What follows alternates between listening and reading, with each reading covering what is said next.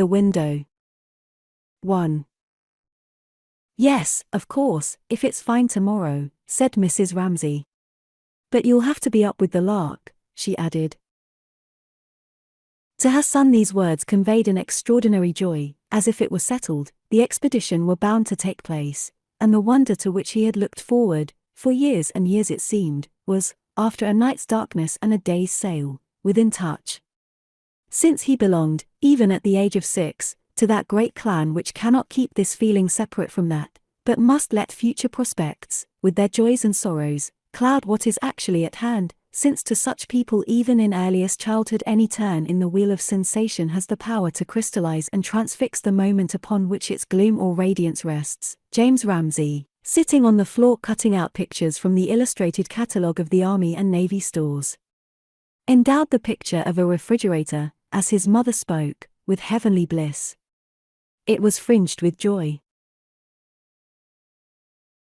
The wheelbarrow, the lawn-mower, the sound of poplar trees, leaves whitening before rain, rooks cawing, brooms knocking, dresses rustling, all these were so colored and distinguished in his mind that he had already his private code, his secret language, though he appeared the image of stark and uncompromising severity, with his high forehead and his fierce blue eyes, impeccably candid and pure, frowning slightly at the sight of human frailty, so that his mother, watching him guide his scissors neatly round the refrigerator, imagined him all red and ermine on the bench or directing a stern and momentous enterprise in some crisis of public affairs. "But," said his father, stopping in front of the drawing-room window, "it won't be fine." Had there been an axe handy, a poker, or any weapon that would have gashed a hole in his father's breast and killed him, there and then, James would have seized it.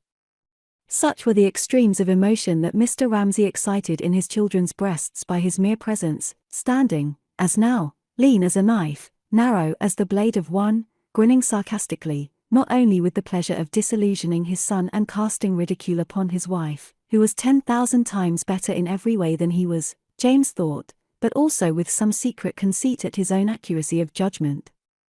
What he said was true. It was always true.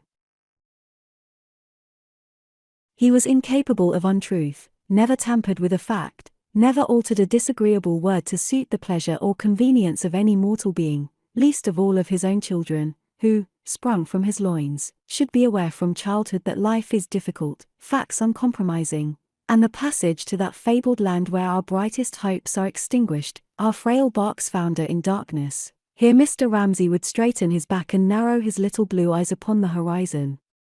One that needs, above all, courage, truth, and the power to endure. "But it may be fine, I expect it will be fine," said Mrs. Ramsay, making some little twist of the reddish-brown stocking she was knitting, impatiently. If she finished it tonight, if they did go to the lighthouse after all, it was to be given to the lighthouse keeper for his little boy, who was threatened with a tuberculous hip, together with a pile of old magazines, and some tobacco, indeed, whatever she could find lying about, not really wanted, but only littering the room, to give those poor fellows, who must be bored to death sitting all day with nothing to do but polish the lamp and trim the wick and rake about on their scrap of garden. Something to amuse them. For how would you like to be shut up for a whole month at a time, and possibly more in stormy weather, upon a rock the size of a tennis lawn? She would ask, and to have no letters or newspapers, and to see nobody, if you were married, not to see your wife, not to know how your children were, if they were ill, if they had fallen down and broken their legs or arms, to see the same dreary waves breaking week after week, and then a dreadful storm coming, and the windows covered with spray, and birds dashed against the lamp, and the whole place rocking, and not be able to put your nose out of doors for fear of being swept into the sea. How would you like that?" she asked, addressing herself particularly to her daughters. So she added, rather differently, "One must take them whatever comforts one can." "It's due west," said the atheist Tansley, holding his bony fingers spread so that the wind blew through them, for he was sharing Mr. Ramsay's evening walk up and down the terrace. That is to say, the wind blew from the worst possible direction for landing at the lighthouse.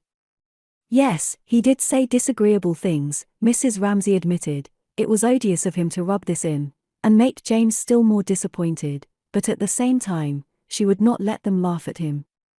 The atheist, they called him, the little atheist. Rose mocked him, Prue mocked him, Andrew, Jasper, Roger mocked him, even old Badger without a tooth in his head had bit him, for being, as Nancy put it, the 110th young man to chase them all the way up to the Hebrides when it was ever so much nicer to be alone. Nonsense, said Mrs. Ramsay, with great severity.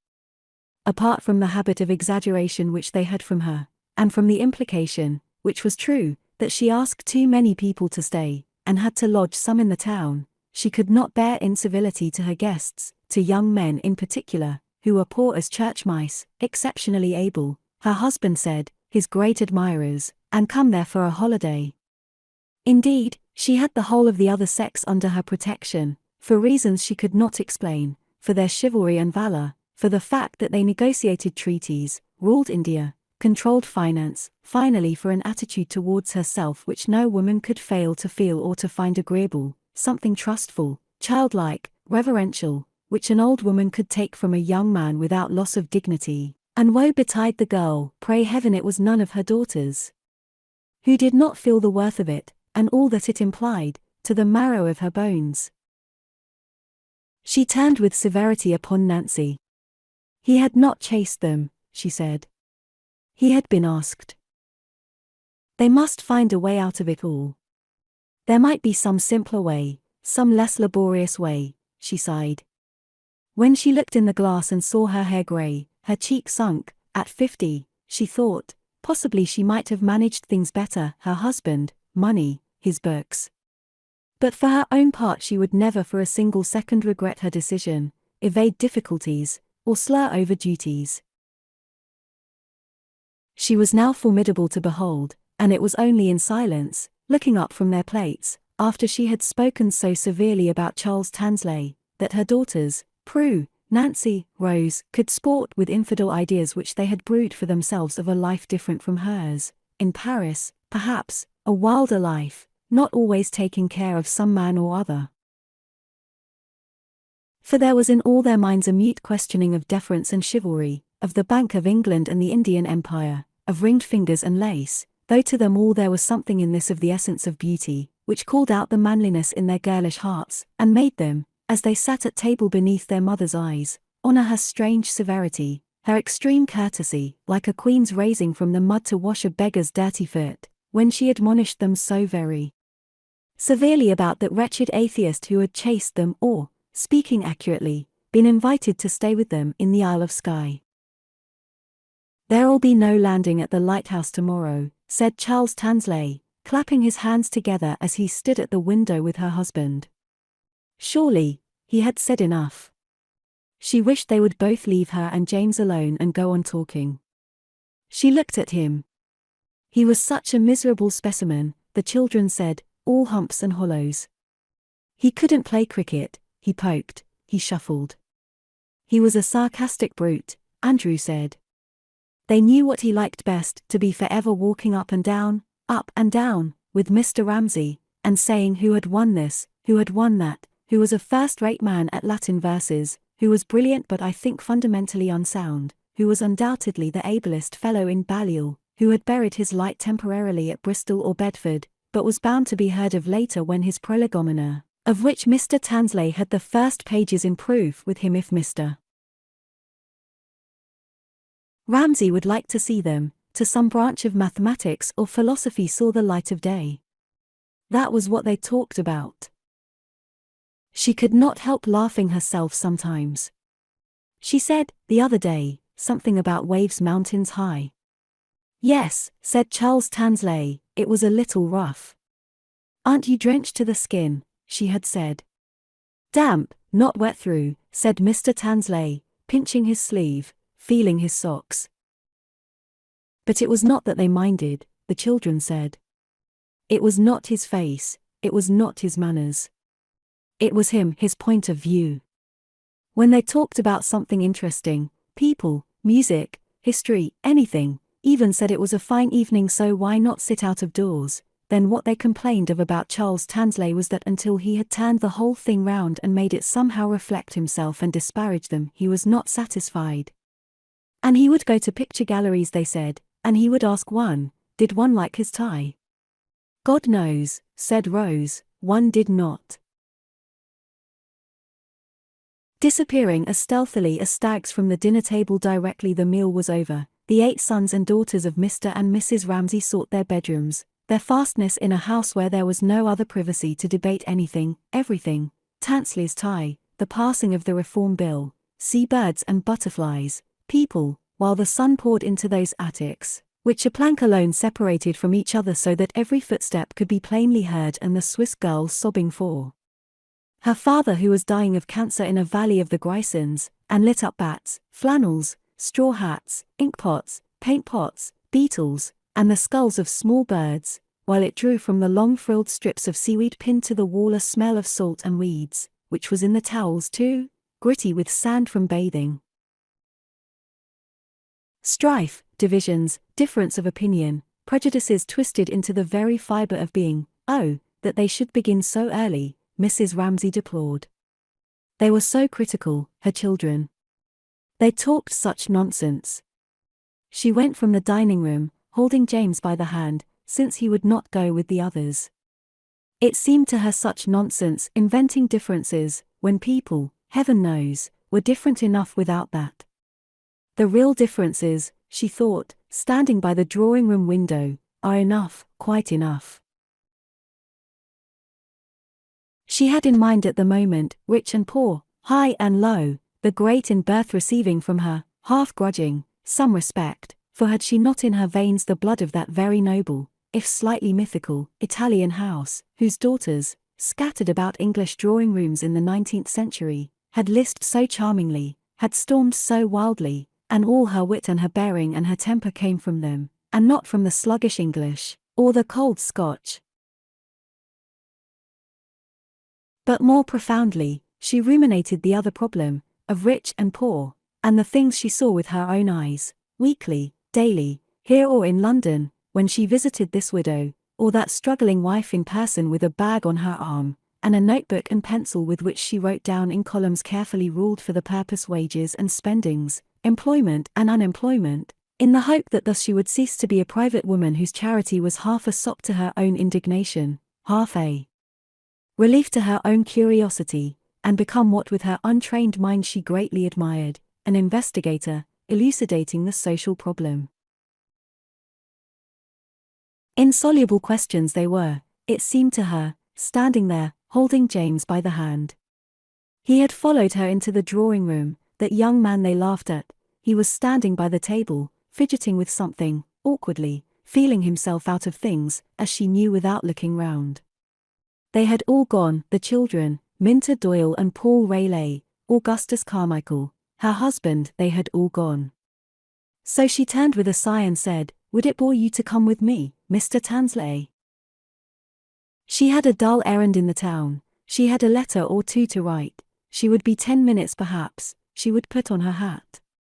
And, with her basket and her parasol, there she was again, 10 minutes later, giving out a sense of being ready, of being equipped for a jaunt, which, however, she must interrupt for a moment as they passed the tennis lawn, to ask Mr. Carmichael, who was basking with his yellow cat's eyes ajar, so that like a cat's they seemed to reflect the branches moving or the clouds passing, but to give no inkling of any inner thoughts or emotion whatsoever, if he wanted anything.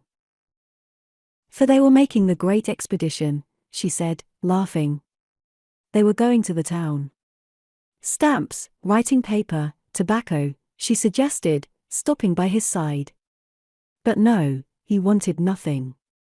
His hands clasped themselves over his capacious paunch, his eyes blinked, as if he would have liked to reply kindly to these blandishments. She was seductive but a little nervous, but could not, sunk as he was in a grey-green somnolence which embraced them all, without need of words, in a vast and benevolent lethargy of well-wishing, all the house, all the world, all the people in it, for he had slipped into his glass at lunch a few drops of something, which accounted, the children thought, for the vivid streak of canary yellow in moustache and beard that were otherwise milk-white. "No, nothing," he murmured. He should have been a great philosopher, said Mrs. Ramsay, as they went down the road to the fishing village, but he had made an unfortunate marriage. Holding her black parasol very erect, and moving with an indescribable air of expectation, as if she were going to meet someone round the corner, she told the story: an affair at Oxford with some girl, an early marriage, poverty, going to India, translating a little poetry very beautifully, I believe, being willing to teach the boys Persian or Hindustani, but what really was the use of that? And then lying, as they saw him, on the lawn. It flattered him, snubbed as he had been, it soothed him that Mrs. Ramsay should tell him this. Charles Tansley revived. Insinuating, too, as she did, the greatness of man's intellect, even in its decay, the subjection of all wives, not that she blamed the girl, and the marriage had been happy enough, she believed, to their husbands' labours, she made him feel better pleased with himself than he had done yet, and he would have liked, had they taken a cab, for example, to have paid the fare. As for her little bag, might he not carry that? No, no, she said, she always carried that herself. She did too. Yes, he felt that in her. He felt many things, something in particular that excited him and disturbed him for reasons which he could not give. He would like her to see him, gowned and hooded, walking in a procession. A fellowship, a professorship, he felt capable of anything and saw himself, but what was she looking at? At a man pasting a bill. The vast flapping sheet flattened itself out, and each shove of the brush revealed fresh legs, hoops, horses, glistening reds and blues, beautifully smooth, until half the wall was covered with the advertisement of a circus, 100 horsemen, 20 performing seals, lions, tigers. Craning forwards, for she was short-sighted, she read it out. "Will visit this town," she read. It was terribly dangerous work for a one-armed man, she exclaimed, to stand on top of a ladder like that. His left arm had been cut off in a reaping machine 2 years ago. "Let us all go," she cried, moving on, as if all those riders and horses had filled her with childlike exultation and made her forget her pity. "Let's go," he said, repeating her words, clicking them out, however, with a self-consciousness that made her wince. "Let us all go to the circus." No. He could not say it right. He could not feel it right. But why not? She wondered. What was wrong with him then? She liked him warmly, at the moment. Had they not been taken, she asked, to circuses when they were children? Never, he answered, as if she asked the very thing he wanted, had been longing all these days to say, how they did not go to circuses. It was a large family, 9 brothers and sisters, and his father was a working man. "My father is a chemist, Mrs. Ramsay. He keeps a shop." He himself had paid his own way since he was 13. Often he went without a greatcoat in winter. He could never return hospitality, those were his parched stiff words, at college. He had to make things last twice the time other people did. He smoked the cheapest tobacco, shag, the same the old men did in the quays. He worked hard, 7 hours a day. His subject was now the influence of something upon somebody they were walking on, and Mrs. Ramsay did not quite catch the meaning, only the words, here and there, dissertation, fellowship, readership, lectureship. She could not follow the ugly academic jargon, that rattled itself off so glibly, but said to herself that she saw now why going to the circus had knocked him off his perch, poor little man, and why he came out, instantly, with all that about his father and mother and brothers and sisters, and she would see to it that they didn't laugh at him any more. She would tell Prue about it. What he would have liked, she supposed, would have been to say how he had gone not to the circus but to Ibsen with the Ramsays. He was an awful prig, oh yes, an insufferable bore. 4. Though they had reached the town now and were in the main street, with carts grinding past on the cobbles, still he went on talking, about settlements, and teaching, and working men, and helping our own class, and lectures, till she gathered that he had got back entire self-confidence, had recovered from the circus, and was about, and now again she liked him warmly, to tell her, but here, the houses falling away on both sides, they came out on the quay, and the whole bay spread before. them, and Mrs. Ramsay could not help exclaiming, "Oh, how beautiful!" For the great plateful of blue water was before her, the hoary lighthouse, distant, austere, in the midst, and on the right, as far as the eye could see, fading and falling, in soft low pleats, the green sand dunes with the wild flowing grasses on them, which always seemed to be running away into some moon country, uninhabited of men. That was the view, she said, stopping, growing grey-eyed, that her husband loved. She paused a moment. But now, she said, artists had come here. There indeed, only a few paces off, stood one of them, in Panama hat and yellow boots, seriously, softly, absorbedly, for all that he was watched by 10 little boys, with an air of profound contentment on his round red face gazing, and then, when he had gazed, dipping, imbuing the tip of his brush in some soft mound of green or pink. Since Mr. Pauncefort had been there, 3 years before, all the pictures were like that, she said, green and grey, with lemon-coloured sailing boats, and pink women on the beach. But her grandmother's friends, she said, glancing discreetly as they passed, took the greatest pains. First they mixed their own colours, and then they ground them, and then they put damp cloths to keep them moist. So Mr. Tansley supposed she meant him to see that that man's picture was skimpy. Was that what one said? The colours weren't solid. Was that what one said? Under the influence of that extraordinary emotion which had been growing all the walk, had begun in the garden when he had wanted to take her bag, had increased in the town when he had wanted to tell her everything about himself, he was coming to see himself, and everything he had ever known gone crooked a little. It was awfully strange. There he stood in the parlour of the poky little house where she had taken him, waiting for her, while she went upstairs a moment to see a woman.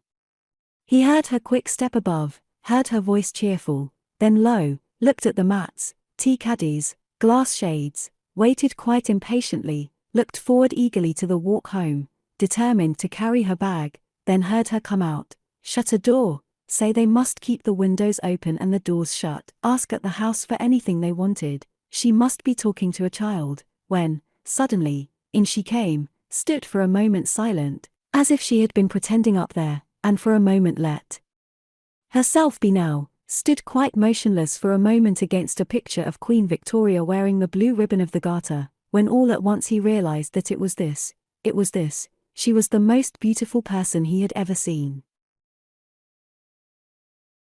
With stars in her eyes and veils in her hair, with cyclamen and wild violets, what nonsense was he thinking?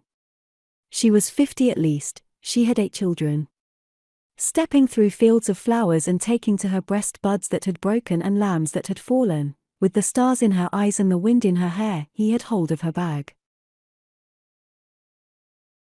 "Goodbye, Elsie," she said, and they walked up the street, she holding her parasol erect and walking as if she expected to meet someone round the corner, while for the first time in his life Charles Tansley felt an extraordinary pride. A man digging in a drain stopped digging and looked at her, let his arm fall down and looked at her. For the first time in his life Charles Tansley felt an extraordinary pride, felt the wind and the cyclamen and the violets, for he was walking with a beautiful woman.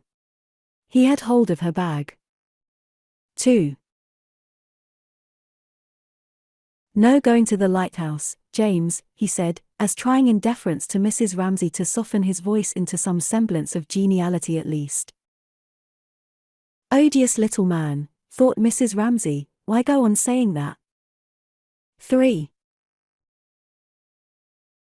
"Perhaps you will wake up and find the sun shining and the birds singing," she said compassionately, smoothing the little boy's hair, for her husband, with his caustic saying that it would not be fine, had dashed his spirits, she could see.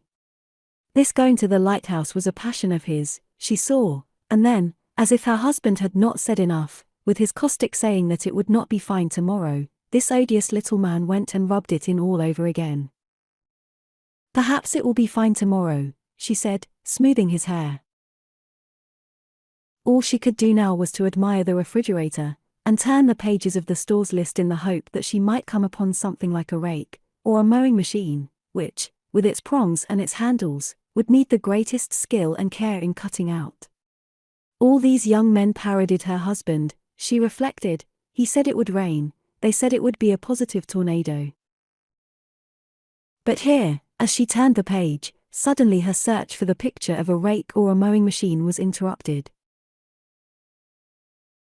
The gruff murmur, irregularly broken by the taking out of pipes and the putting in of pipes which had kept on assuring her, though she could not hear what was said, as she sat in the window which opened on the terrace, that the men were happily talking. This sound, which had lasted now half an hour and had taken its place soothingly in the scale of sounds pressing on top of her, such as the tap of balls upon bats, the sharp, sudden bark now and then, "How's that?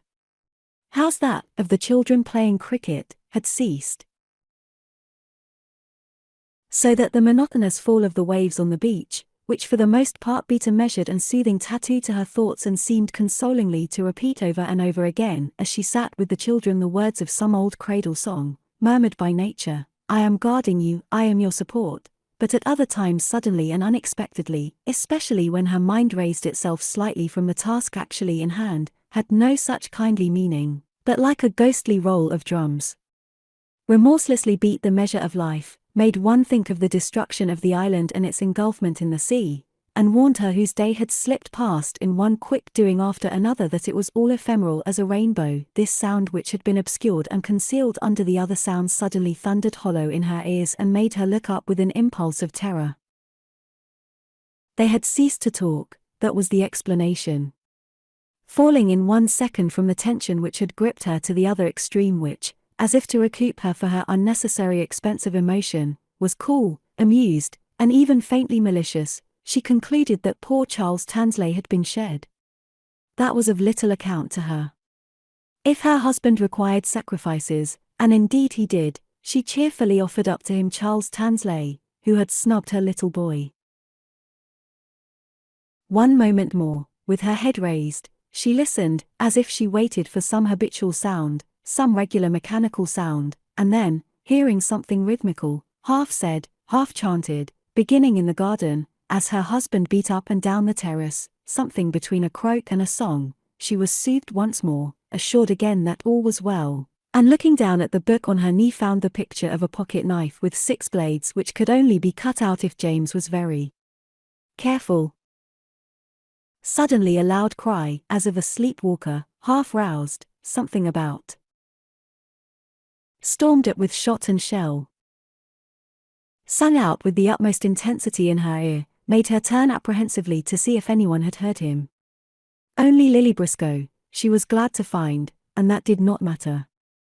But the sight of the girl standing on the edge of the lawn painting reminded her, she was supposed to be keeping her head as much in the same position as possible for Lily's picture.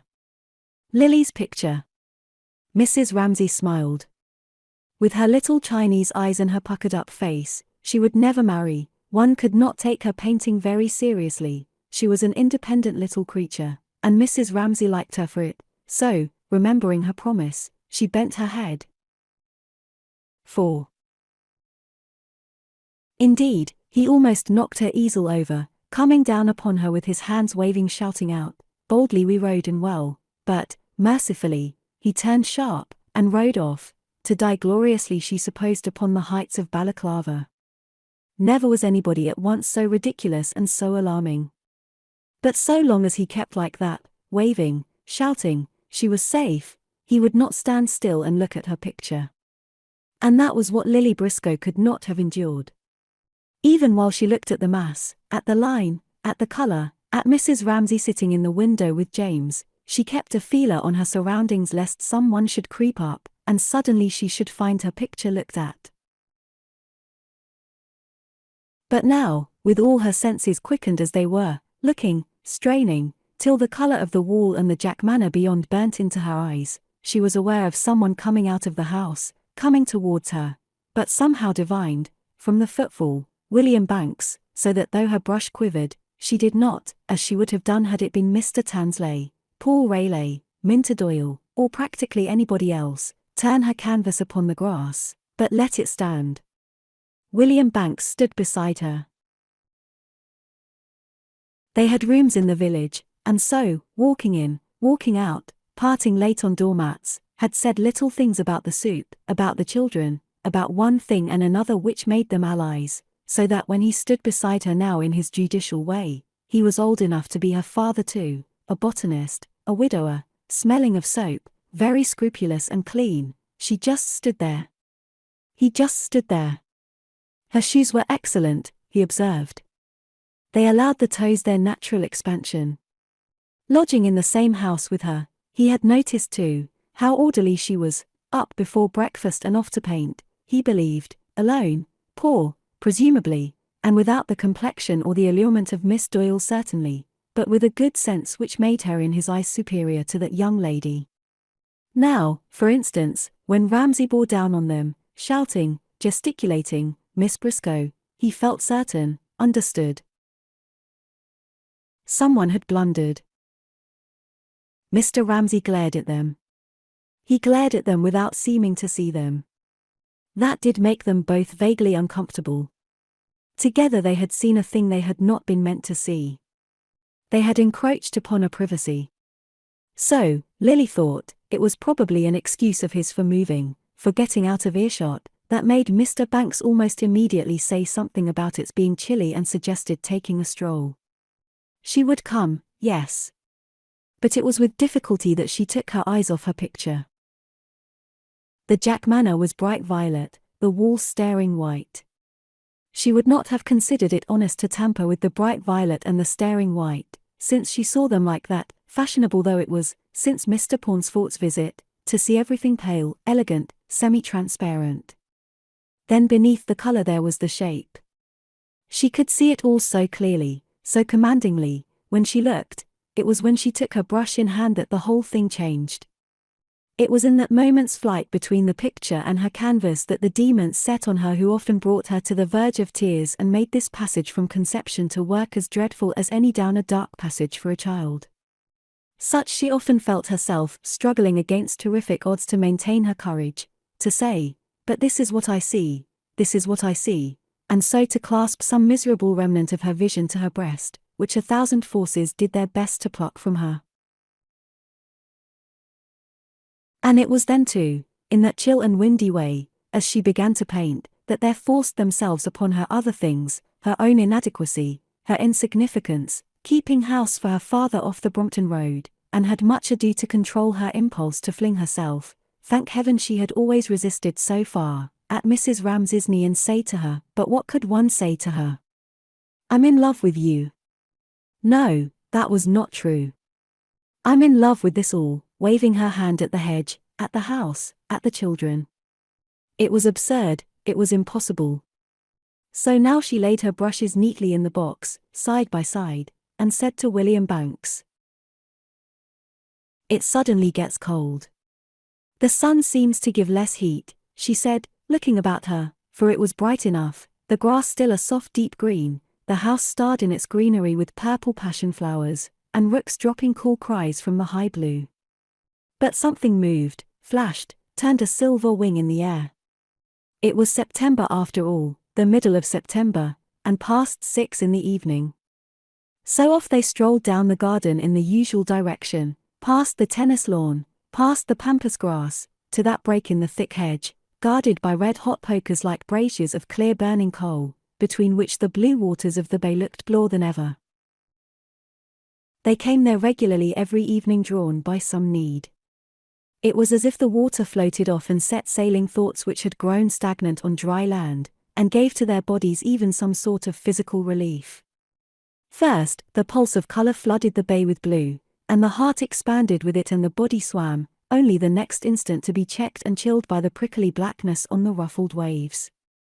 Then, up behind the great black rock, almost every evening spurted irregularly, so that one had to watch for it, and it was a delight when it came, a fountain of white water, and then, while one waited for that, one watched, on the pale semicircular beach, wave after wave shedding again and again smoothly, a film of mother of pearl.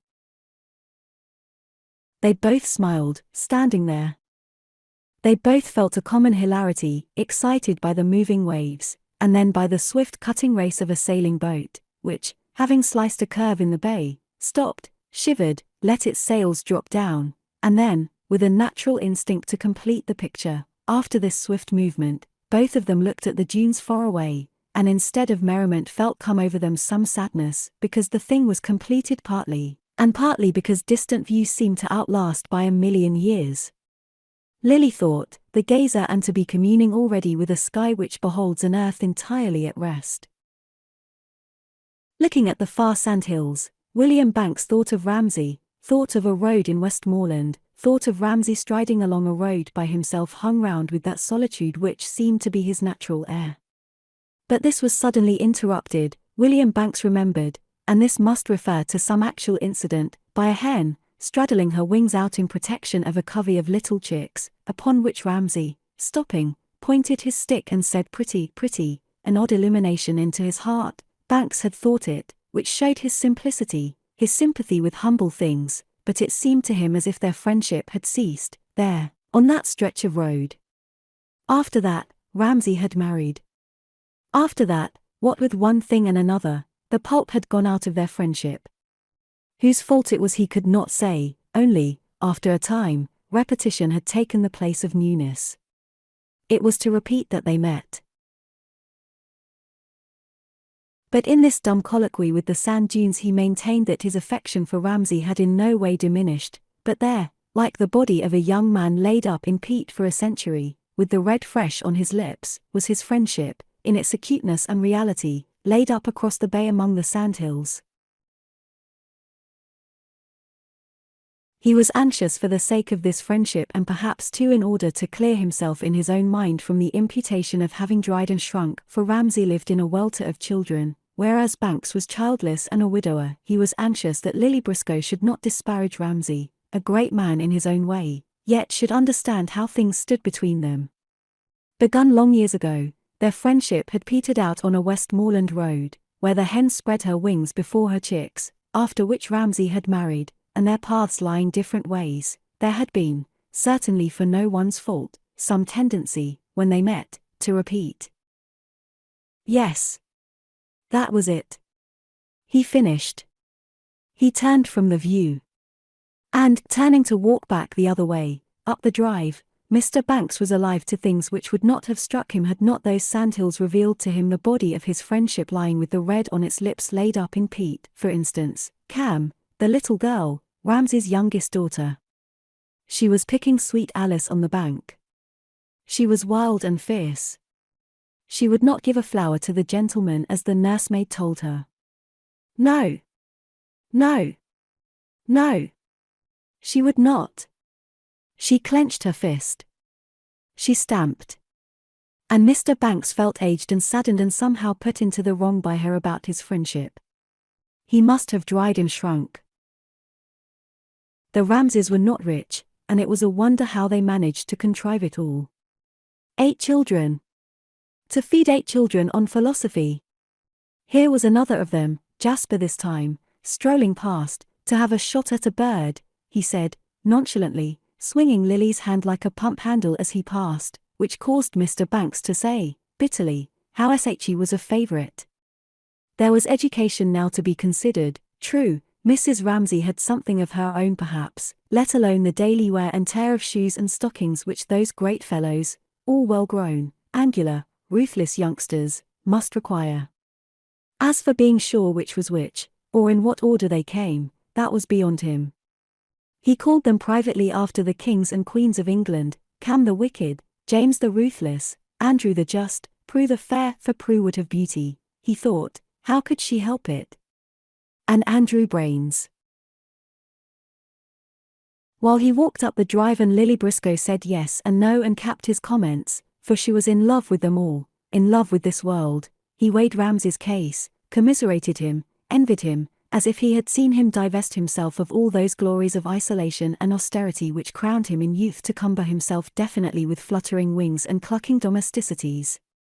They gave him something. William Banks acknowledged that it would have been pleasant if Cam had stuck a flower in his coat or clambered over his shoulder, as over her father's, to look at a picture of Vesuvius in eruption, but they had also, his old friends could not but feel, destroyed something. What would a stranger think now? What did this Lily Briscoe think? Could one help noticing that habits grew on him? Eccentricities, weaknesses perhaps. It was astonishing that a man of his intellect could stoop so low as he did, but that was too harsh a phrase, could depend so much as he did upon people's praise. "Oh, but," said Lily, "think of his work." Whenever she thought of his work, she always saw clearly before her a large kitchen table. It was Andrew's doing. She asked him what his father's books were about. Subject and object and the nature of reality, Andrew had said. And when she said heavens, she had no notion what that meant. "Think of a kitchen table then," he told her, "when you're not there." So now she always saw, when she thought of Mr. Ramsay's work, a scrubbed kitchen table. It lodged now in the fork of a pear tree, for they had reached the orchard. And with a painful effort of concentration, she focused her mind, not upon the silver-bossed bark of the tree, or upon its fish-shaped leaves, but upon a phantom kitchen table, one of those scrubbed board tables, grained and knotted, whose virtue seems to have been laid bare by years of muscular integrity, which stuck there, its forelegs in air. Naturally, if one's days were passed in this seeing of angular essences, this reducing of lovely evenings, with all their flamingo clouds and blue and silver to a white deal four-legged table, and it was a mark of the finest minds to do so, naturally one could not be judged like an ordinary person. Mr. Banks liked her for bidding him think of his work. He had thought of it, often and often. Times without number, he had said, "Ramsay is one of those men who do their best work before they are 40. He had made a definite contribution to philosophy in one little book when he was only 25. What came after was more or less amplification, repetition. But the number of men who make a definite contribution to anything whatsoever is very small," he said, pausing by the pear tree, well brushed, scrupulously exact, exquisitely judicial.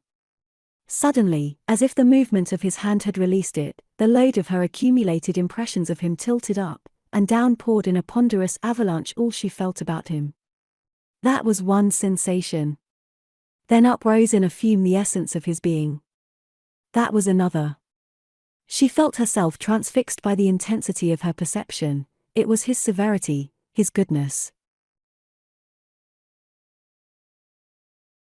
"I respect you," she addressed silently him in person, "in every atom. You are not vain, you are entirely impersonal, you are finer than Mr. Ramsay, you are the finest human being that I know, you have neither wife nor child, without any sexual feeling." She longed to cherish that loneliness. "You live for science." Involuntarily, sections of potatoes rose before her eyes. "Praise would be an insult to you, generous, pure-hearted, heroic man."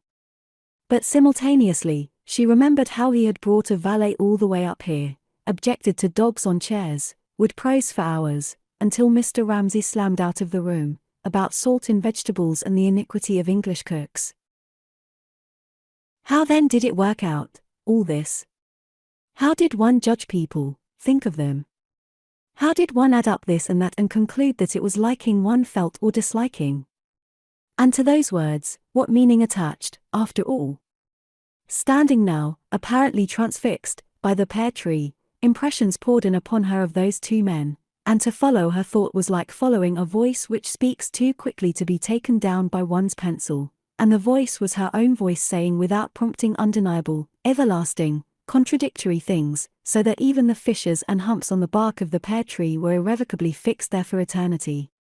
"You have greatness," she continued, "but Mr. Ramsay has none of it. He is petty, selfish, vain, egotistical, he is spoilt, he is a tyrant, he wears Mrs. Ramsay to death, but he has what you," she addressed Mr. Banks, "have not, a fiery unworldliness, he knows nothing about trifles, he loves dogs and his children. He has 8. Mr. Banks has none. Did he not come down in 2 coats the other night and let Mrs. Ramsay trim his hair into a pudding basin?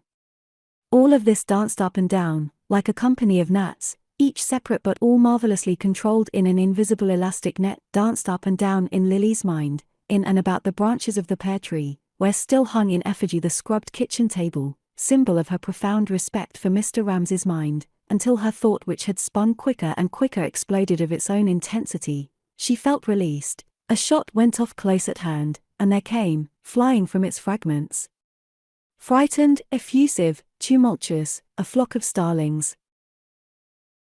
"Jasper," said Mr. Banks. They turned the way the starlings flew, over the terrace. Following the scatter of swift-flying birds in the sky, they stepped through the gap in the high hedge straight into Mr. Ramsay, who boomed tragically at them. Someone had blundered.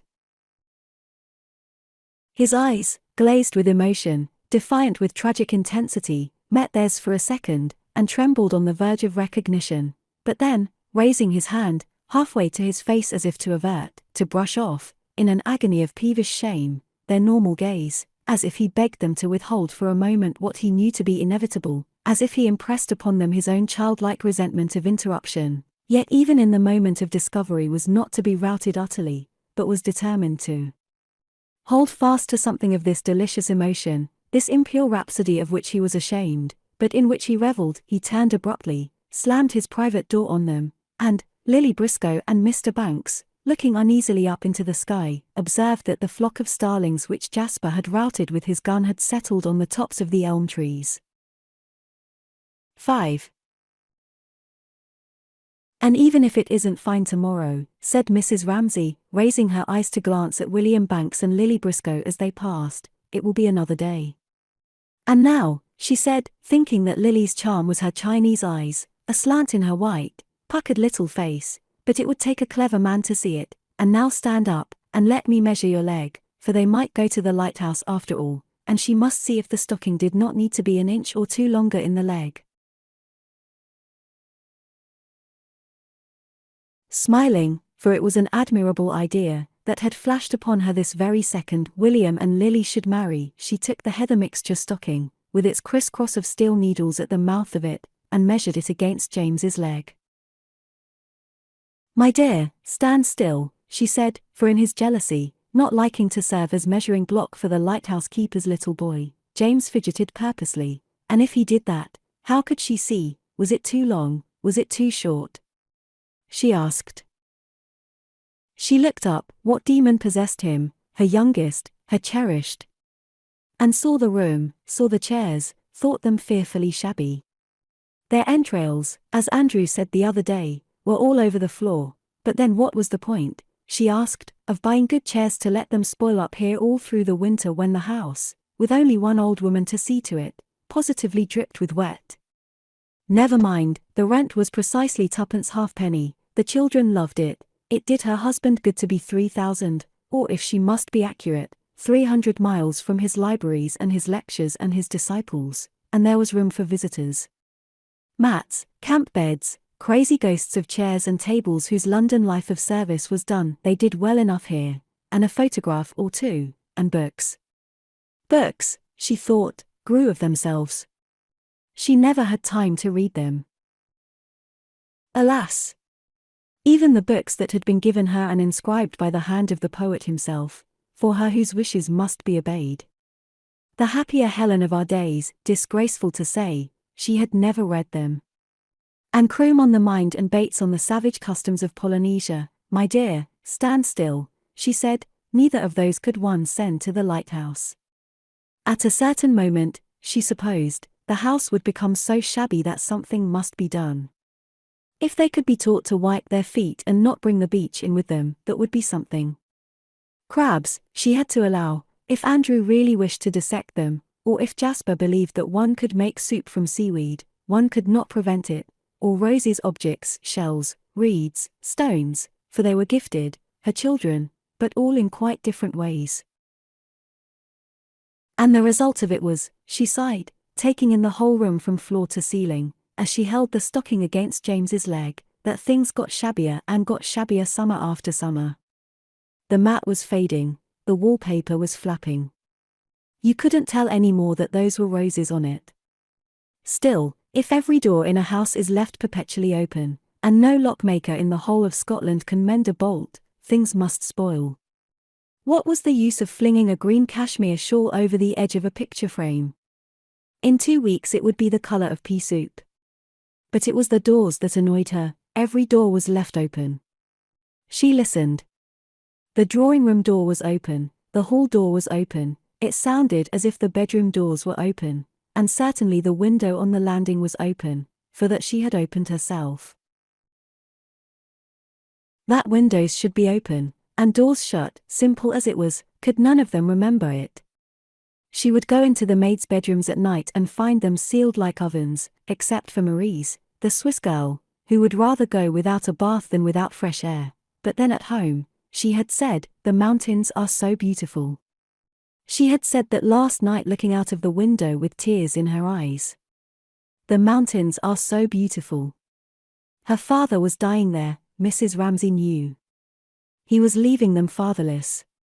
Scolding and demonstrating how to make a bed, how to open a window, with hands that shut and spread like a Frenchwoman's, all had folded itself quietly about her, when the girl spoke, as, after a flight through the sunshine, the wings of a bird fold themselves quietly and the blue of its plumage changes from bright steel to soft purple. She had stood there silent, for there was nothing to be said. He had cancer of the throat.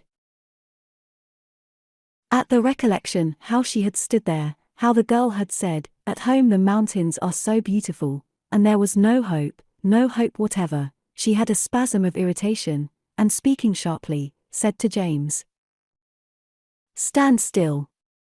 Don't be tiresome," so that he knew instantly that her severity was real, and straightened his leg and she measured it. The stocking was too short by half an inch at least, making allowance for the fact that Sawley's little boy would be less well-grown than James. "It's too short," she said, "ever so much too short. Never did anybody look so sad." Bitter and black, halfway down, in the darkness, in the shaft which ran from the sunlight to the depths, perhaps a tear formed, a tear fell, the waters swayed this way and that, received it, and were at rest. Never did anybody look so sad. But was it nothing but looks, people said? What was there behind it, her beauty and splendor? Had he blown his brains out, they asked, had he died the week before they were married, some other, earlier lover, of whom rumors reached one? Or was there nothing? Nothing but an incomparable beauty which she lived behind, and could do nothing to disturb. For easily though she might have said at some moment of intimacy when stories of great passion, of love foiled, of ambition thwarted came her way, how she too had known or felt or been through it herself, she never spoke. She was silent always. She knew then, she knew without having learnt. Her simplicity fathomed what clever people falsified. Her singleness of mind made her drop plumb like a stone, a light exact as a bird, gave her, naturally, this swoop and fall of the spirit upon truth which delighted, eased, sustained, falsely perhaps. "Nature has but little clay," said Mr. Banks once, much moved by her voice on the telephone, though she was only telling him a fact about a train, like that of which she moulded you. He saw her at the end of the line, Greek, blue-eyed, straight-nosed. How incongruous it seemed to be telephoning to a woman like that. The Graces assembling seemed to have joined hands in meadows of asphodel to compose that face. Yes, he would catch the 10:30 at Euston. "But she's no more aware of her beauty than a child," said Mr. Banks, replacing the receiver and crossing the room to see what progress the workmen were making with an hotel which they were building at the back of his house. And he thought of Mrs. Ramsay as he looked at that stir among the unfinished walls. For always, he thought, there was something incongruous to be worked into the harmony of her face. She clapped a deerstalker's hat on her head, she ran across the lawn in galoshes to snatch a child from mischief. So that if it was her beauty merely that one thought of, one must remember the quivering thing, the living thing. They were carrying bricks up a little plank as he watched them, and work it into the picture. Or if one thought of her simply as a woman, one must endow her with some freak of idiosyncrasy. She did not like admiration or suppose some latent desire to doff her royalty of form as if her beauty bored her and all that men say of beauty, and she wanted only to be like other people. Insignificant. He did not know. He did not know. He must go to his work. Knitting her reddish-brown hairy stocking, with her head outlined absurdly by the gilt frame, the green shawl which she had tossed over the edge of the frame, and the authenticated masterpiece by Michelangelo, Mrs. Ramsay smoothed out what had been harsh in her manner a moment before, raised his head, and kissed her little boy on the forehead. Let us find another picture to cut out, she said. 6. But what had happened? Someone had blundered. Starting from her musing, she gave meaning to words which she had held meaningless in her mind for a long stretch of time.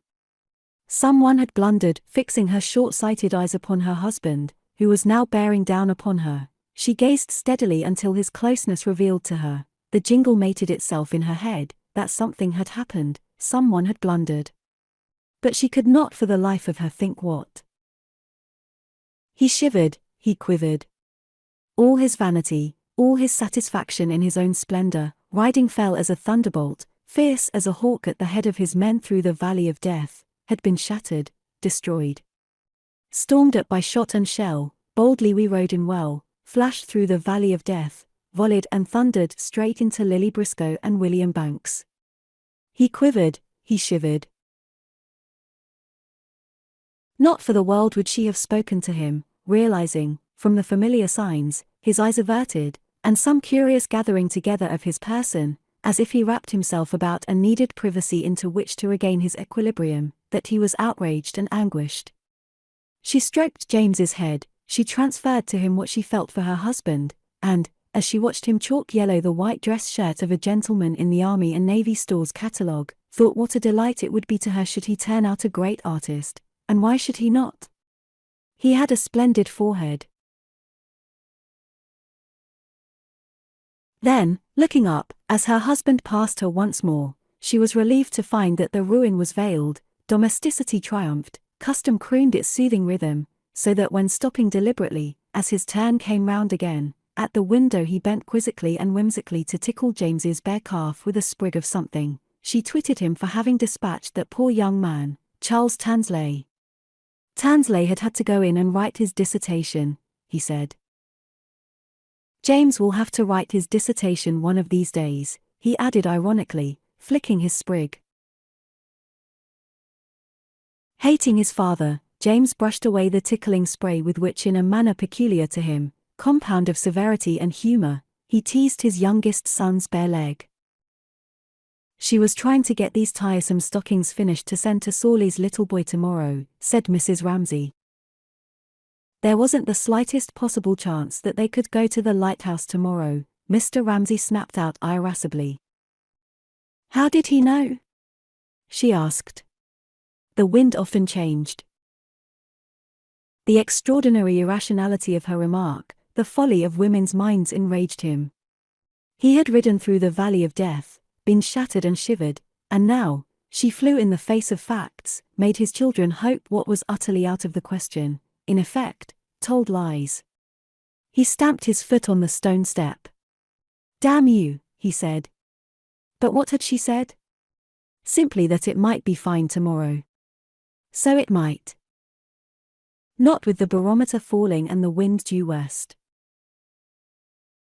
To pursue truth with such astonishing lack of consideration for other people's feelings, to rend the thin veils of civilization so wantonly, so brutally, was to her so horrible an outrage of human decency that, without replying, dazed and blinded, she bent her head as if to let the pelt of jagged hail, the drench of dirty water, bespatter her unrebuked. There was nothing to be said. He stood by her in silence. Very humbly, at length, he said that he would step over and ask the coastguards if she liked. There was nobody whom she reverenced as she reverenced him. She was quite ready to take his word for it, she said. Only then they need not cut sandwiches, that was all. They came to her, naturally, since she was a woman, all day long with this and that, one wanting this, another that, the children were growing up, she often felt she was nothing but a sponge sopped full of human emotions. Then he said, damn you. He said, it must rain. He said, it won't rain, and instantly a heaven of security opened before her. There was nobody she reverenced more. She was not good enough to tie his shoestrings, she felt. Already ashamed of that petulance, of that gesticulation of the hands when charging at the head of his troops, Mr. Ramsay rather sheepishly prodded his son's bare legs once more, and then, as if he had her leave for it, with a movement which oddly reminded his wife of the great sea lion at the zoo tumbling backwards after swallowing his fish and walloping off so that the water in the tank washes from side to side. He dived into the evening air which, already thinner, was taking the substance from leaves and hedges but, as if in return, restoring to roses and pinks a luster which they had not had by day. Someone had blundered, he said again, striding off, up and down the terrace. But how extraordinarily his note had changed. It was like the cuckoo. In June he gets out of tune, as if he were trying over, tentatively seeking, some phrase for a new mood, and having only this at hand, used it, cracked though it was. But it sounded ridiculous. Someone had blundered, said like that, almost as a question, without any conviction, melodiously. Mrs. Ramsay could not help smiling, and soon, sure enough, walking up and down, he hummed it, dropped it, fell silent. He was safe, he was restored to his privacy. He stopped to light his pipe, looked once at his wife and son in the window, and as one raises one's eyes from a page in an express train and sees a farm, a tree, a cluster of cottages as an illustration, a confirmation of something on the printed page to which one returns, fortified and satisfied, so without his distinguishing either his son or his wife, the sight of them fortified him and satisfied him and consecrated his effort to arrive at a perfectly clear understanding of the problem, which now engaged the energies of his splendid mind. It was a splendid mind. For if thought is like the keyboard of a piano, divided into so many notes, or like the alphabet is ranged in 26 letters all in order, then his splendid mind had no sort of difficulty in running over those letters one by one, firmly and accurately, until it had reached, say, the letter Q. He reached Q. Very few people in the whole of England ever reach Q. Here, stopping for one moment by the stone urn which held the geraniums, he saw, but now far, far away, like children picking up shells, divinely innocent and occupied with little trifles at their feet and somehow entirely defenseless against a doom which he perceived, his wife and son, together, in the window. They needed his protection, he gave it them. But after Q? What comes next? After Q there are a number of letters, the last of which is scarcely visible to mortal eyes, but glimmers red in the distance. Z is only reached once by one man in a generation. Still, if he could reach her it would be something. Here at least was Q. He dug his heels in at Q. Q he was sure of. Q he could demonstrate. If Q then is Q, R. Here he knocked his pipe out, with 2 or 3 resonant taps on the handle of the urn, and proceeded. Then R. He braced himself. He clenched himself. Qualities that would have saved a ship's company exposed on a broiling sea with 6 biscuits and a flask of water, endurance and justice, foresight, devotion, skill, came to his help. R is then, what is R? A shutter, like the leathern eyelid of a lizard, flickered over the intensity of his gaze and obscured the letter R. In that flash of darkness he heard people saying he was a failure, that R was beyond him. He would never reach R. On to R, once more. R. Qualities that in a desolate expedition across the icy solitudes of the polar region would have made him the leader, the guide, the counselor, whose temper, neither sanguine nor despondent, surveys with equanimity what is to be and faces it, came to his help again. R. The lizard's eye flickered once more. The veins on his forehead bulged. The geranium in the urn became startlingly visible and, displayed among its leaves, he could see, without wishing it, that obvious distinction between the 2 classes of men, on the one hand the steady goers of superhuman strength who, plodding and persevering, repeat the whole alphabet in order, 26 letters in all, from start to finish, on the other the gifted, the inspired who, miraculously, lump all the letters together in one flash, the way of genius. He had not genius, he laid no claim to that, but he had, or might have had, the power to repeat every letter of the alphabet from A to Z accurately in order. Meanwhile, he stuck at Q. On, then, on to R. Feelings that would not have disgraced a leader who, now that the snow has begun to fall and the mountain top is covered in mist, knows that he must lay himself down and die before morning comes, stole upon him, paling the color of his eyes, giving him, even in the 2 minutes of his turn on the terrace, the bleached look of withered old age. Yet he would not die lying down, he would find some crag of rock, and there, his eyes fixed on the storm, trying to the end to pierce the darkness, he would die standing. He would never reach or. He stood stock still, by the urn, with the geranium flowing over it. How many men in 1,000 million, he asked himself, reach said after all? Surely the leader of a forlorn hope may ask himself that, and answer, without treachery to the expedition behind him, one perhaps. One in a generation. Is he to be blamed then if he is not that one? Provided he has toiled honestly, given to the best of his power, until he has no more left to give. And his fame lasts how long? It is permissible even for a dying hero to think before he dies how men will speak of him hereafter. His fame lasts perhaps 2,000 years. And what are 2,000 years? Asked Mr. Ramsay ironically, staring at the hedge. What, indeed, if you look from a mountain top down the long wastes of the ages? The very stone one kicks with one's boot will outlast Shakespeare. His own little light would shine, not very brightly, for a year or two, and would then be merged in some bigger light, and that in a bigger still. He looked into the hedge, into the intricacy of the twigs. Who then could blame the leader of that forlorn party which after all has climbed high enough to see the waste of the years and the perishing of the stars, if before death stiffens his limbs beyond the power of movement he does a little consciously raise his numbed fingers to his brow, and square his shoulders, so that when the search party comes they will find him dead at his post, the fine figure of a soldier. Mr. Ramsay squared his shoulders and stood very upright by the urn. Who shall blame him, if, so standing for a moment he dwells upon fame, upon search parties, upon cairns raised by grateful followers over his bones? Finally, who shall blame the leader of the doomed expedition, if, having adventured to the uttermost, and used his strength wholly to the last ounce and fallen asleep not much caring if he wakes or not, he now perceives by some pricking in his toes that he lives, and does not on the whole object to live, but requires sympathy, and whiskey, and someone to tell the story of his suffering to at once? Who shall blame him? Who will not secretly rejoice when the hero puts his armor off, and halts by the window and gazes at his wife and son, who, very distant at first, gradually come closer and closer, till lips and book and head are clearly before him, though still lovely and unfamiliar from the intensity of his isolation and the waste of ages and the perishing of the stars?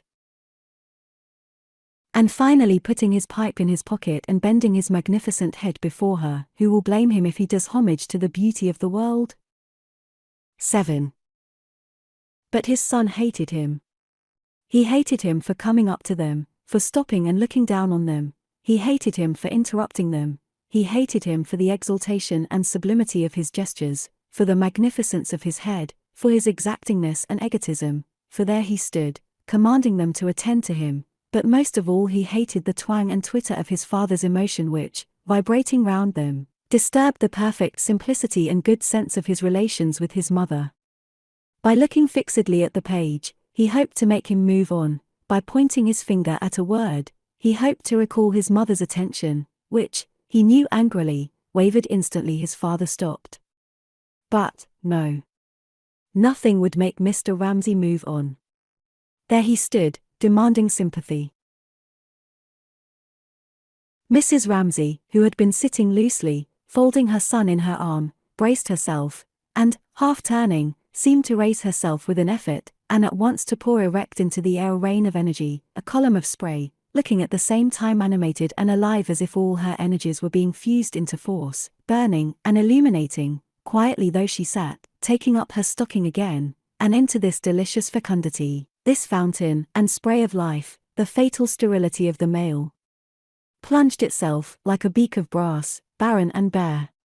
He wanted sympathy. He was a failure, he said. Mrs. Ramsay flashed her needles. Mr. Ramsay repeated, never taking his eyes from her face, that he was a failure. She blew the words back at him. Charles Tansley. she said. But he must have more than that. It was sympathy he wanted, to be assured of his genius, first of all, and then to be taken within the circle of life, warmed and soothed, to have his senses restored to him, his barrenness made fertile, and all the rooms of the house made full of life, the drawing room, behind the drawing room the kitchen, above the kitchen the bedrooms, and beyond them the nurseries. They must be furnished, they must be filled with life. Charles Tansley thought him the greatest metaphysician of the time, she said. But he must have more than that. He must have sympathy. He must be assured that he too lived in the heart of life, was needed, not only here, but all over the world. Flashing her needles, confident, upright, she created drawing room and kitchen, set them all aglow, bade him take his ease there, go in and out, enjoy himself. She laughed, she knitted.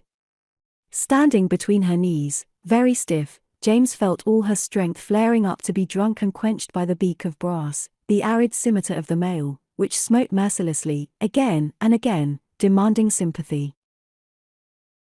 He was a failure, he repeated. Well, look then, feel then.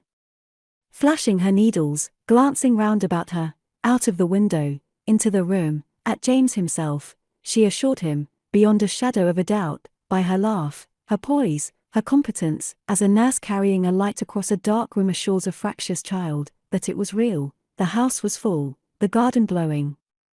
If he put implicit faith in her, nothing should hurt him, however deep he buried himself or climbed high, not for a second should he find himself without her. So boasting of her capacity to surround and protect, there was scarcely a shell of herself left for her to know herself by, all was so lavished and spent, and James, as he stood stiff between her knees, felt her rise in a rosy-flowered fruit tree laid with leaves and dancing boughs into which the beak of brass, the arid scimitar of his father, the egotistical man, plunged and smote, demanding sympathy. Filled with her words, like a child who drops off satisfied, he said, at last, looking at her with humble gratitude, restored, renewed, that he would take a turn, he would watch the children playing cricket. He went. Immediately, Mrs. Ramsay seemed to fold herself together, one petal closed in another, and the whole fabric fell in exhaustion upon itself, so that she had only strength enough to move her finger, in exquisite abandonment to exhaustion, across the page of Grimm's fairy story, while there throbbed through her, like a pulse in a spring which has expanded to its full width and now gently ceases to beat, the rapture of successful creation. Every throb of this pulse seemed, as he walked away, to enclose her and her husband, and to give to each that solace which two different notes, one high, one low, struck together, seem to give each other as they combine. Yet as the resonance died, and she turned to the fairy tale again, Mrs. Ramsay felt not only exhausted in body, afterwards, not at the time, she always felt this, but also there tinged her physical fatigue some faintly disagreeable sensation with another origin. Not that, as she read aloud the story of the fisherman's wife, she knew precisely what it came from, nor did she let herself put into words her dissatisfaction when she realized, at the turn of the page when she stopped and heard dully, ominously, a wave fall, how it came from this. She did not like, even for a second, to feel finer than her husband, and further, could not bear not being entirely sure, when she spoke to him, of the truth of what she said. Universities and people wanting him, lectures and books and their being of the highest importance, all that she did not doubt for a moment, but it was their relation, and his coming to her like that, openly, so that anyone could see, that discomposed her, for then people said he depended on her, when they must know that of the two he was infinitely the more important, and what she gave the world, in comparison with what he gave, negligible. But then again, it was the other thing too, not being able to tell him the truth, being afraid, for instance, about the greenhouse roof and the expense it would be, £50 perhaps to mend it, and then about his books, to be afraid that he might guess, what she a little suspected, that his last book was not quite his best book. She gathered that from William Banks, and then to hide small daily things, and the children seeing it, and the burden it laid on them, all this diminished the entire joy, the pure joy, of the two notes sounding together, and let the sound die on her ear now with a dismal flatness. A shadow was on the page. She looked up.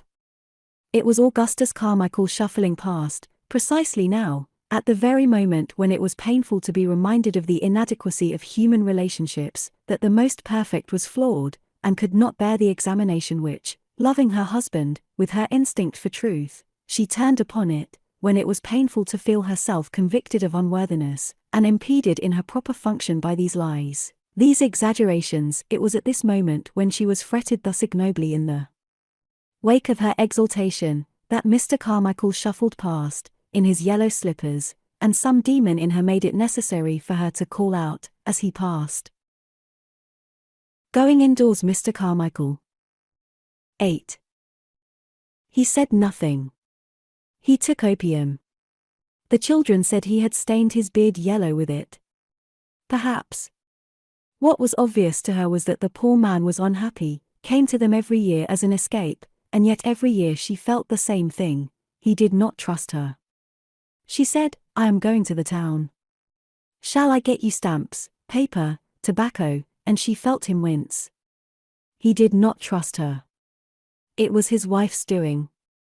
She remembered that iniquity of his wife's towards him, which had made her turn to steel and adamant there, in the horrible little room in St. John's Wood, when with her own eyes she had seen that odious woman turn him out of the house. He was unkempt, he dropped things on his coat, he had the tiresomeness of an old man with nothing in the world to do, and she turned him out of the room. She said, in her odious way, "Now, Mrs. Ramsay and I want to have a little talk together," and Mrs. Ramsay could see, as if before her eyes, the innumerable miseries of his life. Had he money enough to buy tobacco? Did he have to ask her for it? Half a crown? 18 pence? Oh, she could not bear to think of the little indignities she made him suffer. And always now, why, she could not guess, except that it came probably from that woman somehow. He shrank from her. He never told her anything. But what more could she have done? There was a sunny room given up to him. The children were good to him. Never did she show a sign of not wanting him. She went out of her way indeed to be friendly. "Do you want stamps? Do you want tobacco? Here's a book you might like," and so on. And after all, here insensibly she drew herself together, physically, the sense of her own beauty becoming, as it did so seldom, present to her. After all, she had not generally any difficulty in making people like her. For instance, George Manning, Mr. Wallace, famous as they were, they would come to her of an evening, quietly, and talk alone over her fire. She bore about with her, she could not help knowing it, the torch of her beauty. She carried it erect into any room that she entered, and after all, veil it as she might, and shrink from the monotony of bearing that it imposed on her, her beauty was apparent. She had been admired. She had been loved. She had entered rooms where mourners Saturday. Tears had flown in her presence. Men, and women too, letting go to the multiplicity of things, had allowed themselves with her the relief of simplicity. It injured her that he should shrink. It hurt her. And yet not cleanly, not rightly. That was what she minded, coming as it did on top of her discontent with her husband, the sense she had now when Mr. Carmichael shuffled past, just nodding to her question, with a book beneath his arm, in his yellow slippers, that she was suspected, and that all this desire of hers to give, to help, was vanity. For her own self-satisfaction was it that she wished so instinctively to help, to give, that people might say of her, "Oh, Mrs. Ramsay. Dear Mrs. Ramsay. Mrs. Ramsay, of course, and need her and send for her and admire her." Was it not secretly this that she wanted, and therefore when Mr. Carmichael shrank away from her, as he did at this moment, making off to some corner where he did acrostics endlessly, she did not feel merely snubbed back in her instinct, but made aware of the pettiness of some part of her, and of human relations, how flawed they are, how despicable, how self-seeking, at their best. Shabby and worn out, and not presumably, her cheeks were hollow, her hair was white, any longer a sight that filled the eyes with joy. She had better devote her mind to the story of the fisherman and his wife and so pacify that bundle of sensitivity. None of her children was as sensitive as he was, her son James. The man's heart grew heavy, she read aloud, and he would not go. He said to himself, "It is not right," and yet he went. And when he came to the sea, the water was quite purple and dark blue, and grey and thick, and no longer so green and yellow, but it was still quiet. And he stood there and said, Mrs. Ramsay could have wished that her husband had not chosen that moment to stop. Why had he not gone, as he said, to watch the children playing cricket?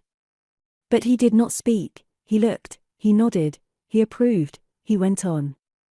He slipped, seeing before him that hedge which had over and over again rounded some pause, signified some conclusion, seeing his wife and child, seeing again the urns with the trailing of red geraniums which had so often decorated processes of thought, and bore, written up among their leaves, as if they were scraps of paper on which one scribbles notes in the rush of reading. He slipped, seeing all this, smoothly into speculation suggested by an article in the Times about the number of Americans who visit Shakespeare's house every year.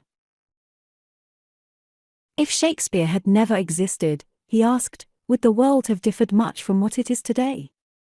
Does the progress of civilization depend upon great men? Is the lot of the average human being better now than in the time of the pharaohs? Is the lot of the average human being, however, he asked himself, the criterion by which we judge the measure of civilization? Possibly not. Possibly the greatest good requires the existence of a slave class. The liftman in the tube is an eternal necessity. The thought was distasteful to him. He tossed his head. To avoid it, he would find some way of snubbing the predominance of the arts. He would argue that the world exists for the average human being, that the arts are merely a decoration imposed on the top of human life, they do not express it. Nor is Shakespeare necessary to it. Not knowing precisely why it was that he wanted to disparage Shakespeare and come to the rescue of the man who stands eternally in the door of the lift, he picked a leaf sharply from the hedge. All this would have to be dished up for the young men at Cardiff next month, he thought. Here, on his terrace, he was merely foraging and picnicking. He threw away the leaf that he had picked so peevishly, like a man who reaches from his horse to pick a bunch of roses, or stuffs his pockets with nuts as he ambles at his ease through the lanes and fields of a country known to him from boyhood. It was all familiar, this turning, that stile, that cut across the fields. Hours he would spend thus, with his pipe, of an evening, thinking up and down and in and out of the old familiar lanes and commons, which were all stuck about with the history of that campaign there, the life of this statesman here, with poems and with anecdotes, with figures too, this thinker, that soldier, all very brisk and clear. But at length the lane, the field, the common, the fruitful nut tree and the flowering hedge led him on to that further turn of the road where he dismounted always, tied his horse to a tree, and proceeded on foot alone. He reached the edge of the lawn and looked out on the bay beneath. It was his fate, his peculiarity, whether he wished it or not, to come out thus on a spit of land which the sea is slowly eating away, and there to stand, like a desolate sea-bird, alone. It was his power, his gift, suddenly to shed all superfluities, to shrink and diminish so that he looked barer and felt sparer, even physically, yet lost none of his intensity of mind, and so to stand on his little ledge facing the dark of human ignorance, how we know nothing and the sea eats away the ground we stand on. That was his fate, his gift. But having thrown away, when he dismounted, all gestures and fripperies, all trophies of nuts and roses, and shrunk so that not only fame but even his own name was forgotten by him, kept even in that desolation a vigilance which spared no phantom and luxuriated in no vision, and it was in this guise that he inspired in William Banks, intermittently, and in Charles Tansley, obsequiously, and in his wife now, when she looked up and saw him standing at the edge of the lawn, profoundly, reverence, and pity, and gratitude too, as a stake driven into the bed of a channel upon which the gulls perch and the waves beat inspires in merry boatloads a feeling of gratitude for the duty it is taking upon itself of marking the channel out there in the floods alone. But the father of 8 children has no choice. Muttering half aloud, so he broke off, turned, sighed, raised his eyes, sought the figure of his wife reading stories to his little boy, filled his pipe. He turned from the sight of human ignorance and human fate and the sea eating the ground we stand on, which, had he been able to contemplate it fixedly, might have led to something, and found consolation in trifles so slight compared with the august theme just now before him that he was disposed to slur that comfort over, to deprecate it, as if to be caught happy in a world of misery was for an honest man the most despicable of crimes.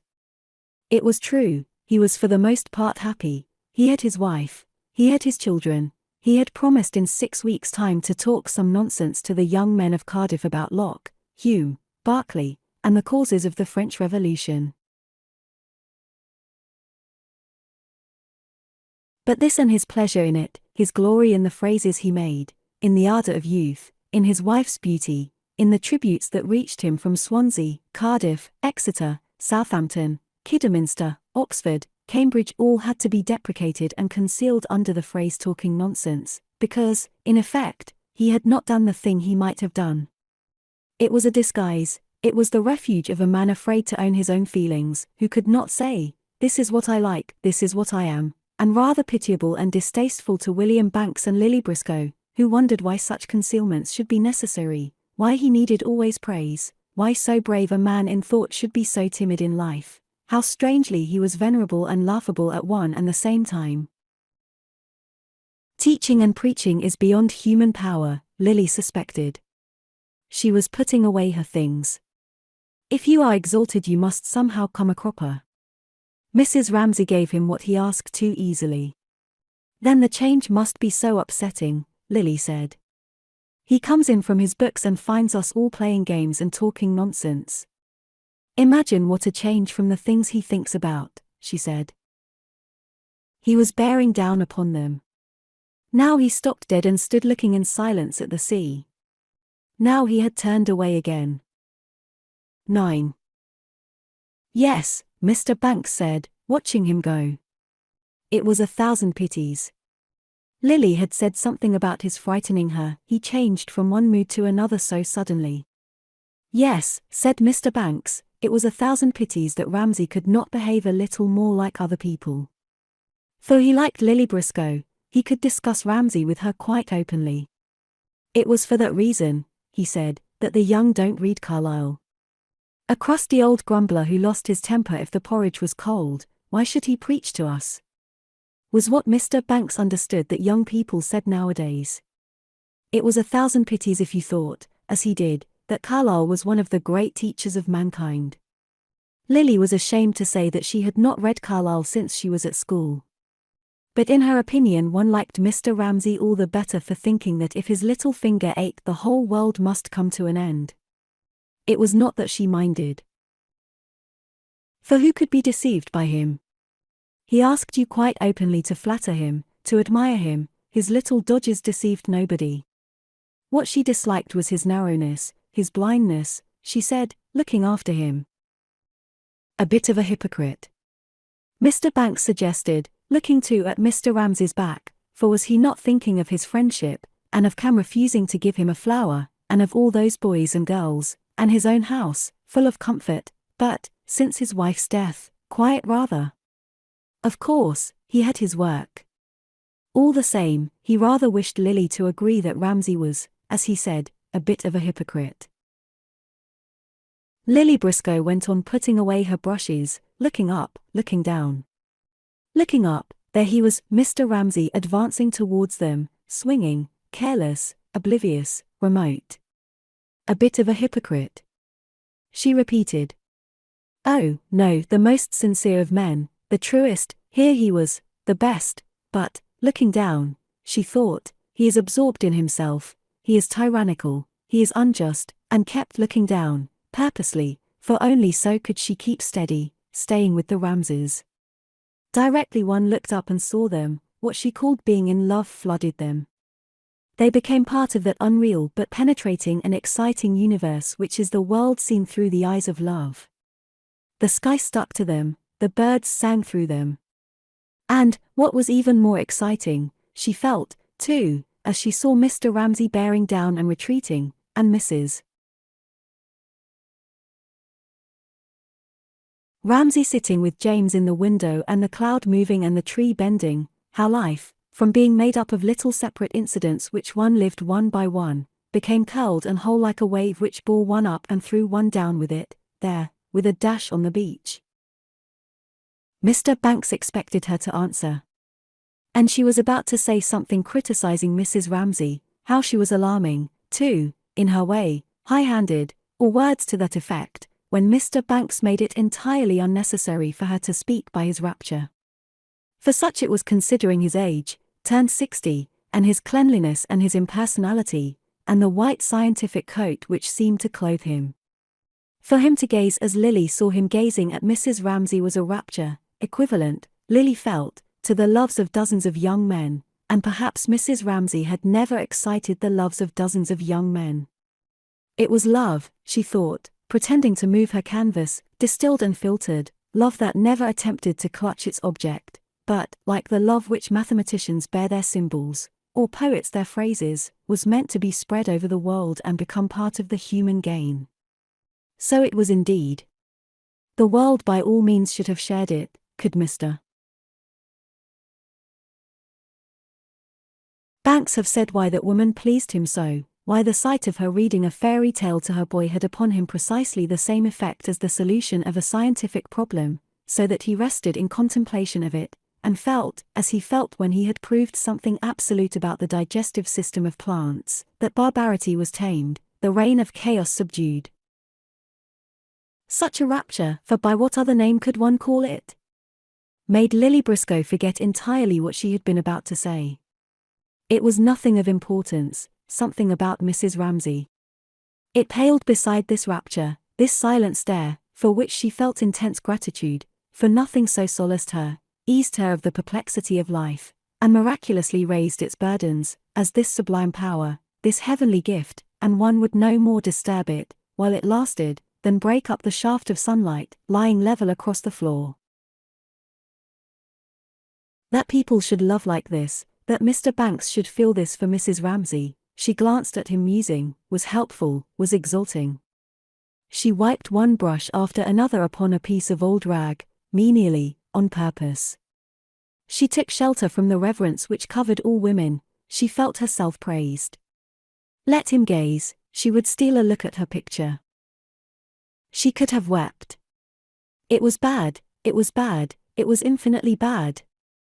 She could have done it differently, of course, the color could have been thinned and faded, the shapes etherealized, that was how Pauncefort would have seen it. But then she did not see it like that. She saw the color burning on a framework of steel, the light of a butterfly's wing lying upon the arches of a cathedral. Of all that only a few random marks scrawled upon the canvas remained.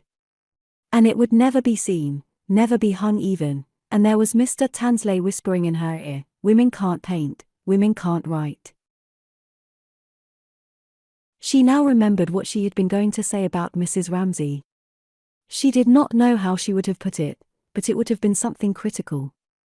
She had been annoyed the other night by some high-handedness. Looking along the level of Mr. Banks's glance at her, she thought that no woman could worship another woman in the way he worshipped, they could only seek shelter under the shade which Mr. Banks extended over them both. Looking along his beam, she added to it her different ray, thinking that she was unquestionably the loveliest of people, bowed over her book, the best perhaps, but also, different too from the perfect shape which one saw there. But why different, and how different? She asked herself, scraping her palette of all those mounds of blue and green which seemed to her like clods with no life in them now, yet she vowed, she would inspire them, force them to move, flow, do her bidding tomorrow. How did she differ? What was the spirit in her, the essential thing, by which, had you found a crumpled glove in the corner of a sofa, you would have known it, from its twisted finger, hers indisputably. She was like a bird for speed, an arrow for directness. She was willful, she was commanding, of course, Lily reminded herself. I am thinking of her relations with women, and I am much younger, an insignificant person, living off the Brompton Road. She opened bedroom windows. She shut doors. So she tried to start the tune of Mrs. Ramsay in her head. Arriving late at night, with a light tap on one's bedroom door, wrapped in an old fur coat, for the setting of her beauty was always that hasty, but apt, she would enact again whatever it might be: Charles Tansley losing his umbrella, Mr. Carmichael snuffling and sniffing, Mr. Banks saying, "The vegetable salts are lost." All this she would adroitly shape, even maliciously twist, and, moving over to the window, in pretense that she must go, it was dawn, she could see the sun rising, half turn back, more intimately, but still always laughing, insist that she must, Minta must, they all must marry, since in the whole world whatever laurels might be tossed to her. But Mrs. Ramsay cared not a fig for her painting, or triumphs won by her. Probably Mrs. Ramsay had had her share of those, and here she saddened, darkened, and came back to her chair. There could be no disputing this. An unmarried woman, she lightly took her hand for a moment, an unmarried woman has missed the best of life. The house seemed full of children sleeping and Mrs. Ramsay listening, shaded lights and regular breathing. Oh, but, Lily would say, there was her father, her home, even, had she dared to say it, her painting. But all this seemed so little, so virginal, against the other. Yet as the night wore on, and white lights parted the curtains, and even now and then some bird chirped in the garden, gathering a desperate courage, she would urge her own exemption from the universal law, plead for it. She liked to be alone, she liked to be herself, she was not made for that, and so have to meet a serious stare from eyes of unparalleled depth, and confront Mrs. Ramsay's simple certainty, and she was childlike now, that her dear Lily, her little brisk, was a fool. Then, she remembered, she had laid her head on Mrs. Ramsay's lap and laughed and laughed and laughed, laughed almost hysterically at the thought of Mrs. Ramsay presiding with immutable calm over destinies which she completely failed to understand. There she sat, simple, serious. She had recovered her sense of her now, this was the glove's twisted finger. But into what sanctuary had one penetrated? Lily Briscoe had looked up at last, and there was Mrs. Ramsay, unwitting entirely what had caused her laughter, still presiding, but now with every trace of wilfulness abolished, and in its stead, something clear as the space which the clouds at last uncover, the little space of sky which sleeps beside the moon. Was it wisdom? Was it knowledge? Was it, once more, the deceptiveness of beauty, so that all one's perceptions, halfway to truth, were tangled in a golden mesh? Or did she lock up within her some secret which certainly Lily Briscoe believed people must have for the world to go on at all? Everyone could not be as helter-skelter, hand-to-mouth as she was. But if they knew, could they tell one what they knew? Sitting on the floor with her arms round Mrs. Ramsay's knees, close as she could get, smiling to think that Mrs. Ramsay would never know the reason of that pressure, she imagined how in the chambers of the mind and heart of the woman who was, physically, touching her, were stood, like the treasures in the tombs of kings, tablets bearing sacred inscriptions, which if one could spell them out, would teach one everything, but they would never be offered openly, never made public. What art was there, known to love or cunning, by which one pressed through into those secret chambers? What device for becoming, like waters poured into one jar, inextricably the same, one with the object one adored? Could the body achieve, or the mind, subtly mingling in the intricate passages of the brain? Or the heart? Could loving, as people called it, make her and Mrs. Ramsay one? For it was not knowledge but unity that she desired, not inscriptions on tablets, nothing that could be written in any language known to men, but intimacy itself, which is knowledge, she had thought, leaning her head on Mrs. Ramsay's knee. Nothing happened. Nothing. Nothing. As she leant her head against Mrs. Ramsay's knee. And yet, she knew knowledge and wisdom were stored up in Mrs. Ramsay's heart. How, then, she had asked herself, did one know one thing or another thing about people, sealed as they were? Only like a bee, drawn by some sweetness or sharpness in the air intangible to touch or taste, one haunted the dome-shaped hive, ranged the wastes of the air over the countries of the world alone, and then haunted the hives with their murmurs and their stirrings, the hives, which were people. Mrs. Ramsay rose. Lily rose. Mrs. Ramsay went. For days there hung about her, as after a dream some subtle change is felt in the person one has dreamt of, more vividly than anything she said, the sound of murmuring and, as she sat in the wicker armchair in the drawing-room window she wore, to Lily's eyes, an august shape, the shape of a dome. This ray passed level with Mr. Banks's ray straight to Mrs. Ramsay sitting reading there with James at her knee. But now while she still looked, Mr. Banks had done.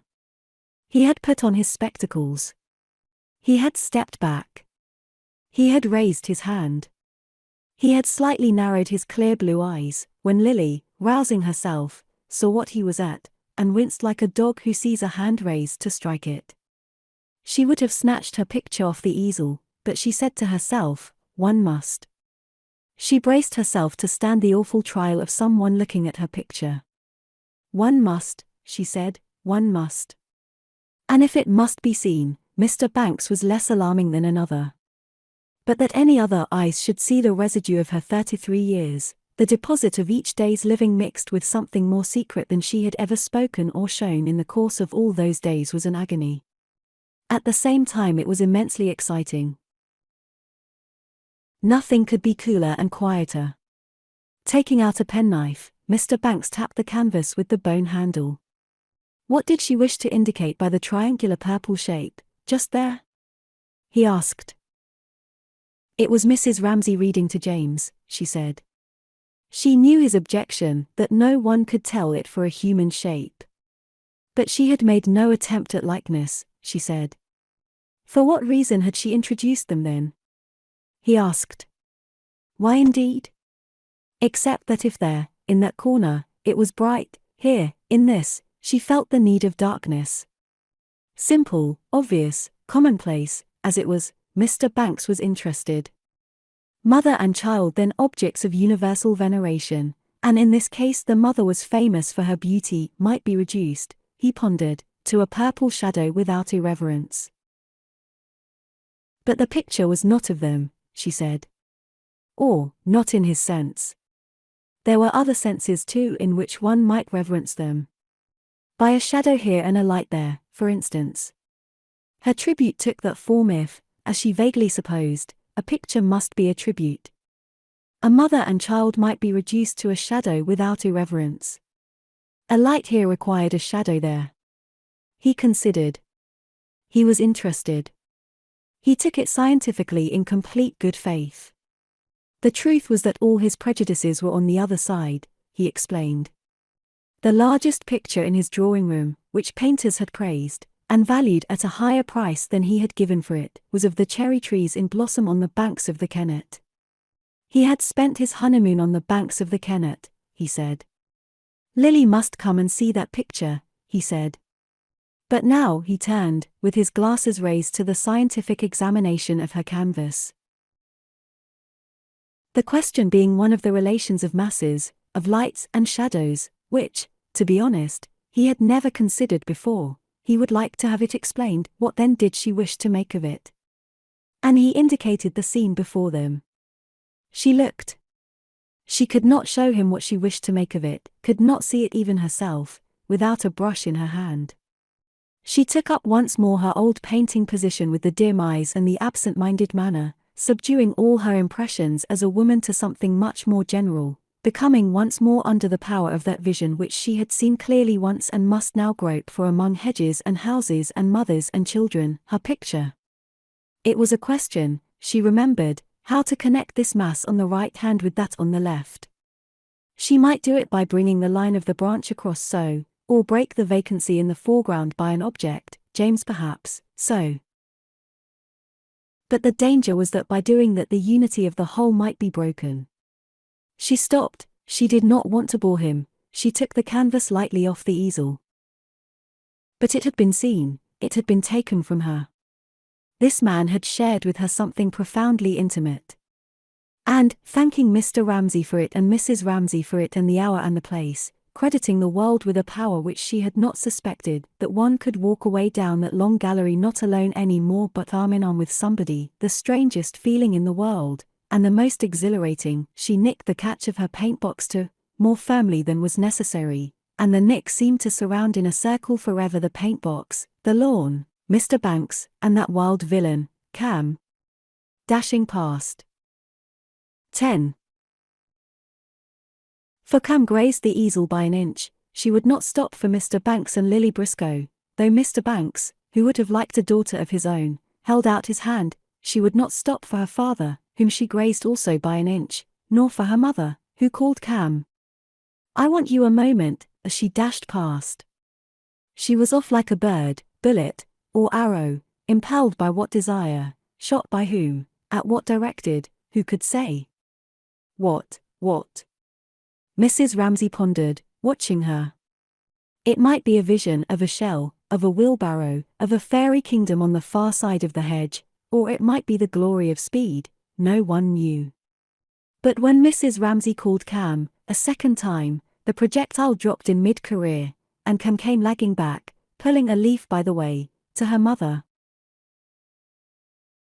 What was she dreaming about? Mrs. Ramsay wondered, seeing her engrossed, as she stood there, with some thought of her own, so that she had to repeat the message twice. Ask Mildred if Andrew, Miss Doyle, and Mr. Rayleigh have come back. The words seemed to be dropped into a well, where, if the waters were clear, they were also so extraordinarily distorting that, even as they descended, one saw them twisting about to make heaven knows what pattern on the floor of the child's mind. What message would Cam give the cook? Mrs. Ramsay wondered. And indeed it was only by waiting patiently, and hearing that there was an old woman in the kitchen with very red cheeks, drinking soup out of a basin, that Mrs. Ramsay at last prompted that parrot-like instinct which had picked up Mildred's words quite accurately and could now produce them, if one waited, in a colourless sing-song. Shifting from foot to foot, Cam repeated the words, "No, they haven't, and I've told Ellen to clear away tea." Minter Doyle and Paul Rayleigh had not come back then. That could only mean, Mrs. Ramsay thought, one thing. She must accept him, or she must refuse him. This going off after luncheon for a walk, even though Andrew was with them, what could it mean? Except that she had decided, rightly, Mrs. Ramsay thought, and she was very, very fond of Minter, to accept that good fellow, who might not be brilliant, but then, thought Mrs. Ramsay, realizing that James was tugging at her, to make her go on reading aloud The Fisherman and His Wife, she did in her own heart infinitely prefer boobies to clever men who wrote dissertations, Charles Tansley, for instance. Anyhow it must have happened, one way or the other, by now. But she read, next morning the wife awoke first, and it was just daybreak, and from her bed she saw the beautiful country lying before her. Her husband was still stretching himself. But how could Minter say now that she would not have him? Not if she agreed to spend whole afternoons trapsing about the country alone, for Andrew would be off after his crabs, but possibly Nancy was with them. She tried to recall the sight of them standing at the hall door after lunch. There they stood, looking at the sky, wondering about the weather, and she had said, thinking partly to cover their shyness, partly to encourage them to be off, for her sympathies were with Paul. There isn't a cloud anywhere within miles, at which she could feel little Charles Tansley, who had followed them out, snigger. But she did it on purpose. Whether Nancy was there or not, she could not be certain, looking from one to the other in her mind's eye. She read on. "Ah, wife," said the man, "why should we be king?" "I do not want to be king." "Well," said the wife, "if you won't be king, I will go to the Flounder, for I will be king." "Come in or go out, Cam," she said, knowing that Cam was attracted only by the word flounder and that in a moment she would fidget and fight with James as usual. Cam shot off. Mrs. Ramsay went on reading, relieved, for she and James shared the same tastes and were comfortable together. And when he came to the sea, it was quite dark grey, and the water heaved up from below, and smelt putrid. Then he went and stood by it and said, "Flounder, flounder, in the sea. Come, I pray thee, here to me. For my wife, good Ilsebil, wills not as I'd have her will." "Well, what does she want then?" said the flounder. And where were they now? Mrs. Ramsay wondered, reading and thinking, quite easily, both at the same time, for the story of the fisherman and his wife was like the bass gently accompanying a tune, which now and then ran up unexpectedly into the melody. And when should she be told? If nothing happened, she would have to speak seriously to Minter. For she could not go trapsing about all over the country, even if Nancy were with them. She tried again, unsuccessfully, to visualize their backs going down the path, and to count them. She was responsible to Minta's parents, the owl and the poker. Her nicknames for them shot into her mind as she read. The owl and the poker, yes, they would be annoyed if they heard, and they were certain to hear, that Minta, staying with the Ramsays, had been seen etc., etc., etc. He wore a wig in the House of Commons and she ably assisted him at the head of the stairs, she repeated, fishing them up out of her mind by a phrase which, coming back from some party, she had made to amuse her husband. Dear, dear, Mrs. Ramsay said to herself, how did they produce this incongruous daughter? This tomboy Minta, with a hole in her stocking. How did she exist in that portentous atmosphere where the maid was always removing in a dustpan the sand that the parrot had scattered, and conversation was almost entirely reduced to the exploits, interesting perhaps, but limited after all, of that bird? Naturally, one had asked her to lunch, tea, dinner, finally to stay with them up at Finlay, which had resulted in some friction with the owl, her mother, and more calling, and more conversation, and more sand, and really at the end of it, she had told enough lies about parrots to last her a lifetime, so she had said to her husband that night, coming back from the party. However, Minta came. Yes, she came, Mrs. Ramsay thought, suspecting some thorn in the tangle of this thought, and disengaging it found it to be this. A woman had once accused her of robbing her of her daughter's affections, something Mrs. Doyle had said made her remember that charge again. Wishing to dominate, wishing to interfere, making people do what she wished, that was the charge against her, and she thought it most unjust. How could she help being like that to look at?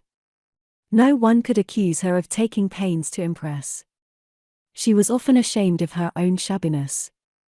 Nor was she domineering, nor was she tyrannical. It was more true about hospitals and drains and the dairy. About things like that she did feel passionately, and would, if she had the chance, have liked to take people by the scruff of their necks and make them see. No hospital on the whole island. It was a disgrace. Milk delivered at your door in London positively brown with dirt. It should be made illegal. A model dairy and a hospital up here, those two things she would have liked to do, herself. But how? With all these children? When they were older, then perhaps she would have time, when they were all at school. Oh, but she never wanted James to grow a day older. Or Cam either. These two she would have liked to keep forever just as they were, demons of wickedness, angels of delight, never to see them grow up into long-legged monsters. Nothing made up for the loss. When she read just now to James, and there were numbers of soldiers with kettle drums and trumpets, and his eyes darkened, she thought, why should they grow up and lose all that? He was the most gifted, the most sensitive of her children. But all, she thought, were full of promise. Prue, a perfect angel with the others, and sometimes now, at night especially, she took one's breath away with her beauty. Andrew, even her husband, admitted that his gift for mathematics was extraordinary. And Nancy and Roger, they were both wild creatures now, scampering about over the country all day long. As for Rose, her mouth was too big, but she had a wonderful gift with her hands. If they had charades, Rose made the dresses, made everything, liked best arranging tables, flowers, anything. She did not like it that Jasper should shoot birds, but it was only a stage, they all went through stages. Why, she asked, pressing her chin on James's head, should they grow up so fast? Why should they go to school? She would have liked always to have had a baby. She was happiest carrying one in her arms. Then people might say she was tyrannical, domineering, masterful, if they chose, she did not mind. And, touching his hair with her lips, she thought, he will never be so happy again, but stopped herself, remembering how it angered her husband that she should say that. Still, it was true. They were happier now than they would ever be again. A tenpenny tea set made Cam happy for days. She heard them stamping and crowing on the floor above her head the moment they awoke. They came bustling along the passage.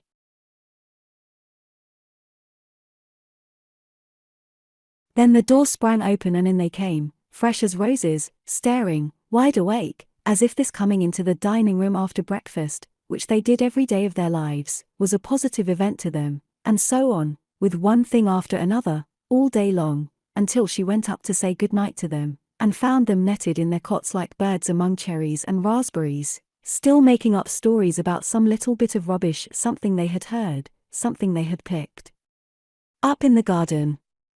They all had their little treasures. And so she went down and said to her husband, "Why must they grow up and lose it all? Never will they be so happy again." And he was angry. "Why take such a gloomy view of life?" he said. "It is not sensible." For it was odd, and she believed it to be true, that with all his gloom and desperation he was happier, more hopeful on the whole, than she was. Less exposed to human worries, perhaps that was it. He had always his work to fall back on. Not that she herself was pessimistic, as he accused her of being. Only she thought life and a little strip of time presented itself to her eyes, her 50 years. There it was before her, life. Life, she thought, but she did not finish her thought. She took a look at life, for she had a clear sense of it there, something real, something private, which she shared neither with her children nor with her husband.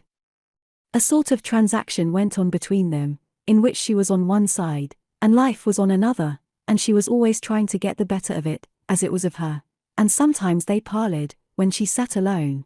There were, she remembered, great reconciliation scenes, but for the most part, oddly enough, she must admit that she felt this thing that she called life terrible, hostile, and quick to pounce on you if you gave it a chance.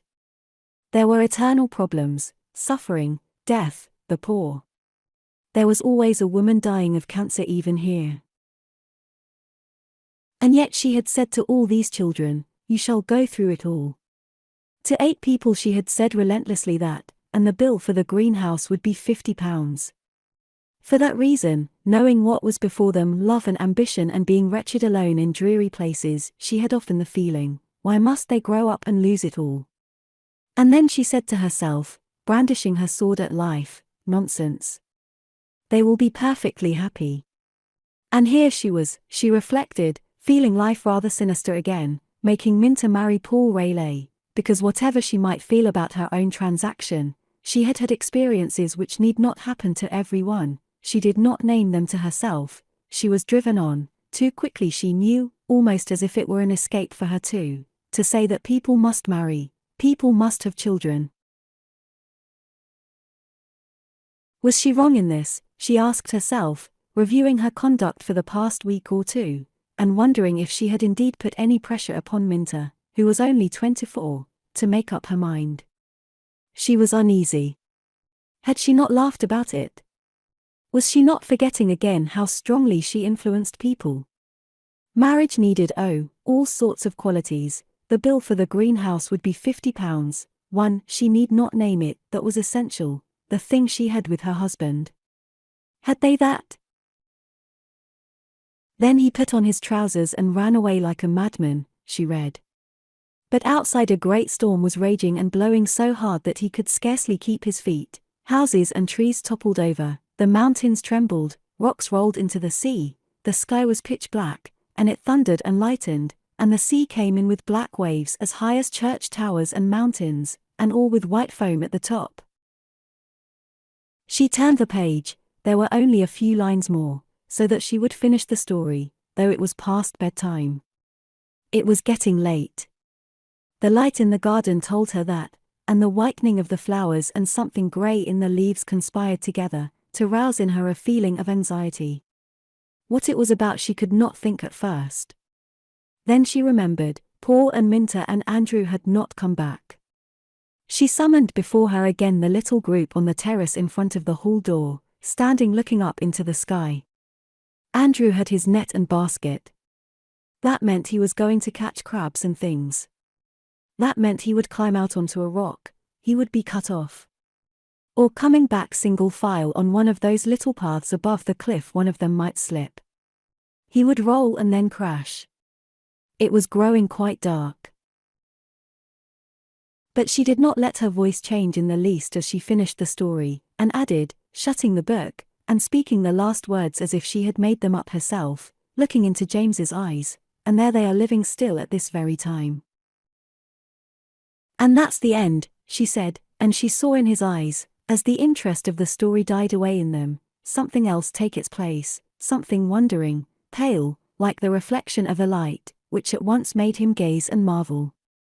Turning, she looked across the bay, and there, sure enough, coming regularly across the waves, first 2 quick strokes and then 1 long steady stroke, was the light of the lighthouse. It had been lit. In a moment he would ask her, "Are we going to the lighthouse?" And she would have to say, "No, not tomorrow, your father says not." Happily, Mildred came in to fetch them, and the bustle distracted them. But he kept looking back over his shoulder as Mildred carried him out, and she was certain that he was thinking, "We are not going to the lighthouse tomorrow," and she thought, "He will remember that all his life." 11. No, she thought, putting together some of the pictures he had cut out: a refrigerator, a mowing machine, a gentleman in evening dress. Children never forget. For this reason, it was so important what one said, and what one did, and it was a relief when they went to bed. For now she need not think about anybody. She could be herself, by herself. And that was what now she often felt the need of, to think, well, not even to think. To be silent, to be alone.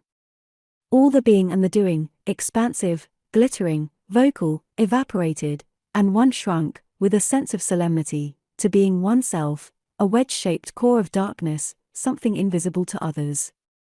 Although she continued to knit, and sat upright, it was thus that she felt herself, and this self, having shed its attachments, was free for the strangest adventures. When life sank down for a moment, the range of experience seemed limitless. And to everybody there was always this sense of unlimited resources, she supposed, one after another. She, Lily, Augustus Carmichael, must feel, our apparitions, the things you know us by, are simply childish. Beneath it is all dark, it is all spreading, it is unfathomably deep, but now and again we rise to the surface, and that is what you see us by. Her horizons seemed to her limitless. There were all the places she had not seen, the Indian plains. She felt herself pushing aside the thick leather curtain of a church in Rome. This core of darkness could go anywhere, for no one saw it. They could not stop it, she thought, exulting. There was freedom, there was peace, there was, most welcome of all, a summoning together, a resting on a platform of stability. Not as oneself did one find rest ever. In her experience, she accomplished here something dexterous with her needles, but as a wedge of darkness.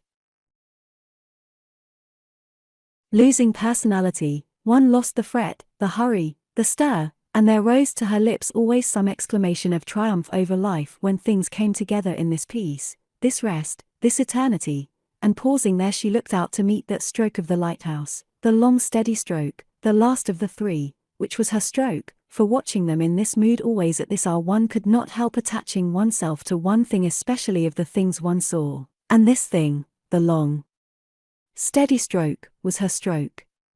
Often she found herself sitting and looking, with her work in her hands until she became the thing she looked at, that light, for example. And it would lift up on it some little phrase or other which had been lying in her mind, like that children don't forget, which she would repeat and begin adding to it. It will end, she said. It will come, when suddenly she added, we are in the hands of the Lord. But instantly she was annoyed with herself for saying that. Who had said it? Not she had been trapped into saying something she did not mean. She looked up over her knitting and met the 3rd stroke, and it seemed to her like her own eyes meeting her own eyes, searching as she alone could search into her mind and her heart, purifying out of existence that lie, any lie. She praised herself in praising the light, without vanity, for she was stern, she was searching, she was beautiful like that light. It was odd, she thought, how if one was alone, one leant to inanimate things, trees, streams, flowers, felt they expressed one, felt they became one, felt they knew one, in a sense were one, felt an irrational tenderness. Thus, she looked at that long steady light, as for oneself. There rose, and she looked and looked with her needles suspended, there curled up off the floor of the mind, rose from the lake of one's being, a mist, a bride to meet her lover. What brought her to say that? We are in the hands of the Lord, she wondered. The insincerity slipping in among the truths roused her, annoyed her. She returned to her knitting again. How could any Lord have made this world? She asked. With her mind she had always seized the fact that there is no reason, order, justice, but suffering, death, the poor.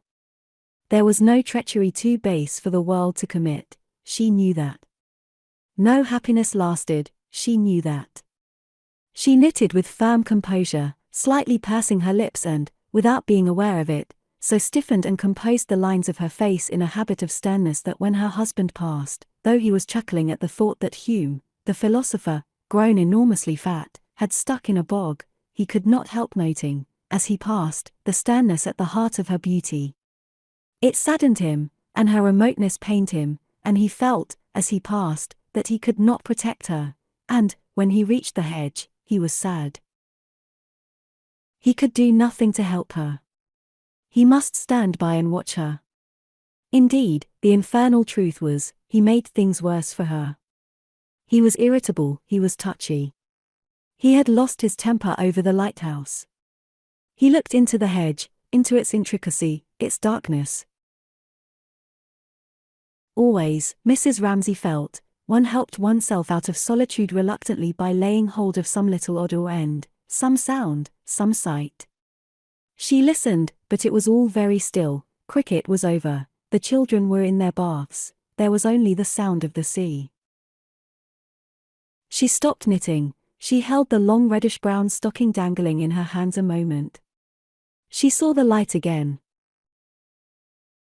With some irony in her interrogation, for when one woke at all, one's relations changed, she looked at the steady light, the pitiless, the remorseless, which was so much her, yet so little her, which had her at its beck and call. She woke in the night and saw it bent across their bed, stroking the floor, but for all that she thought, watching it with fascination, hypnotized, as if it were stroking with its silver fingers some sealed vessel in her brain whose bursting would flood her with delight. She had known happiness, exquisite happiness, intense happiness, and it silvered the rough waves a little more brightly, as daylight faded, and the blue went out of the sea and it rolled in waves of pure lemon which curved and swelled and broke upon the beach, and the ecstasy burst in her eyes and waves of pure delight raced over the floor of her mind, and she felt, it is enough.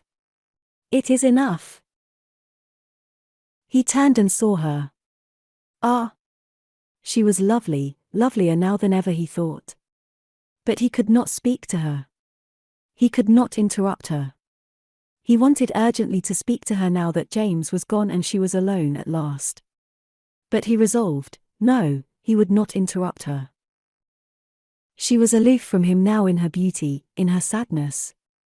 He would let her be, and he passed her without a word, though it hurt him that she should look so distant, and he could not reach her, he could do nothing to help her. And again he would have passed her without a word had she not, at that very moment, given him of her own free will what she knew he would never ask, and called to him and taken the green shawl off the picture frame, and gone to him. For he wished, she knew, to protect her. 12. She folded the green shawl about her shoulders. She took his arm.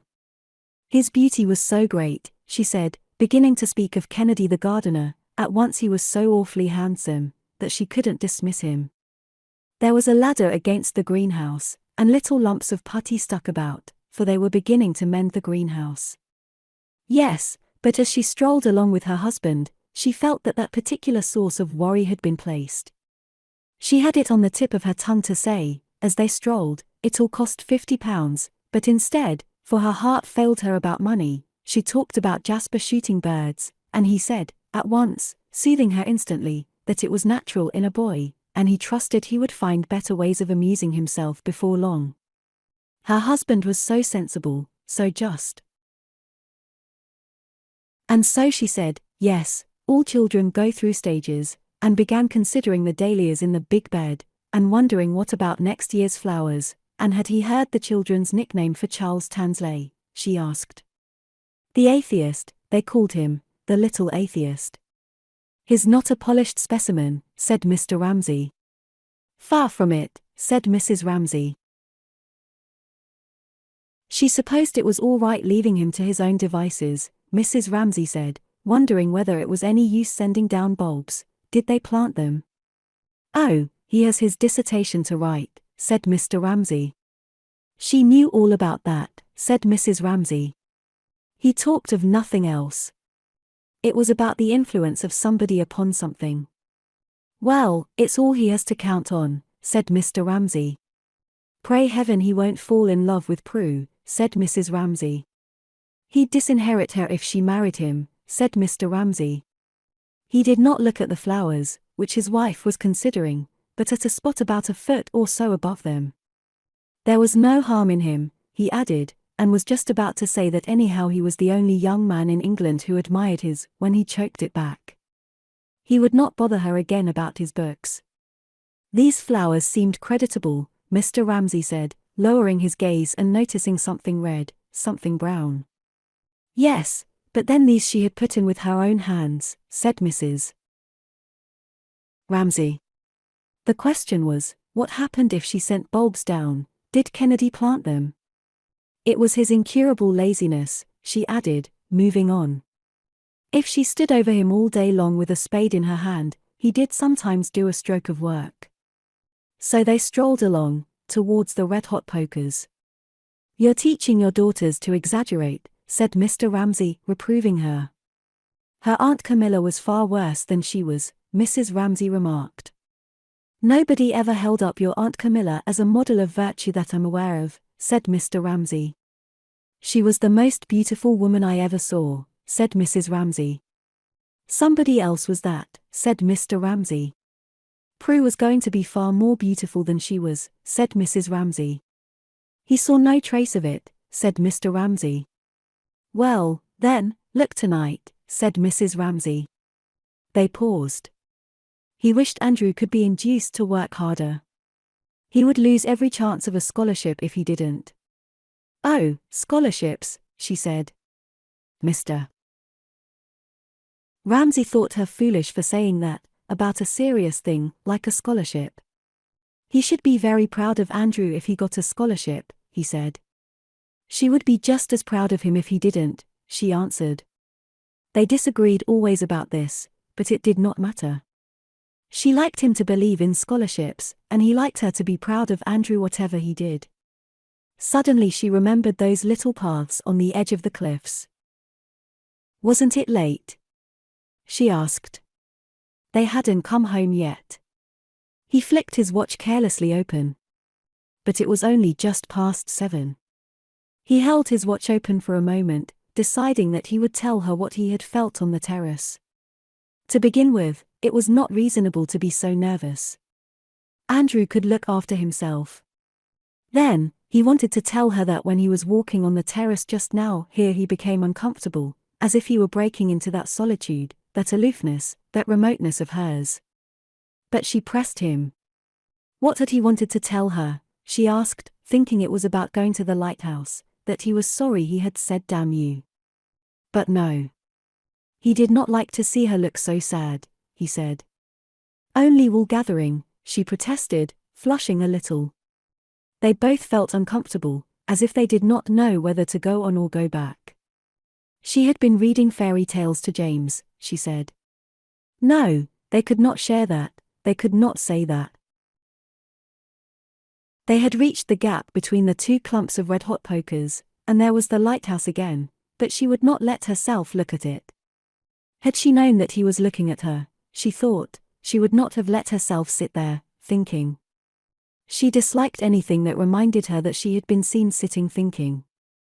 So she looked over her shoulder, at the town. The lights were rippling and running as if they were drops of silver water held firm in a wind. And all the poverty, all the suffering had turned to that, Mrs. Ramsay thought. The lights of the town and of the harbour and of the boats seemed like a phantom net floating there to mark something which had sunk. Well, if he could not share her thoughts, Mr. Ramsay said to himself, he would be off, then, on his own. He wanted to go on thinking, telling himself the story how Hume was stuck in a bog. he wanted to laugh. But first, it was nonsense to be anxious about Andrew. When he was Andrew's age, he used to walk about the country all day long, with nothing but a biscuit in his pocket, and nobody bothered about him, or thought that he had fallen over a cliff. He said aloud he thought he would be off for a day's walk if the weather held. He had had about enough of Banks and of Carmichael. He would like a little solitude. Yes, she said. It annoyed him that she did not protest. She knew that he would never do it. He was too old now to walk all day long with a biscuit in his pocket. She worried about the boys, but not about him. Years ago, before he had married, he thought, looking across the bay, as they stood between the clumps of red-hot pokers, he had walked all day. He had made a meal off bread and cheese in a public house. He had worked 10 hours at a stretch. An old woman just popped her head in now and again and saw to the fire. That was the country he liked best, over there, those sandhills dwindling away into darkness. One could walk all day without meeting a soul. There was not a house, scarcely, not a single village for miles on end. One could worry things out alone. There were little sandy beaches where no one had been since the beginning of time. The seals sat up and looked at you. It sometimes seemed to him that in a little house out there, alone, he broke off, sighing. He had no right. The father of 8 children, he reminded himself. And he would have been a beast and a cur to wish a single thing altered. Andrew would be a better man than he had been. Prue would be a beauty, her mother said. They would stem the flood a bit. That was a good bit of work on the whole, his 8 children. They showed he did not damn the poor little universe entirely, for on an evening like this, he thought, looking at the land dwindling away, the little island seemed pathetically small, half swallowed up in the sea. Poor little place, he murmured with a sigh. She heard him. He said the most melancholy things, but she noticed that directly he had said them he always seemed more cheerful than usual. All this phrase-making was a game, she thought, for if she had said half what he said, she would have blown her brains out by now. It annoyed her, this phrase-making, and she said to him, in a matter-of-fact way, that it was a perfectly lovely evening. And what was he groaning about, she asked, half laughing, half complaining, for she guessed what he was thinking. He would have written better books if he had not married. He was not complaining, he said. She knew that he did not complain. She knew that he had nothing whatever to complain of. And he seized her hand and raised it to his lips and kissed it with an intensity that brought the tears to her eyes, and quickly he dropped it. They turned away from the view and began to walk up the path where the silver-green spear-like plants grew, arm in arm. His arm was almost like a young man's arm, Mrs. Ramsay thought, thin and hard, and she thought with delight how strong he still was, though he was over 60, and how untamed and optimistic, and how strange it was that being convinced, as he was, of all sorts of horrors, seemed not to depress him, but to cheer him. Was it not odd, she reflected? Indeed, he seemed to her sometimes made differently from other people, born blind, deaf, and dumb, to the ordinary things, but to the extraordinary things, with an eye like an eagle's. His understanding often astonished her. But did he notice the flowers? No. Did he notice the view? No. Did he even notice his own daughter's beauty, or whether there was pudding on his plate or roast beef? He would sit at table with them like a person in a dream. And his habit of talking aloud, or saying poetry aloud, was growing on him, she was afraid, for sometimes it was awkward. Best and brightest come away. Poor Miss Giddings, when he shouted that at her, almost jumped out of her skin. But then, Mrs. Ramsay, though instantly taking his side against all the silly Giddingses in the world, then, she thought, intimating by a little pressure on his arm that he walked uphill too fast for her, and she must stop for a moment to see whether those were fresh molehills on the bank, then, she thought, stooping down to look, a great mind like his must be different in every way from ours. All the great men she had ever known, she thought, deciding that a rabbit must have got in, were like that, and it was good for young men, though the atmosphere of lecture rooms was stuffy and depressing to her beyond endurance almost, simply to hear him, simply to look at him. But without shooting rabbits, how was one to keep them down? She wondered. It might be a rabbit, it might be a mole. Some creature anyhow was ruining her evening primroses. And looking up, she saw above the thin trees the first pulse of the full throbbing star, and wanted to make her husband look at it, for the sight gave her such keen pleasure. But she stopped herself. He never looked at things. If he did, all he would say would be, "Poor little world," with one of his sighs. At that moment, he said, very fine, to please her, and pretended to admire the flowers. But she knew quite well that he did not admire them, or even realize that they were there. It was only to please her. Ah, but was that not Lily Briscoe strolling along with William Banks? She focused her short-sighted eyes upon the backs of a retreating couple. Yes, indeed it was. Did that not mean that they would marry? Yes, it must. What an admirable idea. They must marry. 13. He had been to Amsterdam, Mr. Banks was saying as he strolled across the lawn with Lily Briscoe. He had seen the Rembrandts. He had been to Madrid. Unfortunately, it was Good Friday and the Prado was shut. He had been to Rome. Had Miss Briscoe never been to Rome? Oh, she should. It would be a wonderful experience for her, the Sistine Chapel, Michelangelo, and Padua, with its Giottos. His wife had been in bad health for many years, so that their sightseeing had been on a modest scale. She had been to Brussels, she had been to Paris but only for a flying visit to see an aunt who was ill. She had been to Dresden, there were masses of pictures she had not seen, however, Lily Briscoe reflected, perhaps it was better not to see pictures, they only made one hopelessly discontented with one's own work. Mr. Banks thought one could carry that point of view too far. We can't all be Titians and we can't all be Darwins, he said. At the same time he doubted whether you could have your Darwin and your Titian if it weren't for humble people like ourselves. Lily would have liked to pay him a compliment. You're not humble, Mr. Banks, she would have liked to have said. But he did not want compliments, most men do, she thought, and she was a little ashamed of her impulse and said nothing while he remarked that perhaps what he was saying did not apply to pictures. Anyhow, said Lily, tossing off her little insincerity, she would always go on painting, because it interested her. Yes, said Mr. Banks, he was sure she would, and, as they reached the end of the lawn he was asking her whether she had difficulty in finding subjects in London when they turned and saw the Ramsays. So that is marriage, Lily thought, a man and a woman looking at a girl throwing a ball. That is what Mrs. Ramsay tried to tell me the other night, she thought. For she was wearing a green shawl, and they were standing close together watching Prue and Jasper throwing catches. And suddenly the meaning which, for no reason at all, as perhaps they are stepping out of the tube or ringing a doorbell, descends on people, making them symbolical, making them representative, came upon them, and made them in the dusk standing, looking, the symbols of marriage, husband and wife. Then, after an instant, the symbolical outline which transcended the real figures sank down again, and they became, as they met them, Mr. and Mrs. Ramsay watching the children throwing catches.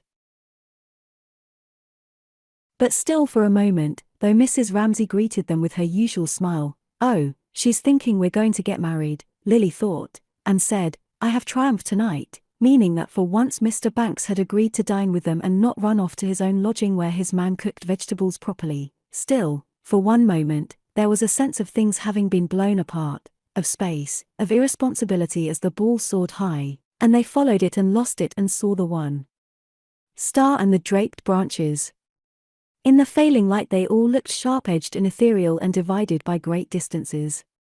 Then, darting backwards over the vast space, for it seemed as if solidity had vanished altogether, Prue ran full tilt into them and caught the ball brilliantly high up in her left hand, and her mother said, "Haven't they come back yet?" Whereupon the spell was broken. Mr. Ramsay felt free now to laugh out loud at the thought that Hume had stuck in a bog and an old woman rescued him on condition he said the Lord's Prayer, and chuckling to himself he strolled off to his study. Mrs. Ramsay, bringing Prue back into throwing catches again, from which she had escaped, asked, "Did Nancy go with them?" 14. Certainly, Nancy had gone with them, since Minta Doyle had asked it with her dumb look, holding out her hand, as Nancy made off, after lunch, to her attic, to escape the horror of family life.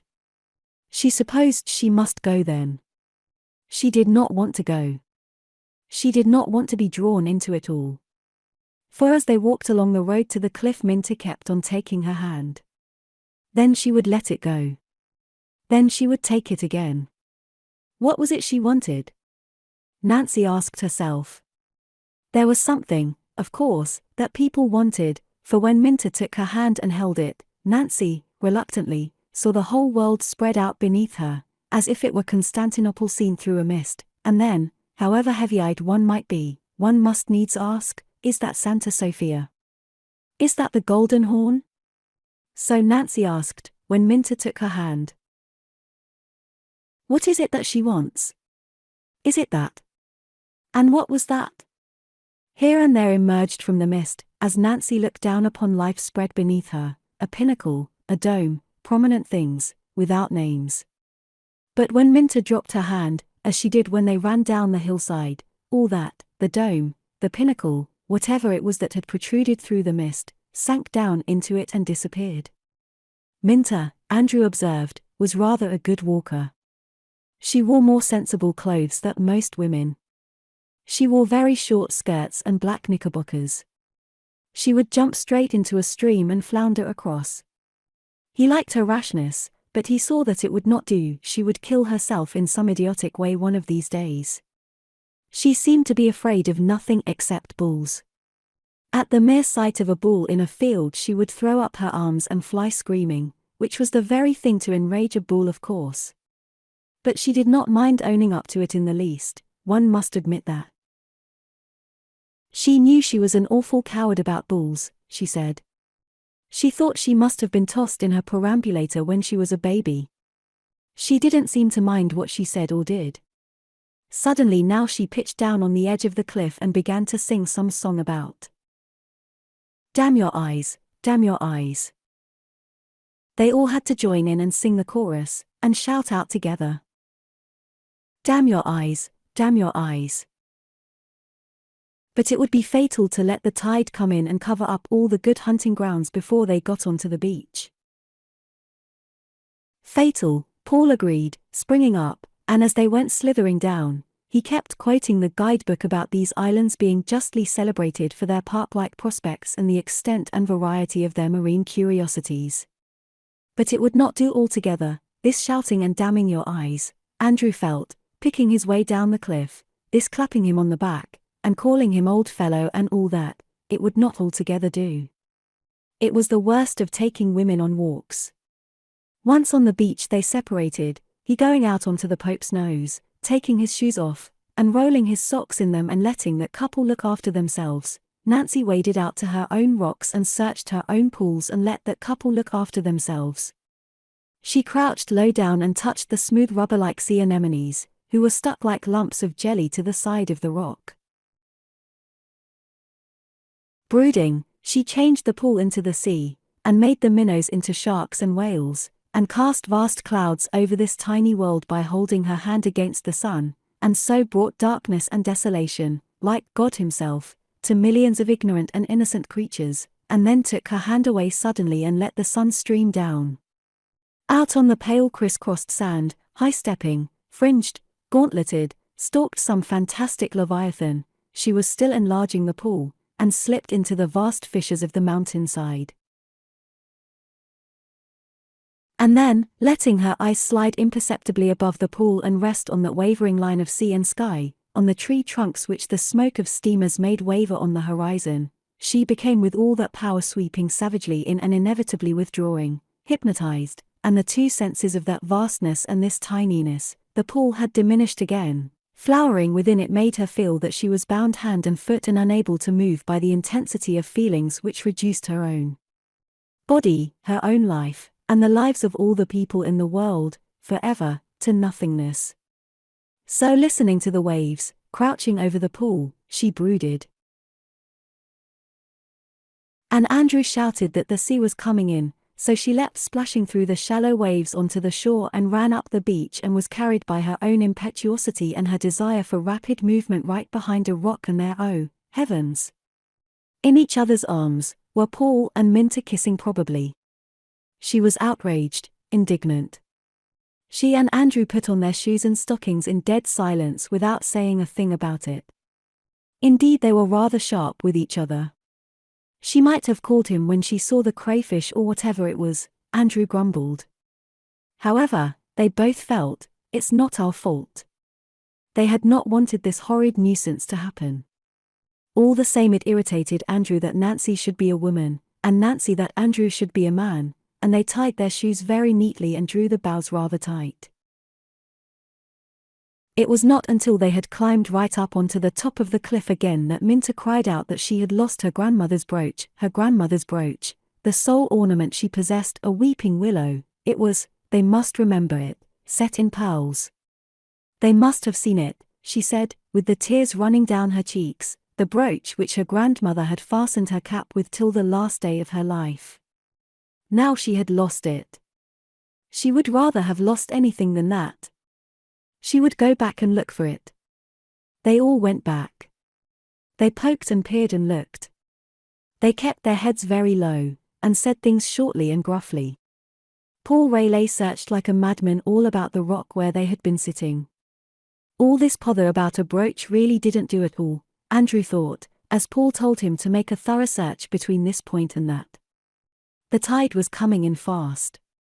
The sea would cover the place where they had sat in a minute. There was not a ghost of a chance of their finding it now. We shall be cut off. Minter shrieked, suddenly terrified. As if there were any danger of that. It was the same as the bulls all over again. She had no control over her emotions, Andrew thought. Women hadn't. The wretched Paul had to pacify her. The men, Andrew and Paul, at once became manly, and different from usual, took counsel briefly and decided that they would plant Rayleigh's stick where they had sat and come back at low tide again. There was nothing more that could be done now. If the brooch was there, it would still be there in the morning, they assured her, but Minter still sobbed, all the way up to the top of the cliff.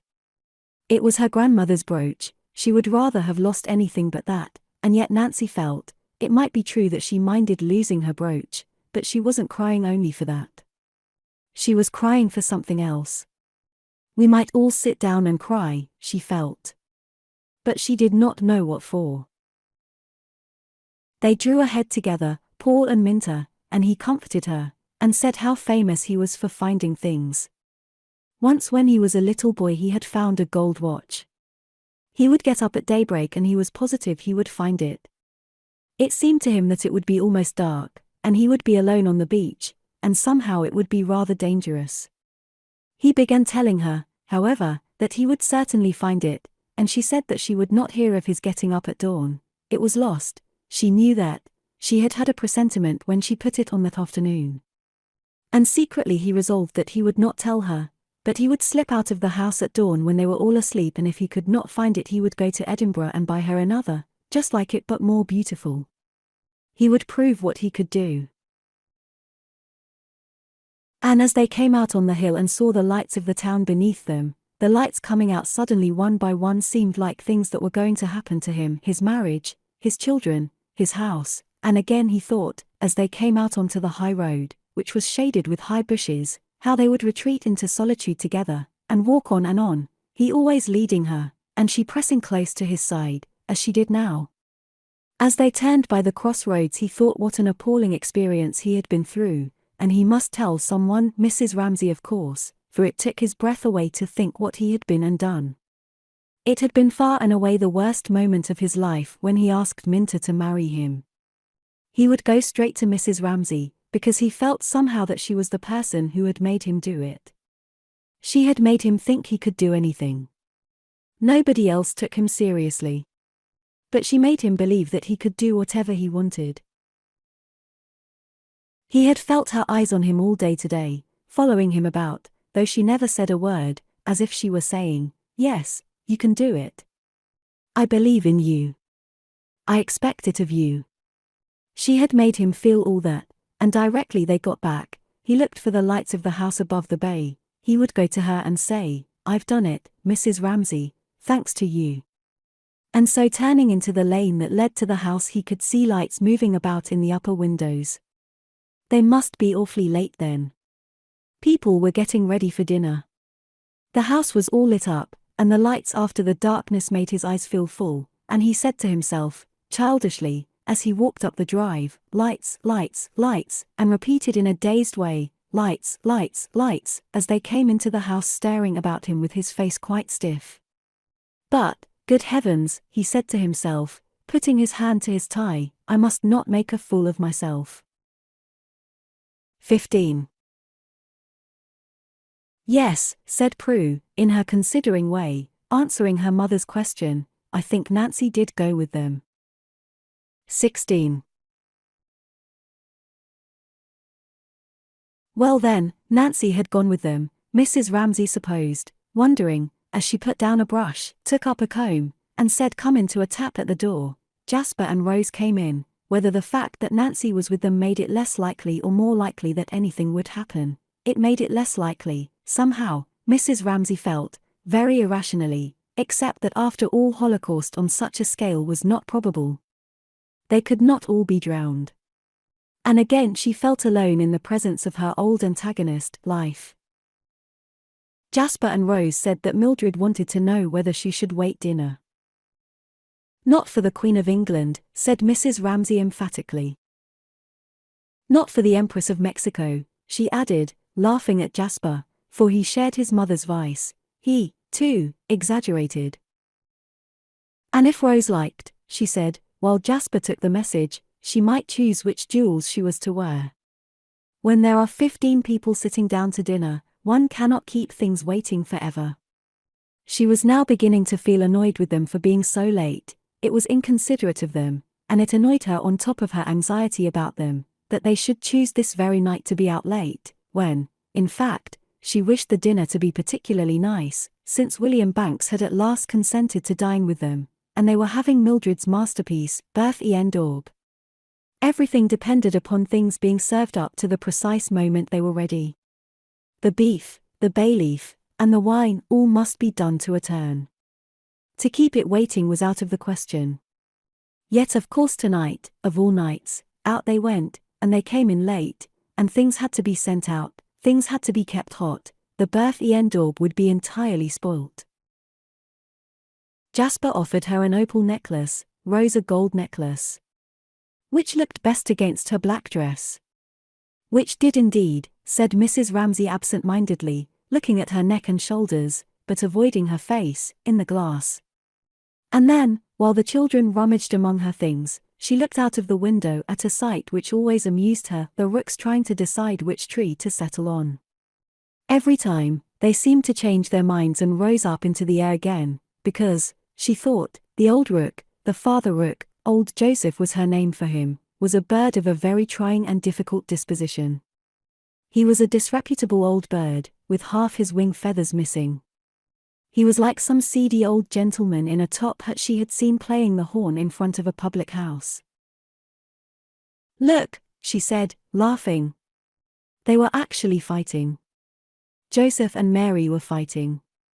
Anyhow they all went up again, and the air was shoved aside by their black wings and cut into exquisite scimitar shapes. The movements of the wings beating out, she could never describe it accurately enough to please herself, was one of the loveliest of all to her. Look at that, she said to Rose, hoping that Rose would see it more clearly than she could. For one's children so often gave one's own perceptions a little thrust forwards. But which was it to be? They had all the trays of her jewel case open. The gold necklace, which was Italian, or the opal necklace, which Uncle James had brought her from India, or should she wear her amethysts? Choose, dearests, choose, she said, hoping that they would make haste. But she let them take their time to choose. She let Rose, particularly, take up this and then that, and hold her jewels against the black dress, for this little ceremony of choosing jewels, which was gone through every night, was what Rose liked best, she knew. She had some hidden reason of her own for attaching great importance to this choosing what her mother was to wear.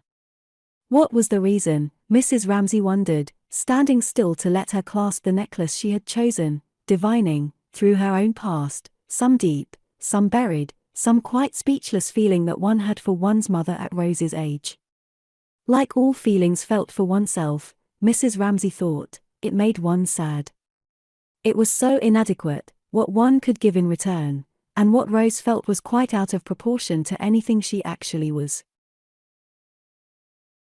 And Rose would grow up, and Rose would suffer, she supposed, with these deep feelings, and she said she was ready now, and they would go down, and Jasper, because he was the gentleman, should give her his arm, and Rose, as she was the lady, should carry her handkerchief. She gave her the handkerchief, and what else? Oh, yes, it might be cold, a shawl. Choose me a shawl, she said, for that would please Rose, who was bound to suffer so. There, she said, stopping by the window on the landing, there they are again. Joseph had settled on another treetop. Don't you think they mind, she said to Jasper, having their wings broken? Why did he want to shoot poor old Joseph and Mary? He shuffled a little on the stairs, and felt rebuked, but not seriously, for she did not understand the fun of shooting birds, and they did not feel, and being his mother she lived away in another division of the world, but he rather liked her stories about Mary and Joseph. She made him laugh. But how did she know that those were Mary and Joseph? Did she think the same birds came to the same trees every night? He asked. But here, suddenly, like all grown-up people, she ceased to pay him the least attention. She was listening to a clatter in the hall. They've come back, she exclaimed, and at once she felt much more annoyed with them than relieved. Then she wondered, had it happened? She would go down and they would tell her, but no. They could not tell her anything, with all these people about.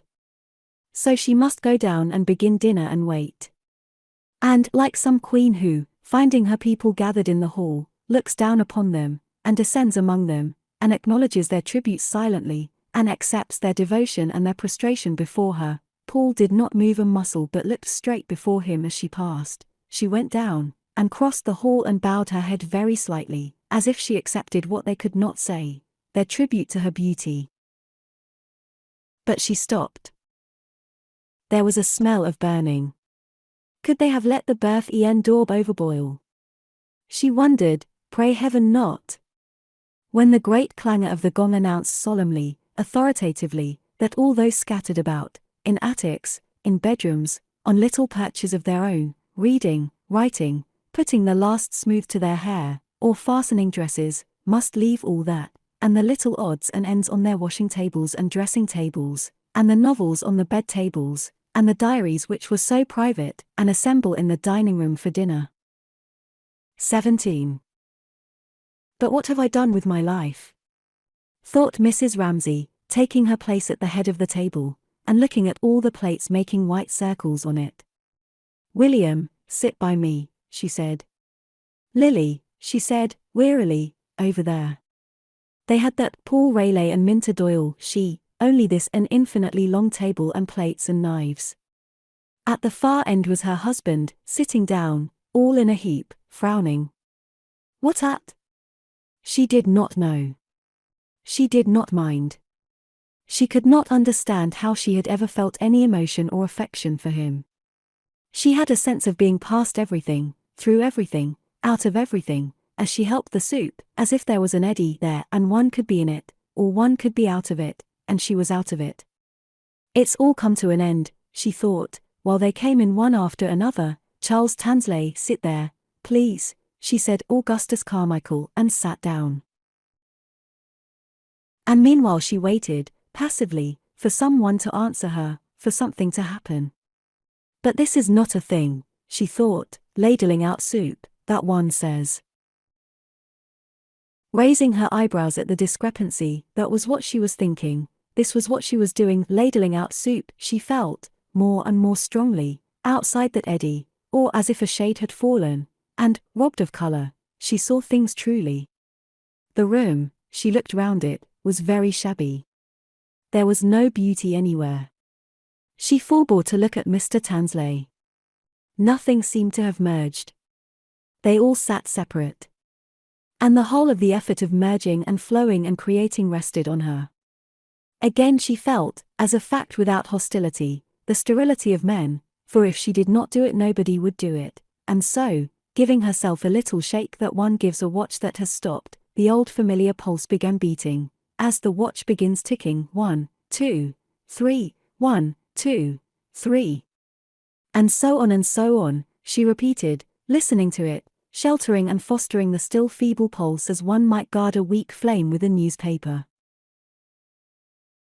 And so then, she concluded, addressing herself by bending silently in his direction to William Banks, poor man, who had no wife, and no children and dined alone in lodgings except for tonight, and in pity for him, life being now strong enough to bear her on again, she began all this business, as a sailor not without weariness sees the wind fill his sail and yet hardly wants to be off again and thinks how, had the ship sunk, he would have whirled round and found rest on the floor of the sea.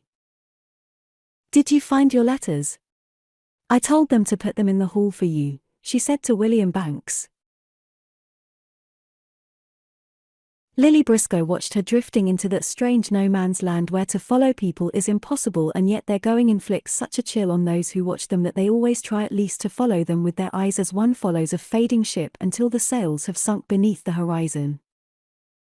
How old she looks, how worn she looks, Lily thought, and how remote.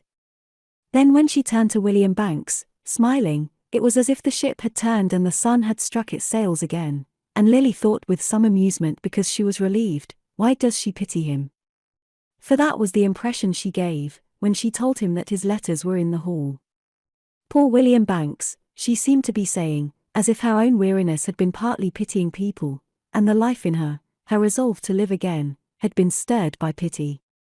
And it was not true, Lily thought, it was one of those misjudgments of hers that seemed to be instinctive and to arise from some need of her own rather than of other people's. He is not in the least pitiable. He has his work, Lily said to herself. She remembered, all of a sudden as if she had found a treasure, that she had her work. In a flash she saw her picture, and thought, yes, I shall put the tree further in the middle, then I shall avoid that awkward space. That's what I shall do. That's what has been puzzling me. She took up the salt cellar and put it down again on a flower pattern in the tablecloth, so as to remind herself to move the tree. It's odd that one scarcely gets anything worth having by post, yet one always wants one's letters, said Mr. Banks. What damned rot they talk, thought Charles Tansley, laying down his spoon precisely in the middle of his plate, which he had swept clean, as if, Lily thought, he sat opposite to her with his back to the window precisely in the middle of view, he were determined to make sure of his meals. Everything about him had that meagre fixity, that bare unloveliness. But nevertheless, the fact remained, it was impossible to dislike anyone if one looked at them. She liked his eyes, they were blue, deep-set, frightening. "Do you write many letters, Mr. Tansley?" asked Mrs. Ramsay, pitying him too. Lily supposed, for that was true of Mrs. Ramsay, she pitied men always as if they lacked something, women never, as if they had something. He wrote to his mother, otherwise he did not suppose he wrote one letter a month, said Mr. Tansley, shortly. For he was not going to talk the sort of rot these people wanted him to talk. He was not going to be condescended to by these silly women. He had been reading in his room, and now he came down and it all seemed to him silly, superficial, flimsy. Why did they dress? He had come down in his ordinary clothes. He had not got any dress clothes. One never gets anything worth having by post, that was the sort of thing they were always saying. They made men say that sort of thing. Yes, it was pretty well true, he thought. They never got anything worth having from one year's end to another. They did nothing but talk, talk, talk, eat, eat, eat. It was the women's fault. Women made civilization impossible with all their charm, all their silliness. No going to the lighthouse tomorrow, Mrs. Ramsay, he said, asserting himself. He liked her, he admired her, he still thought of the man in the drainpipe looking up at her, but he felt it necessary to assert himself. He was really, Lily Briscoe thought, in spite of his eyes, but then look at his nose, look at his hands, the most charming human being she had ever met. Then why did she mind what he said? Women can't write, women can't paint, what did that matter coming from him, since clearly it was not true to him but for some reason helpful to him, and that was why he said it. Why did her whole being bow, like corn under a wind, and erect itself again from this abasement only with a great and rather painful effort? She must make it once more. There's the sprig on the tablecloth, there's my painting, I must move the tree to the middle, that matters, nothing else. Could she not hold fast to that, she asked herself, and not lose her temper, and not argue, and if she wanted revenge take it by laughing at him? "Oh, Mr. Tansley," she said, "do take me to the lighthouse with you. I should so love it." She was telling lies he could see. She was saying what she did not mean to annoy him, for some reason. She was laughing at him. He was in his old flannel trousers. He had no others. He felt very rough and isolated and lonely. He knew that she was trying to tease him for some reason. She didn't want to go to the lighthouse with him. She despised him, so did Prue Ramsay, so did they all. But he was not going to be made a fool of by women, so he turned deliberately in his chair and looked out of the window and said, all in a jerk, very rudely, it would be too rough for her tomorrow. She would be sick. It annoyed him that she should have made him speak like that, with Mrs. Ramsay listening.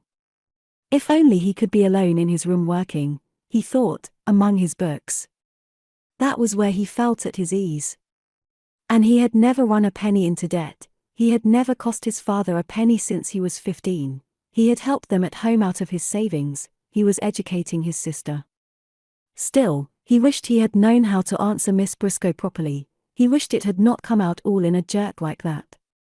You'd be sick. He wished he could think of something to say to Mrs. Ramsay, something which would show her that he was not just a dry prig. That was what they all thought him. He turned to her. But Mrs. Ramsay was talking about people he had never heard of to William Banks. "Yes, take it away," she said briefly, interrupting what she was saying to William Banks to speak to the maid. "It must have been 20 years ago that I last saw her," she was saying, turning back to him again as if she could not lose a moment of their talk, for she was absorbed by what they were saying. So he had actually heard from her this evening. And was Carrie still living at Marlow, and was everything still the same? Oh, she could remember it as if it were yesterday on the river, feeling it as if it were yesterday going on the river, feeling very cold. But if the Mannings made a plan they stuck to it. Never should she forget Herbert killing a wasp with a teaspoon on the bank. And it was still going on, Mrs. Ramsay mused, gliding like a ghost among the chairs and tables of that drawing room on the banks of the Thames where she had been so very, very cold 20 years ago, but now she went among them like a ghost, and it fascinated her, as if, while she had changed, that particular day, now become very still and beautiful, had remained there, all these years. Had Carrie written to him herself? She asked. Yes. She says they are building a new billiard room, he said. No. No. That was out of the question.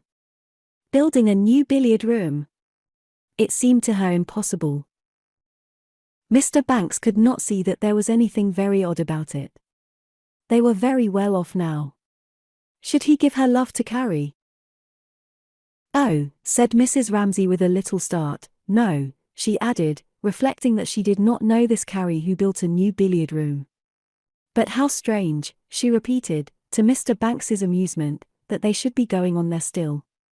For it was extraordinary to think that they had been capable of going on living all these years when she had not thought of them more than once all that time. How eventful her own life had been, during those same years. Yet perhaps Carrie Manning had not thought about her, either. The thought was strange and distasteful. People soon drift apart, said Mr. Banks, feeling, however, some satisfaction when he thought that after all he knew both the Mannings and the Ramsays. He had not drifted apart, he thought, laying down his spoon and wiping his clean-shaven lips punctiliously. But perhaps he was rather unusual, he thought, in this, he never let himself get into a groove. He had friends in all circles. Mrs. Ramsay had to break off here to tell the maid something about keeping food hot. That was why he preferred dining alone. All those interruptions annoyed him. Well, thought William Banks, preserving a demeanour of exquisite courtesy and merely spreading the fingers of his left hand on the tablecloth as a mechanic examines a tool beautifully polished and ready for use in an interval of leisure, such are the sacrifices one's friends ask of one. It would have hurt her if he had refused to come. But it was not worth it for him. Looking at his hand, he thought that if he had been alone, dinner would have been almost over now. He would have been free to work. Yes, he thought, it is a terrible waste of time. The children were dropping in still. I wish one of you would run up to Roger's room, Mrs. Ramsay was saying. How trifling it all is, how boring it all is, he thought, compared with the other thing, work. Here he sat drumming his fingers on the tablecloth when he might have been. He took a flashing bird's-eye view of his work. What a waste of time it all was, to be sure. Yet, he thought, she is one of my oldest friends. I am by way of being devoted to her. Yet now, at this moment, her presence meant absolutely nothing to him, her beauty meant nothing to him, her sitting with her little boy at the window, nothing, nothing. He wished only to be alone and to take up that book. He felt uncomfortable, he felt treacherous, that he could sit by her side and feel nothing for her. The truth was that he did not enjoy family life. It was in this sort of state that one asked oneself, what does one live for? Why, one asked oneself, does one take all these pains for the human race to go on? Is it so very desirable? Are we attractive as a species? Not so very, he thought, looking at those rather untidy boys. His favorite, Cam, was in bed, he supposed. Foolish questions, vain questions, questions one never asked if one was occupied. Is human life this? Is human life that? One never had time to think about it. But here he was asking himself that sort of question, because Mrs. Ramsay was giving orders to servants, and also because it had struck him, thinking how surprised Mrs. Ramsay was that Carrie Manning should still exist, that friendships, even the best of them, are frail things.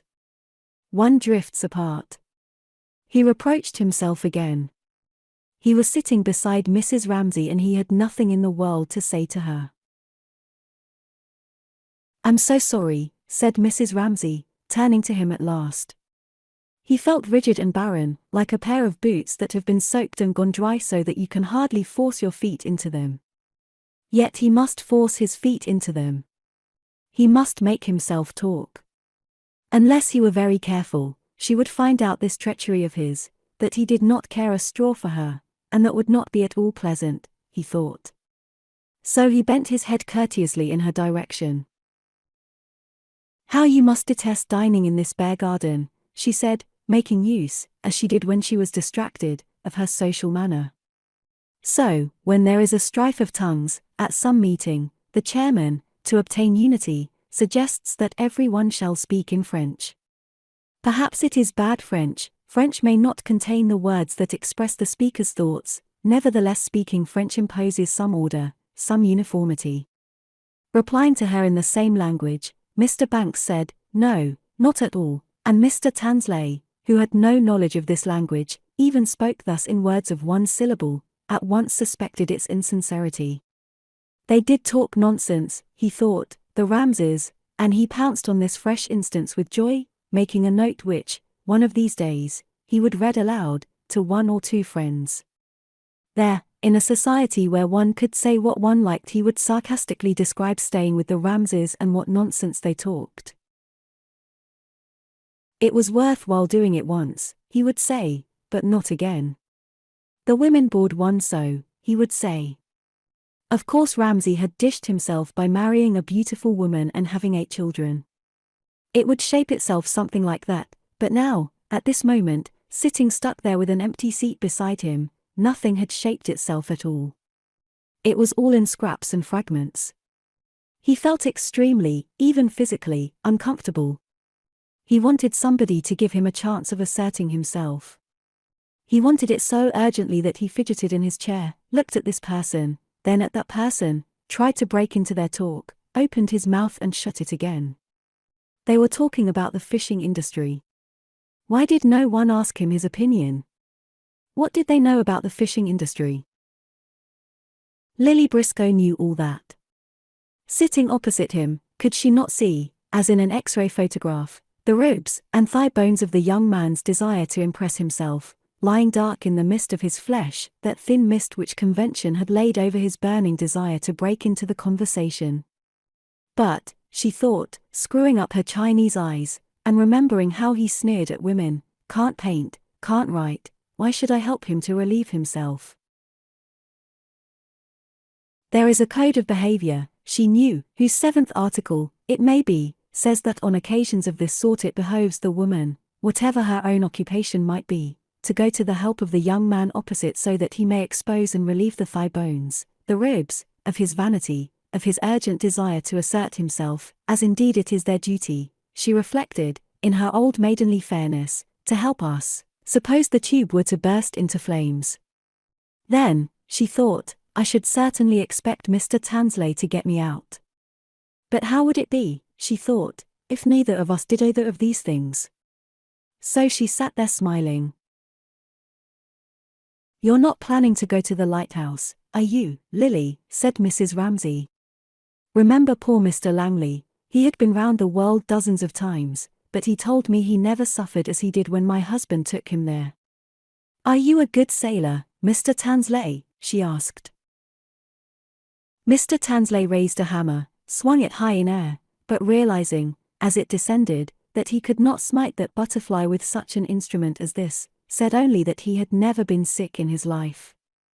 But in that one sentence lay compact, like gunpowder, that his grandfather was a fisherman, his father a chemist, that he had worked his way up entirely himself, that he was proud of it, that he was Charles Tansley, a fact that nobody there seemed to realize, but one of these days every single person would know it. He scowled ahead of him. He could almost pity these mild cultivated people, who would be blown sky high, like bales of wool and barrels of apples, one of these days by the gunpowder that was in him. Will you take me, Mr. Tansley? Said Lily, quickly, kindly, for, of course, if Mrs. Ramsay said to her, as in effect she did, I am drowning, my dear, in seas of fire. Unless you apply some balm to the anguish of this hour and say something nice to that young man there, life will run upon the rocks. Indeed I hear the grating and the growling at this minute. My nerves are taut as fiddle strings. Another touch and they will snap. When Mrs. Ramsay said all this, as the glance in her eyes said it, of course for the 150th time Lily Briscoe had to renounce the experiment. What happens if one is not nice to that young man there, and be nice? Judging the turn in her mood correctly, that she was friendly to him now, he was relieved of his egotism, and told her how he had been thrown out of a boat when he was a baby, how his father used to fish him out with a boat hook, that was how he had learnt to swim. One of his uncles kept the light on some rock or other off the Scottish coast, he said. He had been there with him in a storm. This was said loudly in a pause. They had to listen to him when he said that he had been with his uncle in a lighthouse in a storm. Ah, thought Lily Briscoe, as the conversation took this auspicious turn, and she felt Mrs. Ramsay's gratitude, for Mrs. Ramsay was free now to talk for a moment herself. Ah, she thought, but what haven't I paid to get it for you? She had not been sincere. She had done the usual trick, been nice. She would never know him. He would never know her. Human relations were all like that, she thought, and the worst, if it had not been for Mr. Banks, were between men and women. Inevitably these were extremely insincere, she thought. Then how I caught the salt cellar, which she had placed there to remind her, and she remembered that next morning she would move the tree further towards the middle, and her spirits rose so high at the thought of painting tomorrow that she laughed out loud at what Mr. Tansley was saying. Let him talk all night if he liked it. But how long do they leave men on a lighthouse? She asked. He told her. He was amazingly well informed. And as he was grateful, and as he liked her, and as he was beginning to enjoy himself, so now, Mrs. Ramsay thought, she could return to that dreamland, that unreal but fascinating place, the Mannings' drawing room at Marlow 20 years ago, where one moved about without haste or anxiety, for there was no future to worry about. She knew what had happened to them, what to her. It was like reading a good book again, for she knew the end of that story, since it had happened 20 years ago, and life, which shot down even from this dining room table in Cascades, heaven knows where, was sealed up there, and lay, like a lake, placidly between its banks. He said they had built a billiard room. Was it possible? Would William go on talking about the Mannings? She wanted him to. But, no, for some reason he was no longer in the mood. She tried. He did not respond. She could not force him. She was disappointed. The children are disgraceful, she said, sighing. He said something about punctuality being one of the minor virtues which we do not acquire until later in life. If at all, said Mrs. Ramsay merely to fill up space, thinking what an old maid William was becoming. Conscious of his treachery, conscious of her wish to talk about something more intimate, yet out of mood for it at present, he felt come over him the disagreeableness of life, sitting there, waiting. Perhaps the others were saying something interesting. What were they saying? That the fishing season was bad, that the men were emigrating. They were talking about wages and unemployment. The young man was abusing the government. William Banks, thinking what a relief it was to catch on to something of this sort when private life was disagreeable, heard him say something about one of the most scandalous acts of the present government. Lily was listening, Mrs. Ramsay was listening, they were all listening. But already bored, Lily felt that something was lacking, Mr. Banks felt that something was lacking. Pulling her shawl round her, Mrs. Ramsay felt that something was lacking. All of them bending themselves to listen thought, pray heaven that the inside of my mind may not be exposed, for each thought, the others are feeling this. They are outraged and indignant with the government about the fishermen. Whereas, I feel nothing at all. But perhaps, thought Mr. Banks, as he looked at Mr. Tansley, here is the man. One was always waiting for the man. There was always a chance. At any moment the leader might arise, the man of genius, in politics as in anything else.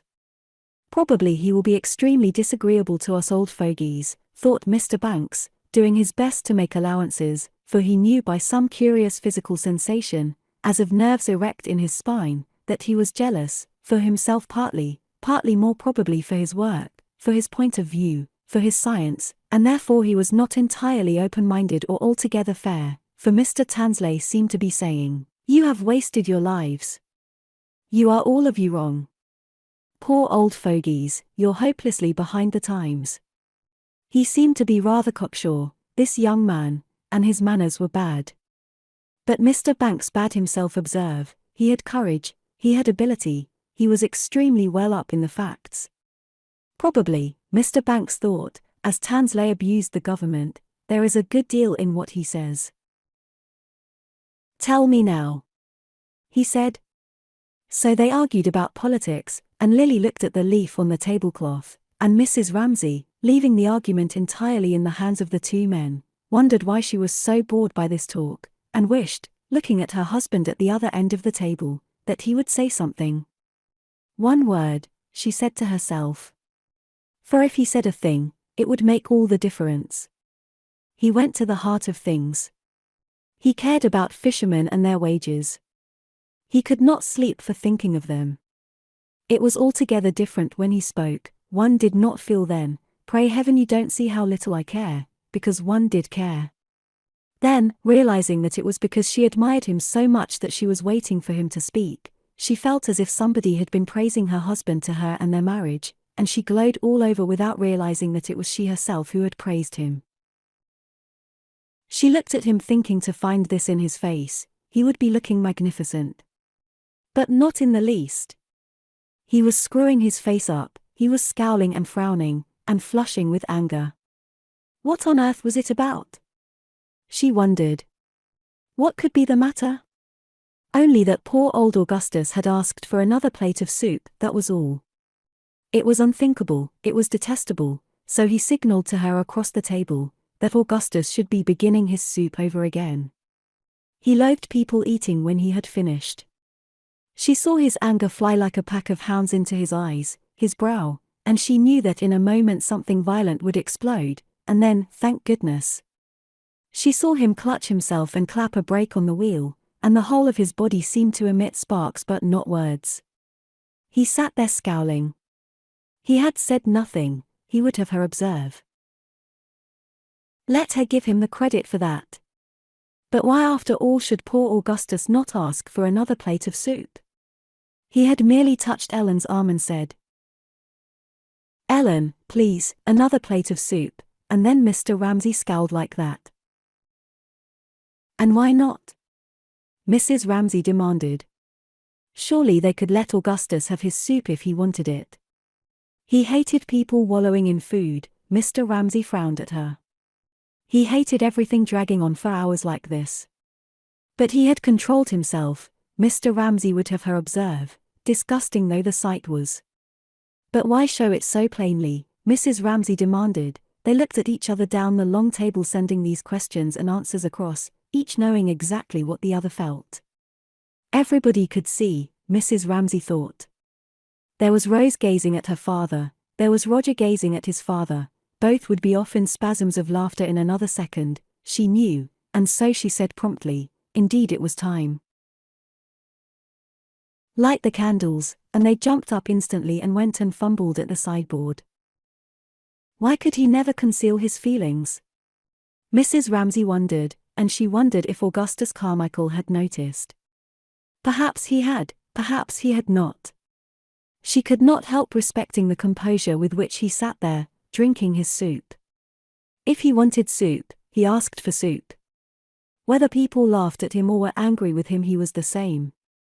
He did not like her, she knew that, but partly for that very reason she respected him, and looking at him, drinking soup, very large and calm in the failing light, and monumental, and contemplative, she wondered what he did feel then, and why he was always content and dignified, and she thought how devoted he was to Andrew, and would call him into his room, and Andrew said, "Show him things." And there he would lie all day long on the lawn brooding presumably over his poetry, till he reminded one of a cat watching birds, and then he clapped his paws together when he had found the word, and her husband said, "Poor old Augustus, he's a true poet," which was high praise from her husband. Now 8 candles were stood down the table, and after the first stoop the flames stood upright and drew with them into visibility the long table entire, and in the middle a yellow and purple dish of fruit. What had she done with it, Mrs. Ramsay wondered, for Rose's arrangement of the grapes and pears, of the horny pink-lined shell, of the bananas, made her think of a trophy fetched from the bottom of the sea, of Neptune's banquet, of the bunch that hangs with vine leaves over the shoulder of Bacchus, in some picture, among the leopard skins and the torches lolloping red and gold. Thus brought up suddenly into the light, it seemed possessed of great size and depth, was like a world in which one could take one's staff and climb hills, she thought, and go down into valleys, and to her pleasure, for it brought them into sympathy momentarily, she saw that Augustus too feasted his eyes on the same plate of fruit, plunged in, broke off a bloom there, a tassel here, and returned, after feasting, to his hive. That was his way of looking, different from hers. But looking together united them. Now all the candles were lit up, and the faces on both sides of the table were brought nearer by the candle light, and composed, as they had not been in the twilight, into a party round a table, for the night was now shut off by panes of glass, which, far from giving any accurate view of the outside world, rippled it so strangely that here, inside the room, seemed to be order and dry land, there, outside, a reflection in which things waved and vanished, waterily.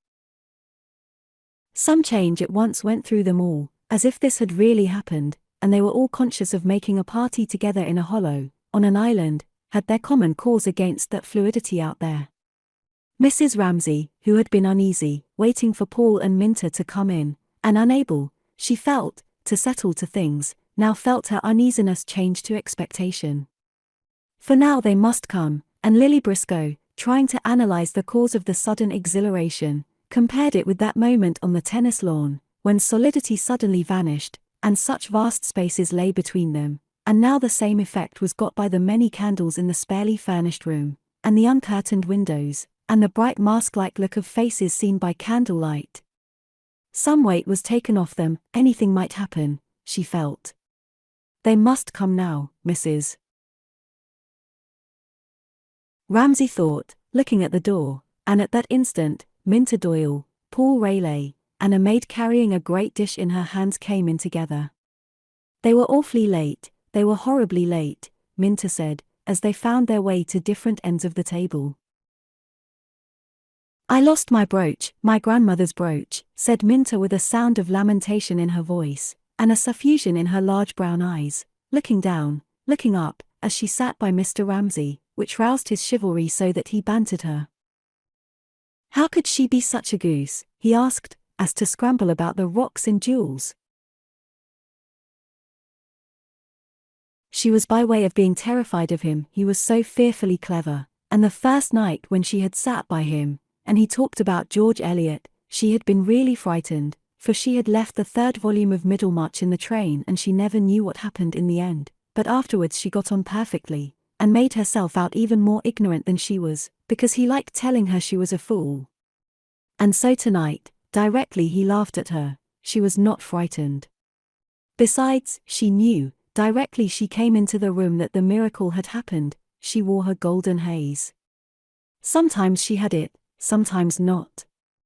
She never knew why it came or why it went, or if she had it until she came into the room, and then she knew instantly by the way some man looked at her. Yes, tonight she had it, tremendously, she knew that by the way Mr. Ramsay told her not to be a fool. She sat beside him, smiling. It must have happened then, thought Mrs. Ramsay, they are engaged. And for a moment she felt what she had never expected to feel again, jealousy.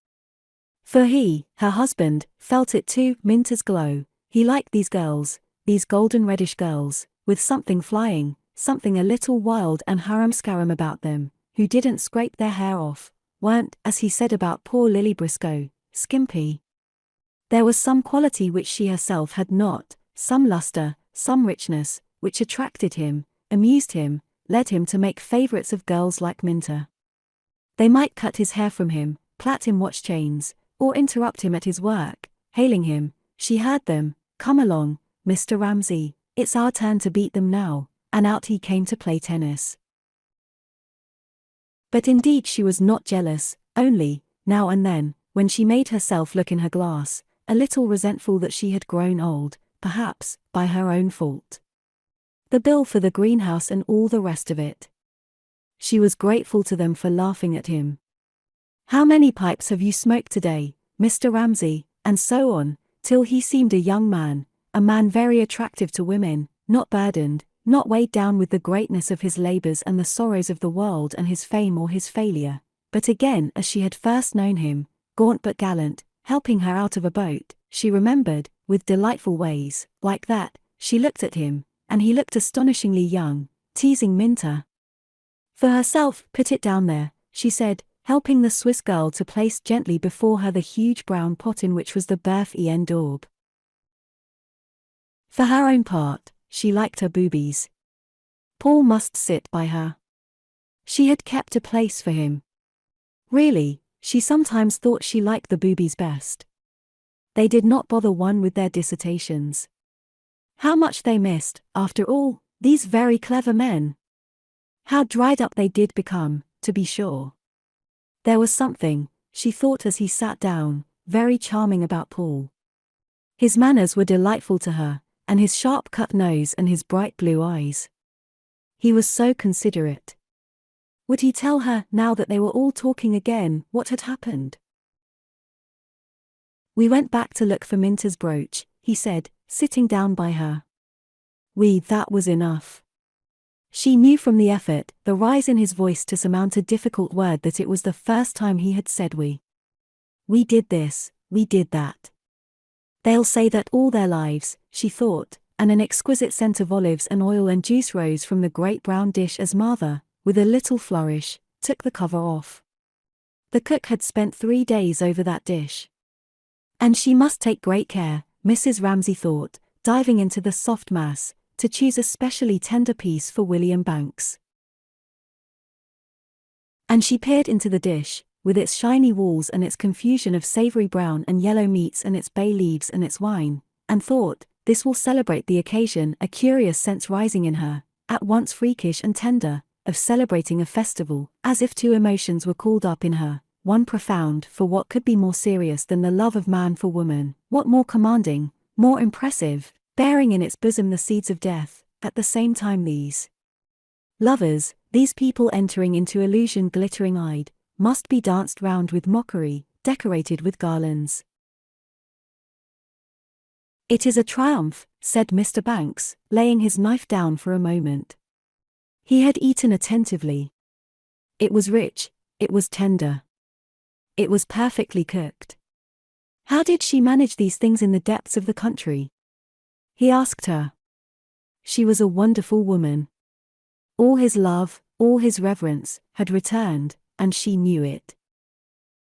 It is a French recipe of my grandmother's, said Mrs. Ramsay, speaking with a ring of great pleasure in her voice. Of course it was French. What passes for cookery in England is an abomination, they agreed. It is putting cabbages in water.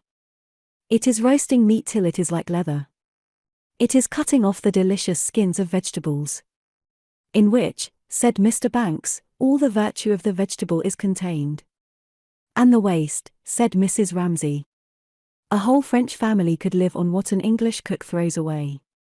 Spurred on by her sense that William's affection had come back to her, and that everything was all right again, and that her suspense was over, and that now she was free both to triumph and to mock, she laughed, she gesticulated, till Lily thought, how childlike, how absurd she was, sitting up there with all her beauty opened again in her, talking about the skins of vegetables. There was something frightening about her. She was irresistible. Always she got her own way in the end, Lily thought. Now she had brought this off, Paul and Minter, one might suppose, were engaged. Mr. Banks was dining here. She put a spell on them all, by wishing, so simply, so directly, and Lily contrasted that abundance with her own poverty of spirit, and supposed that it was partly that belief, for her face was all lit up, without looking young, she looked radiant, in this strange, this terrifying thing, which made Paul Rayleigh, sitting at her side, all of a tremor, yet abstract, absorbed, silent. Mrs. Ramsay, Lily felt, as she talked about the skins of vegetables, exalted that, worshipped that, held her hands over it to warm them, to protect it, and yet, having brought it all about, somehow laughed, led her victims, Lily felt, to the altar. It came over her too now, the emotion, the vibration, of love. How inconspicuous she felt herself by Paul's side. He, glowing, burning, she, aloof, satirical, he, bound for adventure, she, moored to the shore, he, launched, incautious, she solitary, left out and, ready to implore a share, if it were a disaster, in his disaster, she said shyly. When did Minter lose her brooch? He smiled the most exquisite smile, veiled by memory, tinged by dreams. He shook his head.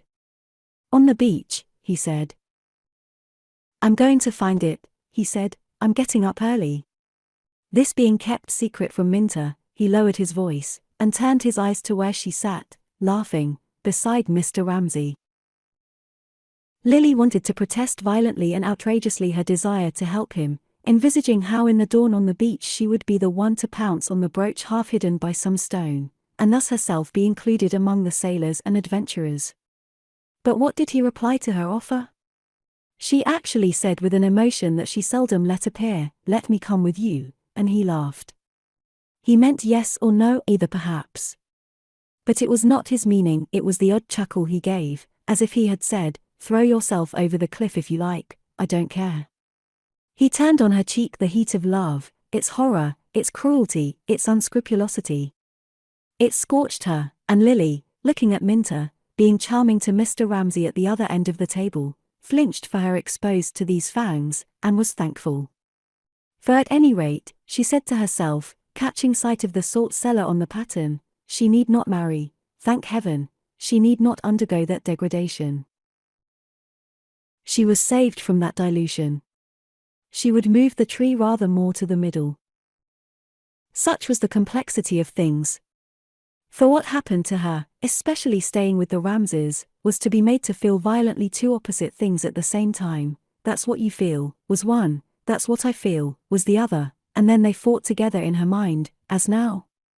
It is so beautiful, so exciting, this love, that I tremble on the verge of it, and offer, quite out of my own habit, to look for a brooch on a beach. Also it is the stupidest, the most barbaric of human passions, and turns a nice young man with a profile like a gem's, Paul's was exquisite, into a bully with a crowbar. He was swaggering, he was insolent, in the Mile End Road.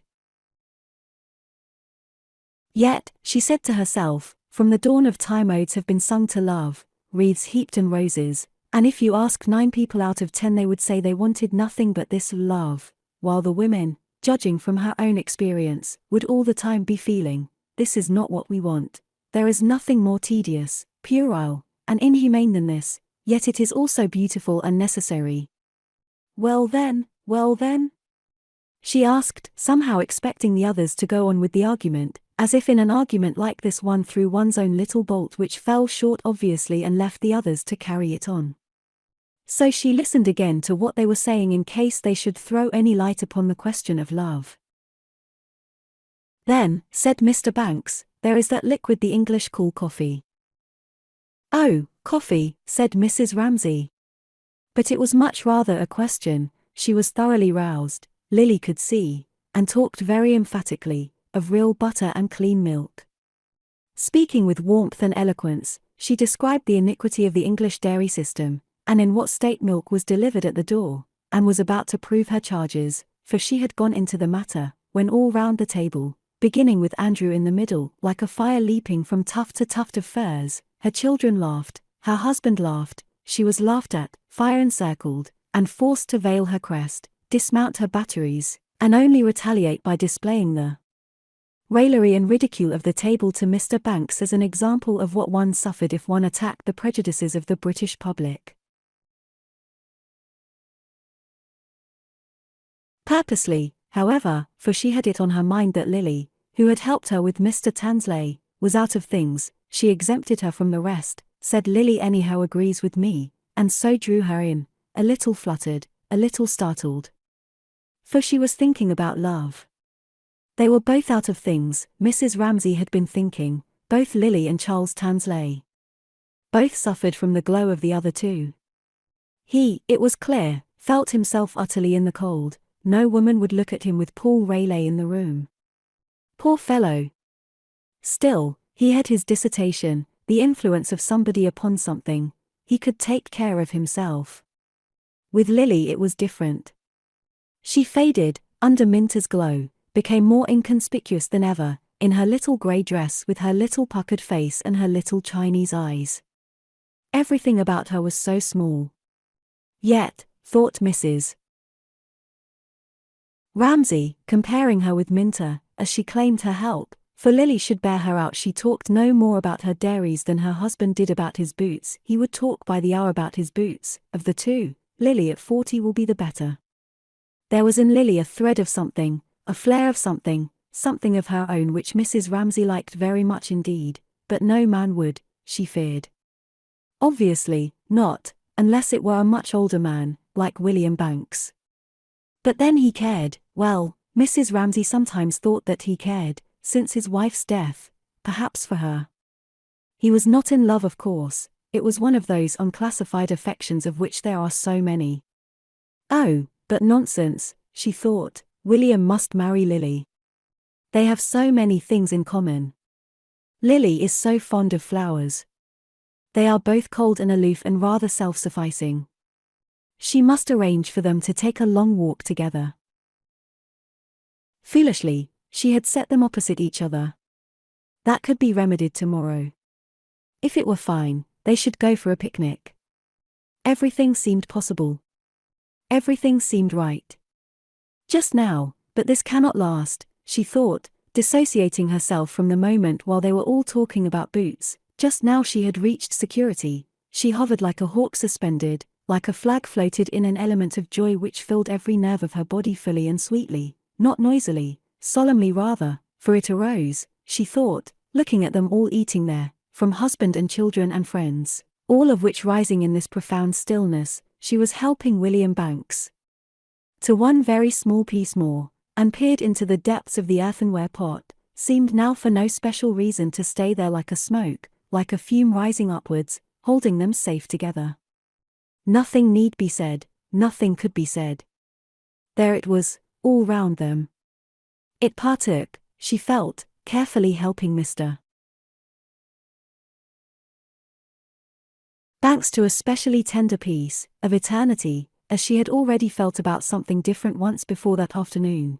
There is a coherence in things, a stability, something, she meant, is immune from change, and shines out. She glanced at the window with its ripple of reflected lights, in the face of the flowing, the fleeting, the spectral, like a ruby, so that again tonight she had the feeling she had had once today, already, of peace, of rest. Of such moments, she thought, the thing is made that endures. Yes, she assured William Banks, there is plenty for everybody. Andrew, she said, hold your plate lower, or I shall spill it. The birth en daube was a perfect triumph. Here, she felt, putting the spoon down, where one could move or rest, could wait now, they were all helped, listening, could then, like a hawk which lapses suddenly from its high station, flaunt and sink on laughter easily, resting her whole weight upon what at the other end of the table her husband was saying about the square root of 1253. That was the number, it seemed, on his watch. What did it all mean? To this day she had no notion. A square root. What was that? Her sons knew. She leant on them, on cubes and square roots, that was what they were talking about now, on Voltaire and Madame de Staël, on the character of Napoleon, on the French system of land tenure, on Lord Rosebery, on Creevy's memoirs. She let it uphold her and sustain her, this admirable fabric of the masculine intelligence, which ran up and down, crossed this way and that, like iron girders spanning the swaying fabric, upholding the world, so that she could trust herself to it utterly, even shut her eyes, or flicker them for a moment, as a child staring up from its pillow winks at the myriad layers of the leaves of a tree. Then she woke up. It was still being fabricated. William Banks was praising the Waverley novels. He read one of them every 6 months, he said. And why should that make Charles Tansley angry? He rushed in, thought Mrs. Ramsay, because Prue will not be nice to him, and denounced the Waverley novels when he knew nothing about it whatsoever, Mrs. Ramsay thought, observing him rather than listening to what he said. She could see how it was from his manner, he wanted to assert himself, and so it would always be with him till he got his professorship or married his wife, and so need not be always saying, I. For that was what his criticism of poor Sir Walter, or perhaps it was Jane Austen, amounted to. I. He was thinking of himself and the impression he was making, as she could tell by the sound of his voice, and his emphasis and his uneasiness. Success would be good for him. At any rate they were off again. Now she need not listen. It could not last, she knew, but at the moment her eyes were so clear that they seemed to go round the table unveiling each of these people, and their thoughts and their feelings, without effort, like a light stealing under water so that its ripples and the reeds in it and the minnows balancing themselves, and the sudden silent trout are all lit up hanging, trembling. So she saw them, she heard them, but whatever they said had also this quality, as if what they said was like the movement of a trout when, at the same time, one can see the ripple and the gravel, something to the right, something to the left, and the whole is held together, for whereas in active life she would be netting and separating one thing from another, she would be saying she liked the Waverley novels or had not read them, she would be urging herself forward. Now she said nothing. For the moment, she hung suspended. "Ah, but how long do you think it'll last?" said somebody. It was as if she had antennae trembling out from her, which, intercepting certain sentences, forced them upon her attention. This was one of them. She scented danger for her husband. A question like that would lead, almost certainly, to something being said which reminded him of his own failure. How long would he be read, he would think at once. William Banks, who was entirely free from all such vanity, laughed, and said he attached no importance to changes in fashion. Who could tell what was going to last in literature or indeed in anything else? "Let us enjoy what we do enjoy," he said. His integrity seemed to Mrs. Ramsay quite admirable. He never seemed for a moment to think, "But how does this affect me?" But then if you had the other temperament, which must have praise, which must have encouragement, naturally you began, and she knew that Mr. Ramsay was beginning, to be uneasy, to want somebody to say, "Oh, but your work will last, Mr. Ramsay," or something like that. He showed his uneasiness quite clearly now by saying, with some irritation, that, anyhow, Scott, or was it Shakespeare, would last him his lifetime. He said it irritably. Everybody, she thought, felt a little uncomfortable, without knowing why. Then Minta Doyle, whose instinct was fine, said bluffly, absurdly, that she did not believe that anyone really enjoyed reading Shakespeare. Mr. Ramsay said grimly, but his mind was turned away again, that very few people liked it as much as they said they did. But, he added, there is considerable merit in some of the plays nevertheless, and Mrs. Ramsay saw that it would be all right for the moment anyhow. He would laugh at Minta, and she, Mrs. Ramsay saw, realizing his extreme anxiety about himself, would, in her own way, see that he was taken care of, and praise him, somehow or other. But she wished it was not necessary, perhaps it was her fault that it was necessary. Anyhow, she was free now to listen to what Paul Rayleigh was trying to say about books one had read as a boy. They lasted, he said. He had read some of Tolstoy at school. There was one he always remembered, but he had forgotten the name. Russian names were impossible, said Mrs. Ramsay. Vronsky, said Paul. He remembered that because he always thought it such a good name for a villain. Vronsky, said Mrs. Ramsay, oh, Anna Karenina, but that did not take them very far, books were not in their line. No, Charles Tansley would put them both right in a second about books, but it was all so mixed up with, am I saying the right thing? Am I making a good impression?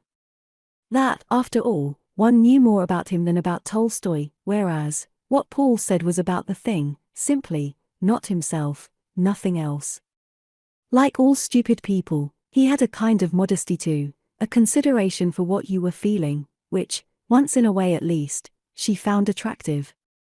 Now he was thinking, not about himself, or about Tolstoy, but whether she was cold, whether she felt a draught, whether she would like a pear. No, she said, she did not want a pear. Indeed, she had been keeping guard over the dish of fruit, without realizing it, jealously, hoping that nobody would touch it.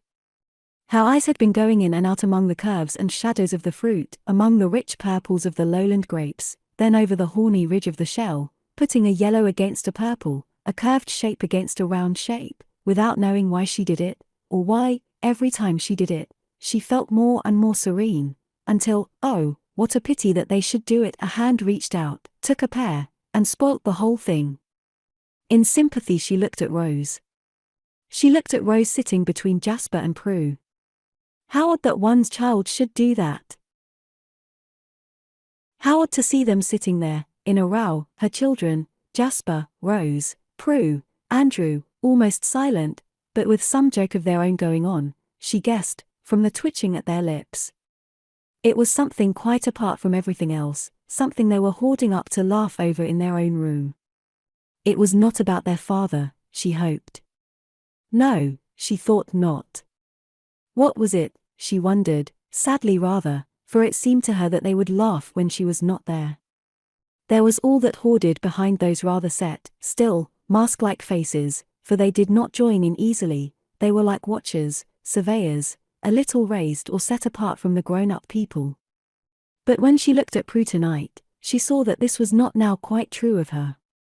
She was just beginning, just moving, just descending.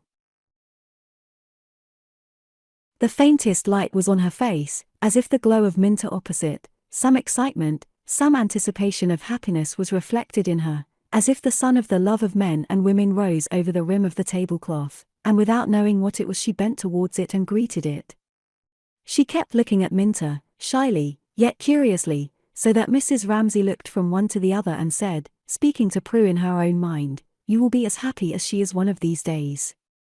You will be much happier," she added, "because you are my daughter." She meant, her own daughter must be happier than other people's daughters. But dinner was over. It was time to go. They were only playing with things on their plates. She would wait until they had done laughing at some story her husband was telling. He was having a joke with Minter about a bet. Then she would get up. She liked Charles Tansley, she thought, suddenly, she liked his laugh. She liked him for being so angry with Paul and Minter. She liked his awkwardness. There was a lot in that young man after all. And Lily, she thought, putting her napkin beside her plate, she always has some joke of her own. One need never bother about Lily. She waited. She tucked her napkin under the edge of her plate. Well, were they done now? No. That story had led to another story. Her husband was in great spirits tonight, and wishing, she supposed, to make it all right with old Augustus after that scene about the soup, had drawn him in. They were telling stories about someone they had both known at college. She looked at the window in which the candle flames burnt brighter now that the panes were black, and looking at that outside the voices came to her very strangely, as if they were voices at a service in a cathedral, for she did not listen to the words. The sudden bursts of laughter and then one voice, Minter's, speaking alone, reminded her of men and boys crying out the Latin words of a service in some Roman Catholic cathedral. She waited. Her husband spoke. He was repeating something, and she knew it was poetry from the rhythm and the ring of exultation and melancholy in his voice.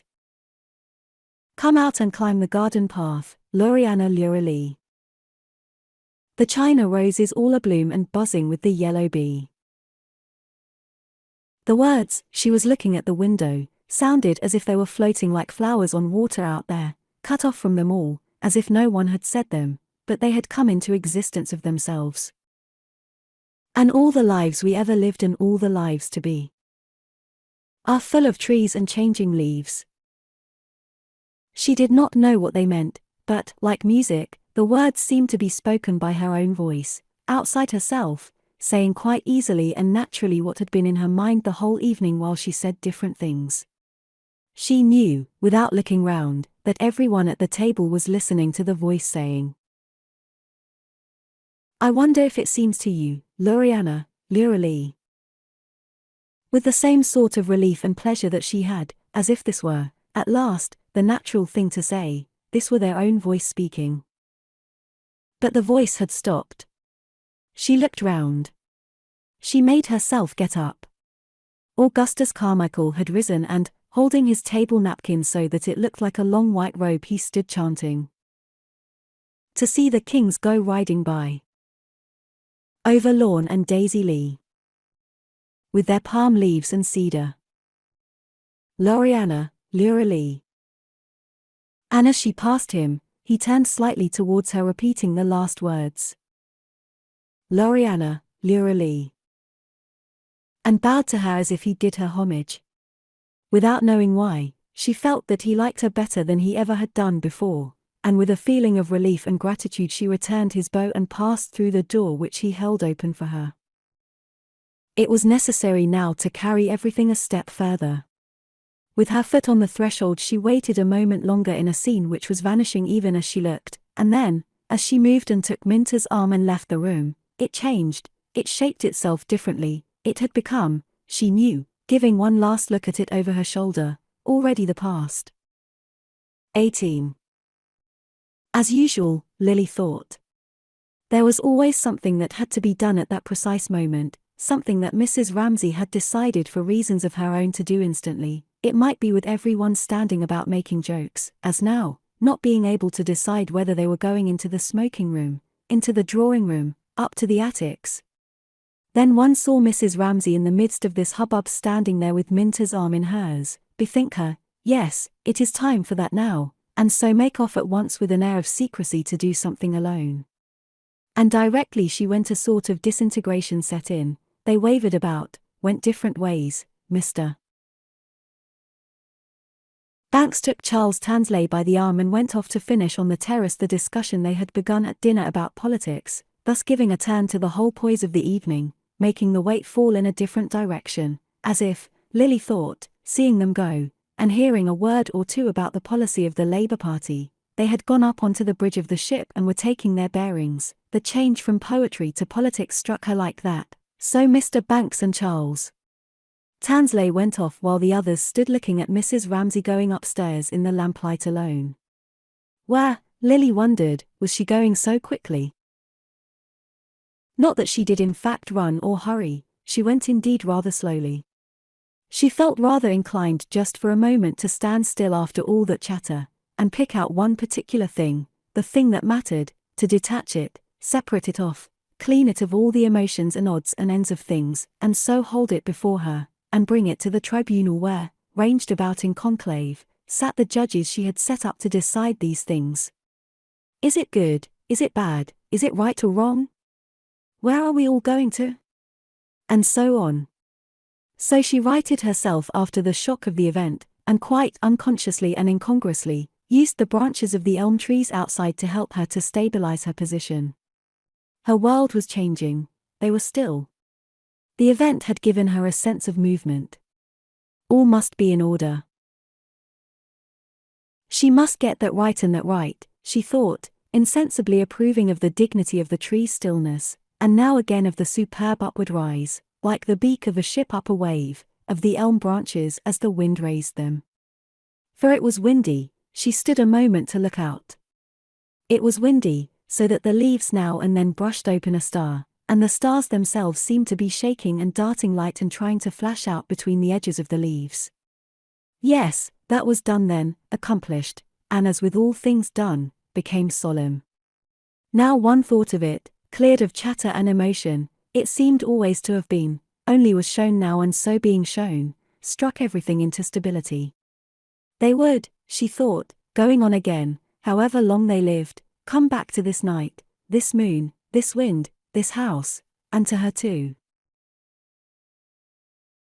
It flattered her, where she was most susceptible of flattery, to think how, wound about in their hearts, however long they lived she would be woven, and this, and this, and this, she thought, going upstairs, laughing, but affectionately, at the sofa on the landing, her mother's, at the rocking chair, her father's, at the map of the Hebrides.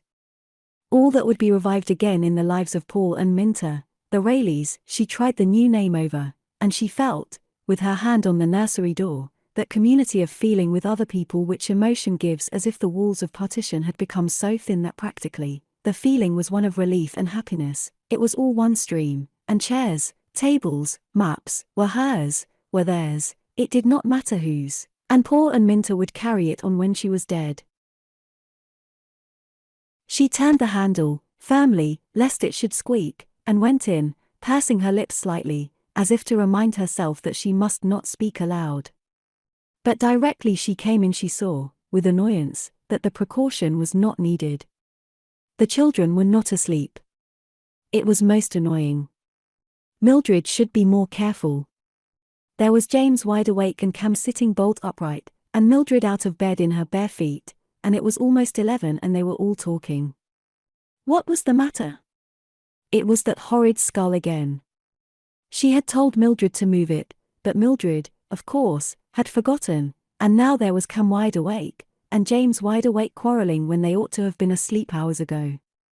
What had possessed Edward to send them this horrid skull? She had been so foolish as to let them nail it up there. It was nailed fast, Mildred said, and Cam couldn't go to sleep with it in the room, and James screamed if she touched it. Then Cam must go to sleep, it had great horns, said Cam, must go to sleep and dream of lovely palaces," said Mrs. Ramsay, sitting down on the bed by her side. She could see the horns, Cam said, all over the room. It was true. Wherever they put the light, and James could not sleep without a light, there was always a shadow somewhere.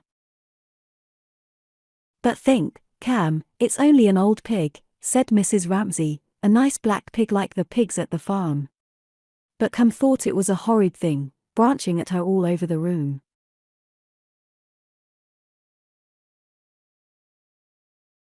"Well then," said Mrs. Ramsay, "we will cover it up," and they all watched her go to the chest of drawers, and open the little drawers quickly one after another, and not seeing anything that would do, she quickly took her own shawl off and wound it round the skull, round and round and round, and then she came back to Cam and laid her head almost flat on the pillow beside Cam's and said how lovely it looked now, how the fairies would love it. It was like a bird's nest, it was like a beautiful mountain such as she had seen abroad, with valleys and flowers and bells ringing and birds singing and little goats and antelopes, and she could see the words echoing as she spoke them rhythmically in Cam's mind, and Cam was repeating after her how it was like a mountain, a bird's nest, a garden, and there were little antelopes, and her eyes were opening and shutting, and Mrs.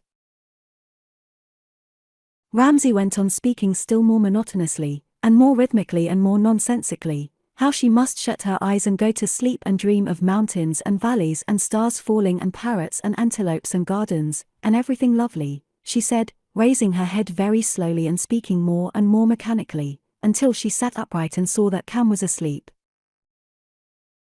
"Now," she whispered, crossing over to his bed, "James must go to sleep too, for see," she said, the boar's skull was still there, they had not touched it, they had done just what he wanted, it was there quite unhurt. He made sure that the skull was still there under the shawl. But he wanted to ask her something more. Would they go to the lighthouse tomorrow? "No, not tomorrow," she said, "but soon," she promised him, the next fine day. He was very good. He lay down. She covered him up. But he would never forget, she knew, and she felt angry with Charles Tansley, with her husband, and with herself, for she had raised his hopes. Then feeling for her shawl and remembering that she had wrapped it round the boar's skull, she got up, and pulled the window down another inch or two, and heard the wind, and got a breath of the perfectly indifferent chill night air and murmured good night to Mildred and left the room and let the tongue of the door slowly lengthen in the lock and went out. She hoped he would not bang his books on the floor above their heads, she thought, still thinking how annoying Charles Tansley was. For neither of them slept well, they were excitable children, and since he said things like that about the lighthouse, it seemed to her likely that he would knock a pile of books over, just as they were going to sleep, clumsily sweeping them off the table with his elbow. For she supposed that he had gone upstairs to work. Yet he looked so desolate, yet she would feel relieved when he went, yet she would see that he was better treated tomorrow, yet he was admirable with her husband, yet his manners certainly wanted improving, yet she liked his laugh. Thinking this, as she came downstairs, she noticed that she could now see the moon itself through the staircase window, the yellow harvest moon, and turned, and they saw her, standing above them on the stairs.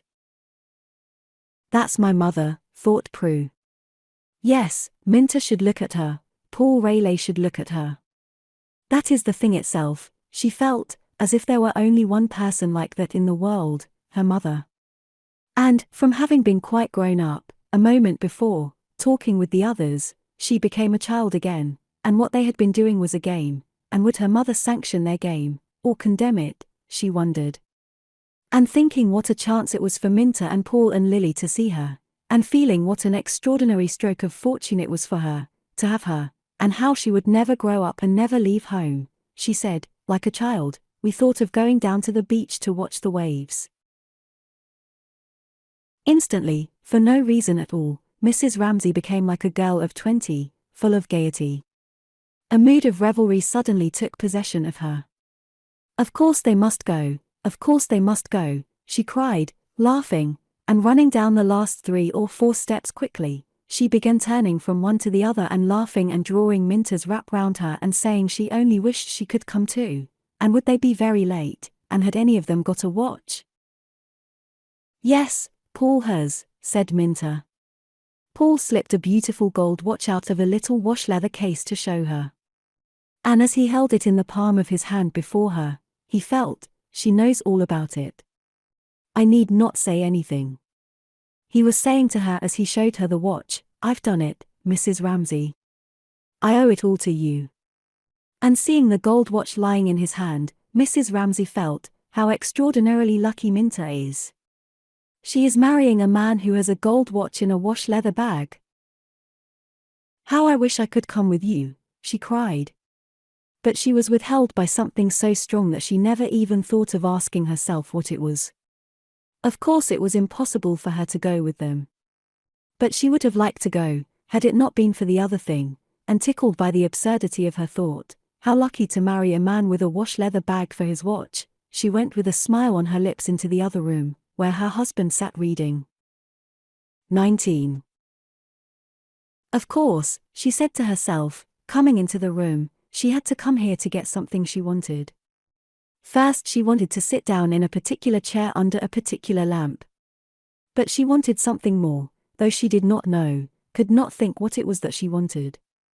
She looked at her husband, taking up her stocking and beginning to knit, and saw that he did not want to be interrupted, that was clear. He was reading something that moved him very much. He was half smiling and then she knew he was controlling his emotion. He was tossing the pages over. He was acting it, perhaps he was thinking himself the person in the book. She wondered what book it was. Oh, it was one of old Sir Walter's she saw, adjusting the shade of her lamp so that the light fell on her knitting. For Charles Tansley had been saying, she looked up as if she expected to hear the crash of books on the floor above, had been saying that people don't read Scott anymore. Then her husband thought, that's what they'll say of me, so he went and got one of those books. And if he came to the conclusion that's true what Charles Tansley said, he would accept it about Scott. She could see that he was weighing, considering, putting this with that as he read. But not about himself. He was always uneasy about himself.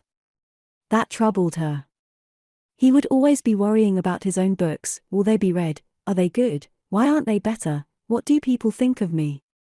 Not liking to think of him so, and wondering if they had guessed at dinner why he suddenly became irritable when they talked about fame and books lasting, wondering if the children were laughing at that. She twitched the stockings out, and all the fine gravings came drawn with steel instruments about her lips and forehead, and she grew still like a tree which has been tossing and quivering and now, when the breeze falls, settles, leaf by leaf, into quiet. It didn't matter, any of it, she thought.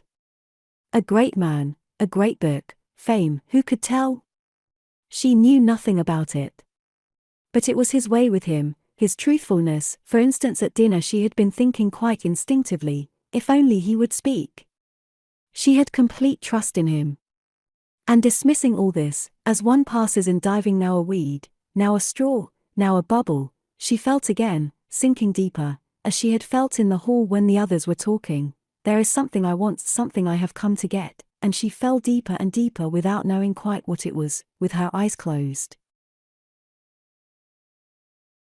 And she waited a little, knitting, wondering, and slowly rose those words they had said at dinner, the China rose is all abloom and buzzing with the honey bee, began washing from side to side of her mind rhythmically, and as they washed, words, like little shaded lights, one red, one blue, one yellow, lit up in the dark of her mind, and seemed leaving their perches up there to fly across and across, or to cry out and to be echoed, so she turned and felt on the table beside her for a book.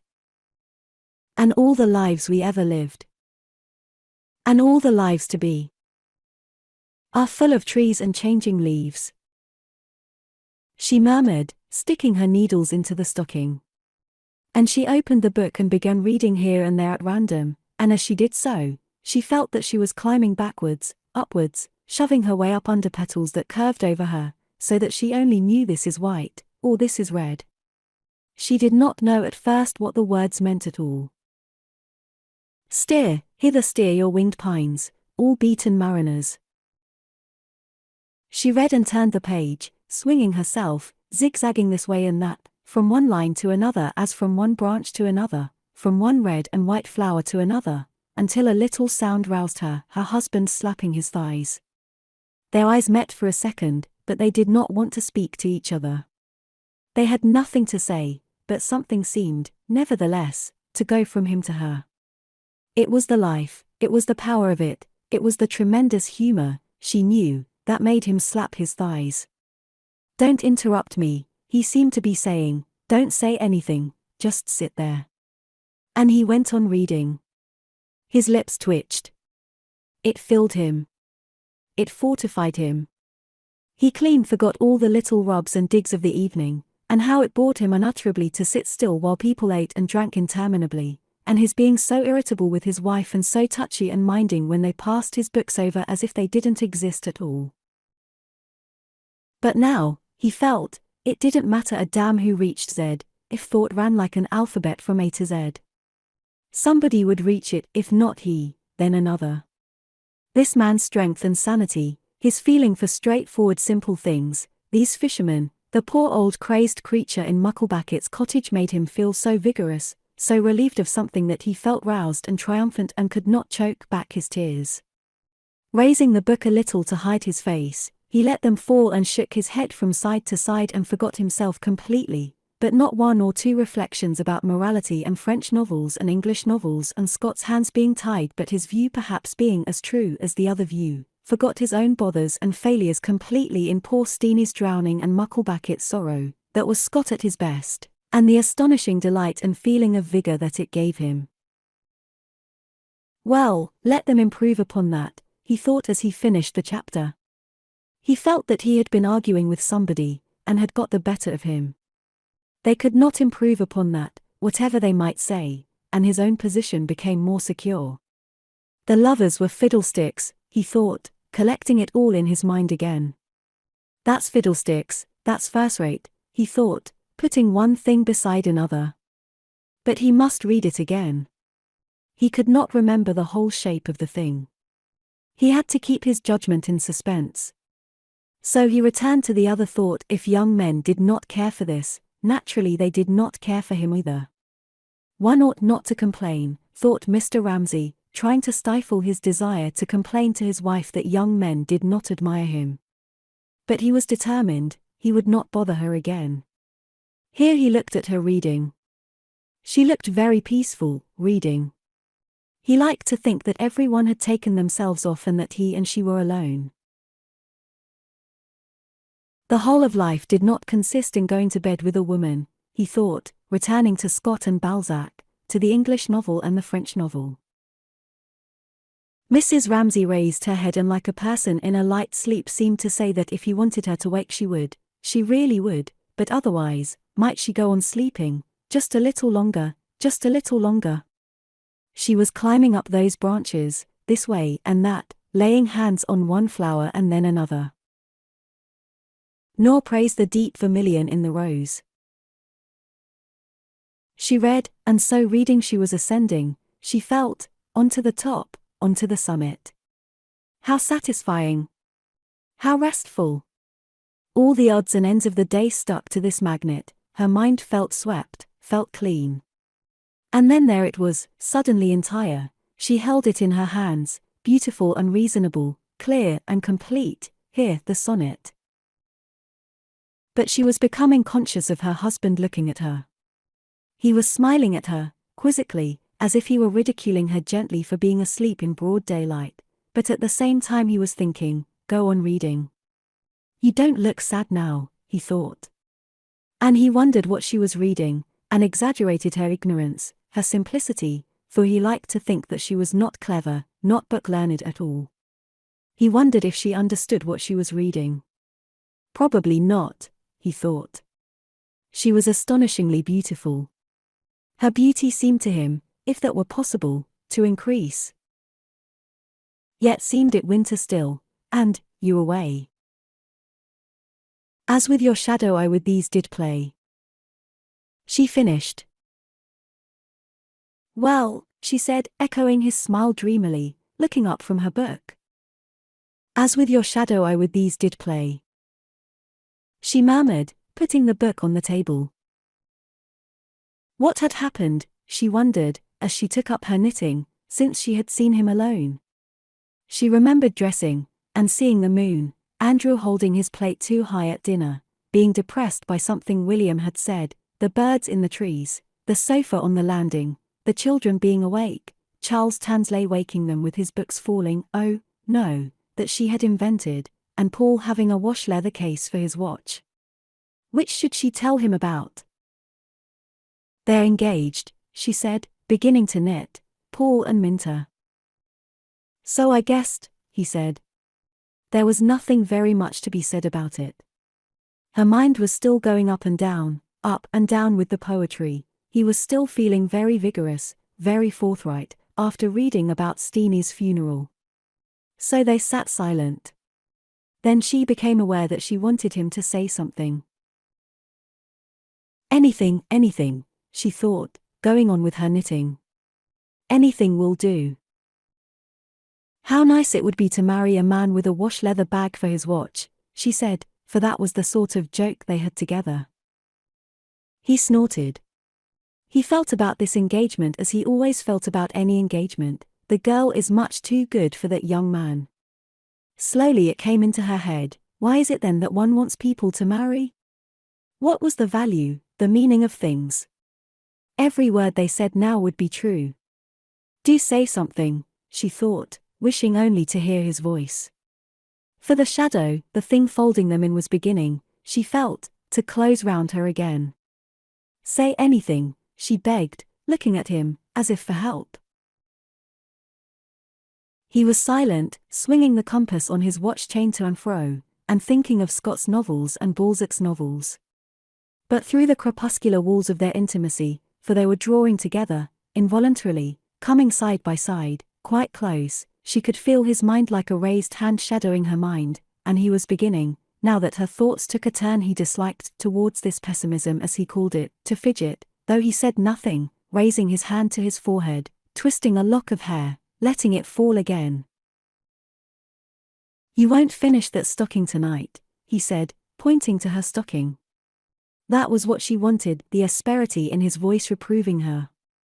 If he says it's wrong to be pessimistic, probably it is wrong, she thought, the marriage will turn out all right. No, she said, flattening the stocking out upon her knee, I shan't finish it. And what then? For she felt that he was still looking at her, but that his look had changed. He wanted something, wanted the thing she always found it so difficult to give him, wanted her to tell him that she loved him. And that, no, she could not do. He found talking so much easier than she did. He could say things she never could. So naturally it was always he that said the things, and then for some reason he would mind this suddenly, and would reproach her. A heartless woman he called her, she never told him that she loved him.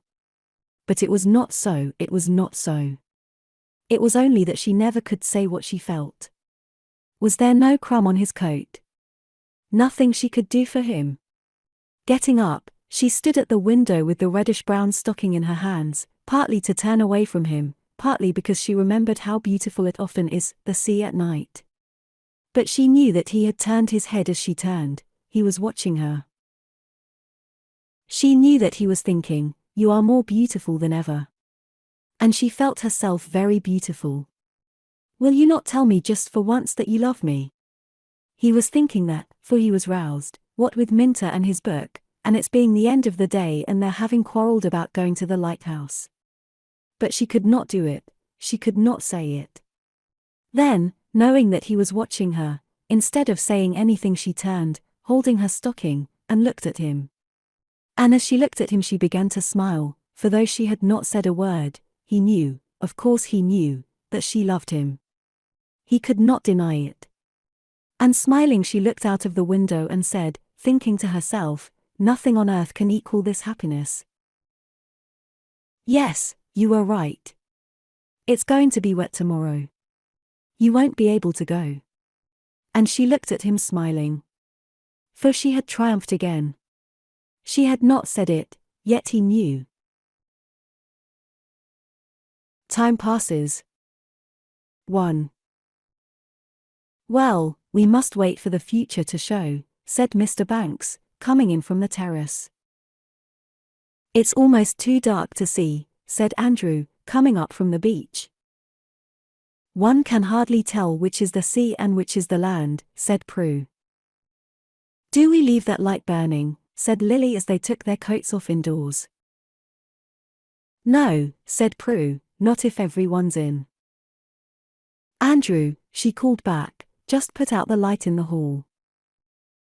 One by one the lamps were all extinguished, except that Mr. Carmichael, who liked to lie awake a little reading Virgil, kept his candle burning rather longer than the rest. 2. So with the lamps all put out, the moon sunk, and a thin rain drumming on the roof, a downpouring of immense darkness began.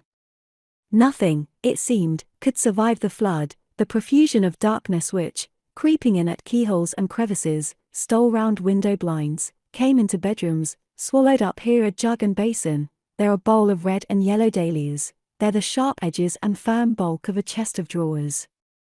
Not only was furniture confounded, there was scarcely anything left of body or mind by which one could say, this is he or this is she. Sometimes a hand was raised as if to clutch something or ward off something, or somebody groaned, or somebody laughed aloud as if sharing a joke with nothingness. Nothing stirred in the drawing-room or in the dining-room or on the staircase. Only through the rusty hinges and swollen sea-moistened woodwork certain airs, detached from the body of the wind, the house was ramshackle after all, crept round corners and ventured indoors. Almost one might imagine them, as they entered the drawing-room, questioning and wondering, toying with the flap of hanging wallpaper, asking, would it hang much longer, when would it fall? Then smoothly brushing the walls, they passed on musingly as if asking the red and yellow roses on the wallpaper whether they would fade, and questioning, gently, for there was time at their disposal, the torn letters in the waste-paper basket, the flowers, the books, all of which were now open to them, and asking, were they allies? Were they enemies? How long would they endure?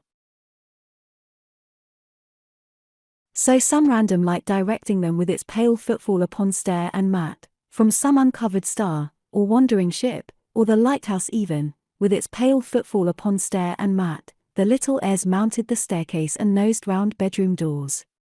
But here surely, they must cease. Whatever else may perish and disappear, what lies here is steadfast.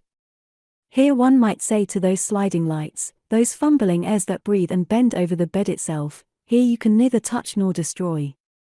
Upon which, wearily, ghostlily, as if they had feather-light fingers and the light persistency of feathers, they would look, once, on the shut eyes, and the loosely clasping fingers, and fold their garments wearily and disappear. And so, nosing, rubbing, they went to the window on the staircase, to the servants' bedrooms, to the boxes in the attics, descending, blanched the apples on the dining-room table, fumbled the petals of roses, tried the picture on the easel, brushed the mat and blew a little sand along the floor. At length, desisting, all ceased together, gathered together, all sighed together, all together gave off an aimless gust of lamentation, to which some door in the kitchen replied, swung wide, admitted nothing, and slammed to.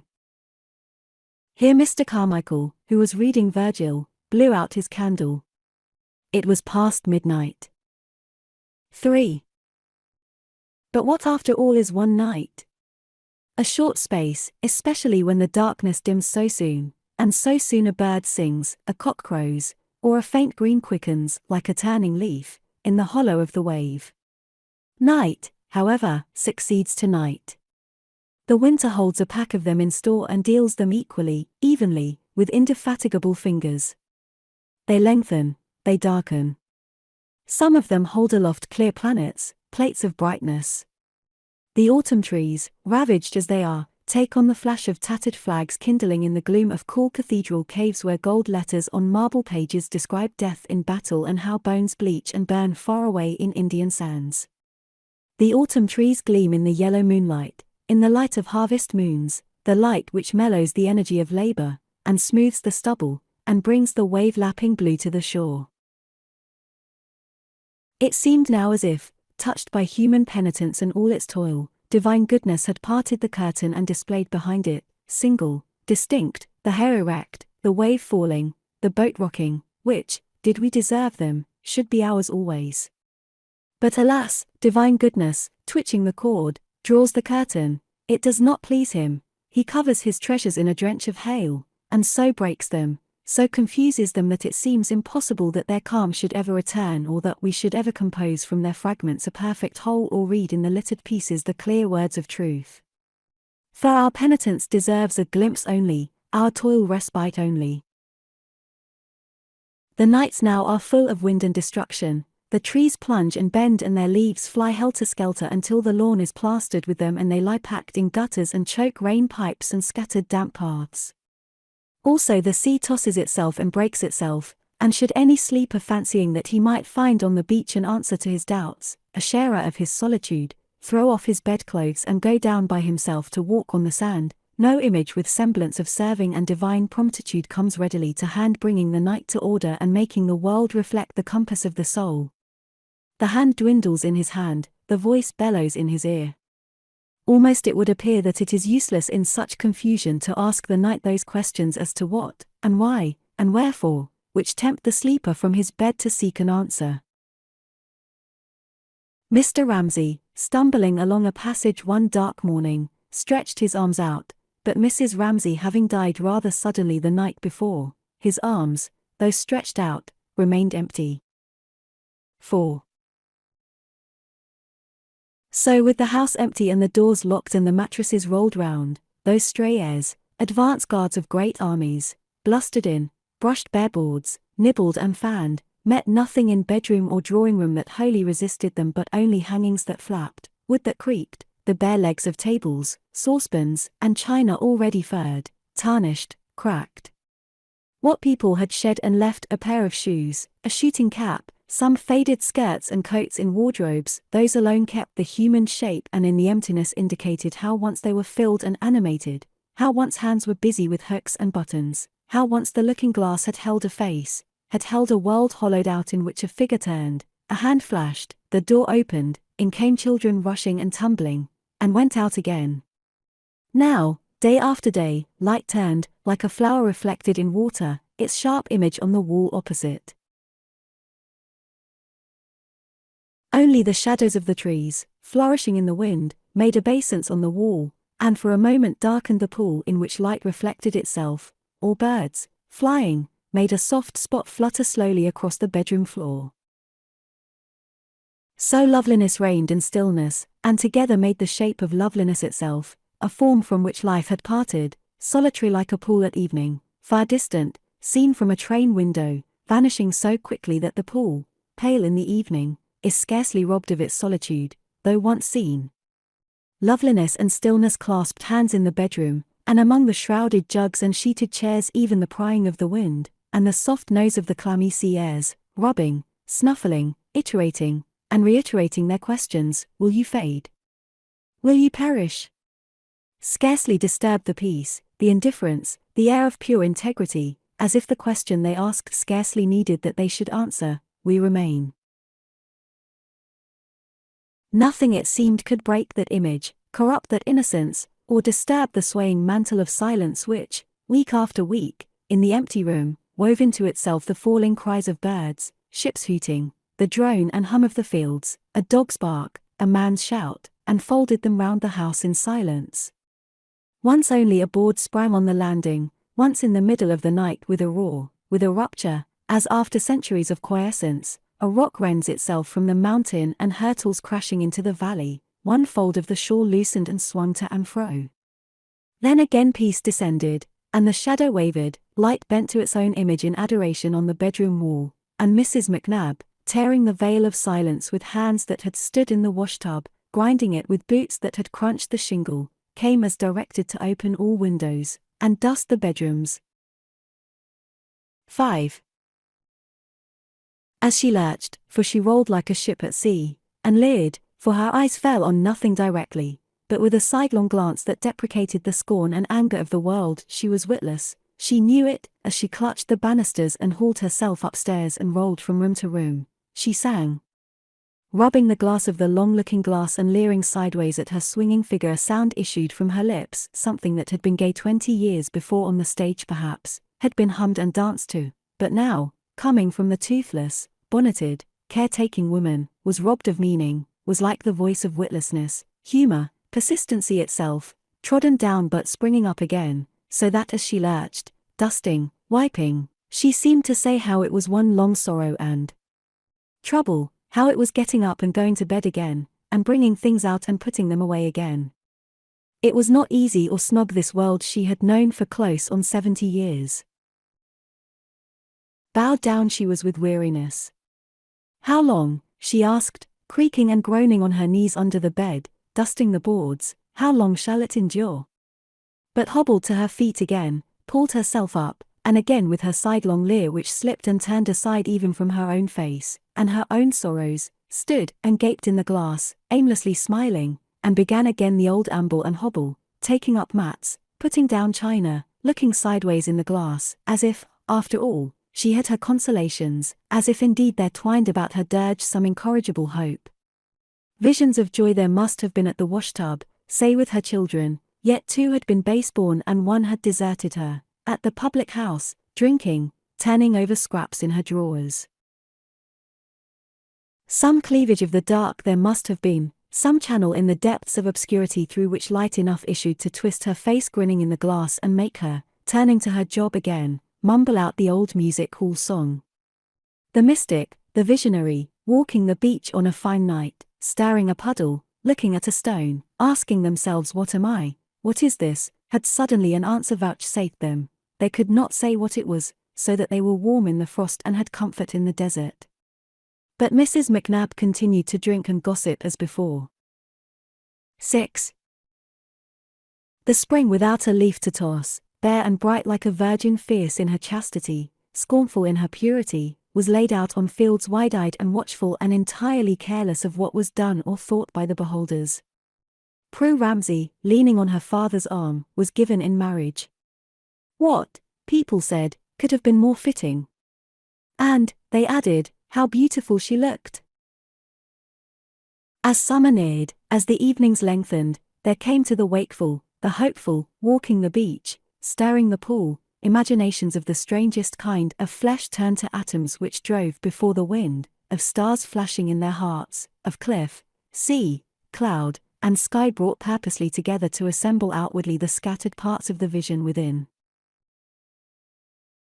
In those mirrors, the minds of men, in those pools of uneasy water, in which clouds forever turn and shadows form, dreams persisted, and it was impossible to resist the strange intimation which every gull, flower, tree, man and woman, and the white earth itself seemed to declare, but if questioned at once to withdraw, that good triumphs, happiness prevails, order rules, or to resist the extraordinary stimulus to range hither and thither in search of some absolute good, some crystal of intensity, remote from the known pleasures and familiar virtues, something alien to the processes of domestic life, single, hard, bright, like a diamond in the sand, which would render the possessor secure. Moreover, softened and acquiescent, the spring with her bees humming and gnats dancing through her cloak about her, veiled her eyes, averted her head, and among passing shadows and flights of small rain seemed to have taken upon her a knowledge of the sorrows of mankind. Prue Ramsay died that summer in some illness connected with childbirth, which was indeed a tragedy. People said, everything, they said, had promised so well. And now in the heat of summer the wind sent its spies about the house again. Flies wove a web in the sunny rooms, weeds that had grown close to the glass in the night tapped methodically at the window pane. When darkness fell, the stroke of the lighthouse, which had laid itself with such authority upon the carpet in the darkness, tracing its pattern, came now in the softer light of spring mixed with moonlight gliding gently as if it laid its caress and lingered stealthily and looked and came lovingly again. But in the very lull of this loving caress, as the long stroke leant upon the bed, the rock was rent asunder, another fold of the shawl loosened, there it hung, and swayed. Through the short summer nights and the long summer days, when the empty rooms seemed to murmur with the echoes of the fields and the hum of flies, the long streamer waved gently, swayed aimlessly, while the sun so striped and barred the rooms and filled them with yellow haze that Mrs. McNab, when she broke in and lurched about, dusting, sweeping, looked like a tropical fish oaring its way through sun-lanced waters. But slumber and sleep though it might, there came later in the summer ominous sounds like the measured blows of hammers dulled on felt, which, with their repeated shocks, still further loosened the shawl and cracked the teacups. Now and again some glass tinkled in the cupboard as if a giant voice had shrieked so loud in its agony that tumblers stood inside a cupboard vibrated too. Then again silence fell, and then, night after night, and sometimes in plain midday when the roses were bright and light turned on the wall its shape clearly, there seemed to drop into this silence, this indifference, this integrity, the thud of something falling. A shell exploded. 20 or 30 young men were blown up in France, among them Andrew Ramsay, whose death, mercifully, was instantaneous. At that season those who had gone down to pace the beach and ask of the sea and sky what message they reported or what vision they affirmed had to consider among the usual tokens of divine bounty, the sunset on the sea, the pallor of dawn, the moon rising, fishing boats against the moon, and children making mud pies or pelting each other with handfuls of grass, something out of harmony with this jocundity and this serenity. There was the silent apparition of an ashen-colored ship, for instance, come, gone. There was a purplish stain upon the bland surface of the sea as if something had boiled and bled, invisibly, beneath. This intrusion into a scene calculated to stir the most sublime reflections and lead to the most comfortable conclusions stayed their pacing.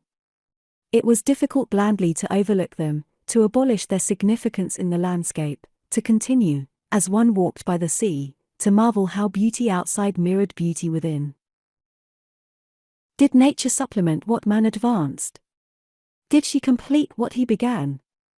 With equal complacence she saw his misery, his meanness, and his torture. That dream, of sharing, completing, of finding in solitude on the beach an answer, was then but a reflection in a mirror, and the mirror itself was but the surface glassiness which forms in quiescence when the nobler powers sleep beneath. Impatient, despairing yet loath to go, for beauty offers her lures, has her consolations, to pace the beach was impossible, contemplation was unendurable, the mirror was broken.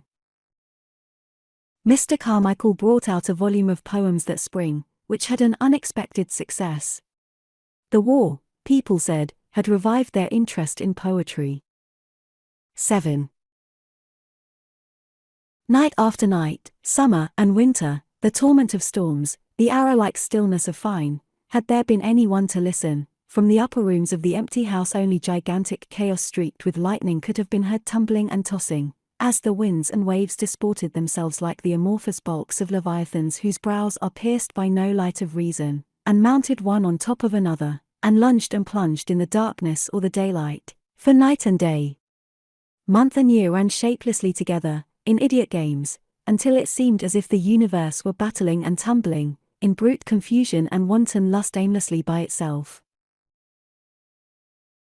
In spring the garden urns, casually filled with wind-blown plants, were gay as ever. Violets came and daffodils. But the stillness and the brightness of the day were as strange as the chaos and tumult of night, with the trees standing there, and the flowers standing there, looking before them, looking up, yet beholding nothing, eyeless, and so terrible. 8. Thinking no harm, for the family would not come, never again, some said, and the house would be sold at Michaelmas perhaps, Mrs. McNabb stooped and picked a bunch of flowers to take home with her. She laid them on the table while she dusted. She was fond of flowers. It was a pity to let them waste. Suppose the house were sold, she stood arms akimbo in front of the looking-glass, it would want seeing to, it would. There it had stood all these years without a soul in it. The books and things were mouldy, for, what with the war and help being hard to get, the house had not been cleaned as she could have wished. It was beyond one person's strength to get it straight now. She was too old. Her legs pained her. All those books needed to be laid out on the grass in the sun, there was plaster fallen in the hall, the rain pipe had blocked over the study window and let the water in, the carpet was ruined quite. But people should come themselves, they should have sent somebody down to see. For there were clothes in the cupboards, they had left clothes in all the bedrooms. What was she to do with them? They had the moth in them, Mrs. Ramsay's things. Poor lady! She would never want them again. She was dead, they said, years ago, in London. There was the old grey cloak she wore gardening. Mrs. McNab fingered it. She could see her, as she came up the drive with the washing, stooping over her flowers. The garden was a pitiful sight now, all run to riot, and rabbits scuttling at you out of the beds. She could see her with one of the children by her in that grey cloak. There were boots and shoes, and a brush and comb left on the dressing table, for all the world as if she expected to come back tomorrow. She had died very sudden at the end, they said. And once they had been coming, but had put off coming, what with the war, and travel being so difficult these days, they had never come all these years, just sent her money, but never wrote, never came, and expected to find things as they had left them. Ah, dear! Why, the dressing table drawers were full of things. She pulled them open, handkerchiefs, bits of ribbon. Yes, she could see Mrs. Ramsay as she came up the drive with the washing. "Good evening, Mrs. McNab," she would say. She had a pleasant way with her. The girls all liked her. But, dear, many things had changed since then. She shut the drawer. Many families had lost their dearest. So she was dead, and Mr. Andrew killed, and Miss Prue dead too, they said, with her first baby, but everyone had lost someone these years. Prices had gone up shamefully, and didn't come down again neither. She could well remember her in her grey cloak. "Good evening, Mrs. McNab," she said, and told cook to keep a plate of milk soup for her. Quite thought she wanted it, carrying that heavy basket all the way up from town. She could see her now, stooping over her flowers, and faint and flickering, like a yellow beam or the circle at the end of a telescope. A lady in a grey cloak, stooping over her flowers, went wandering over the bedroom wall, up the dressing table, across the washstand, as Mrs. McNab hobbled and ambled, dusting, straightening. And cook's name now?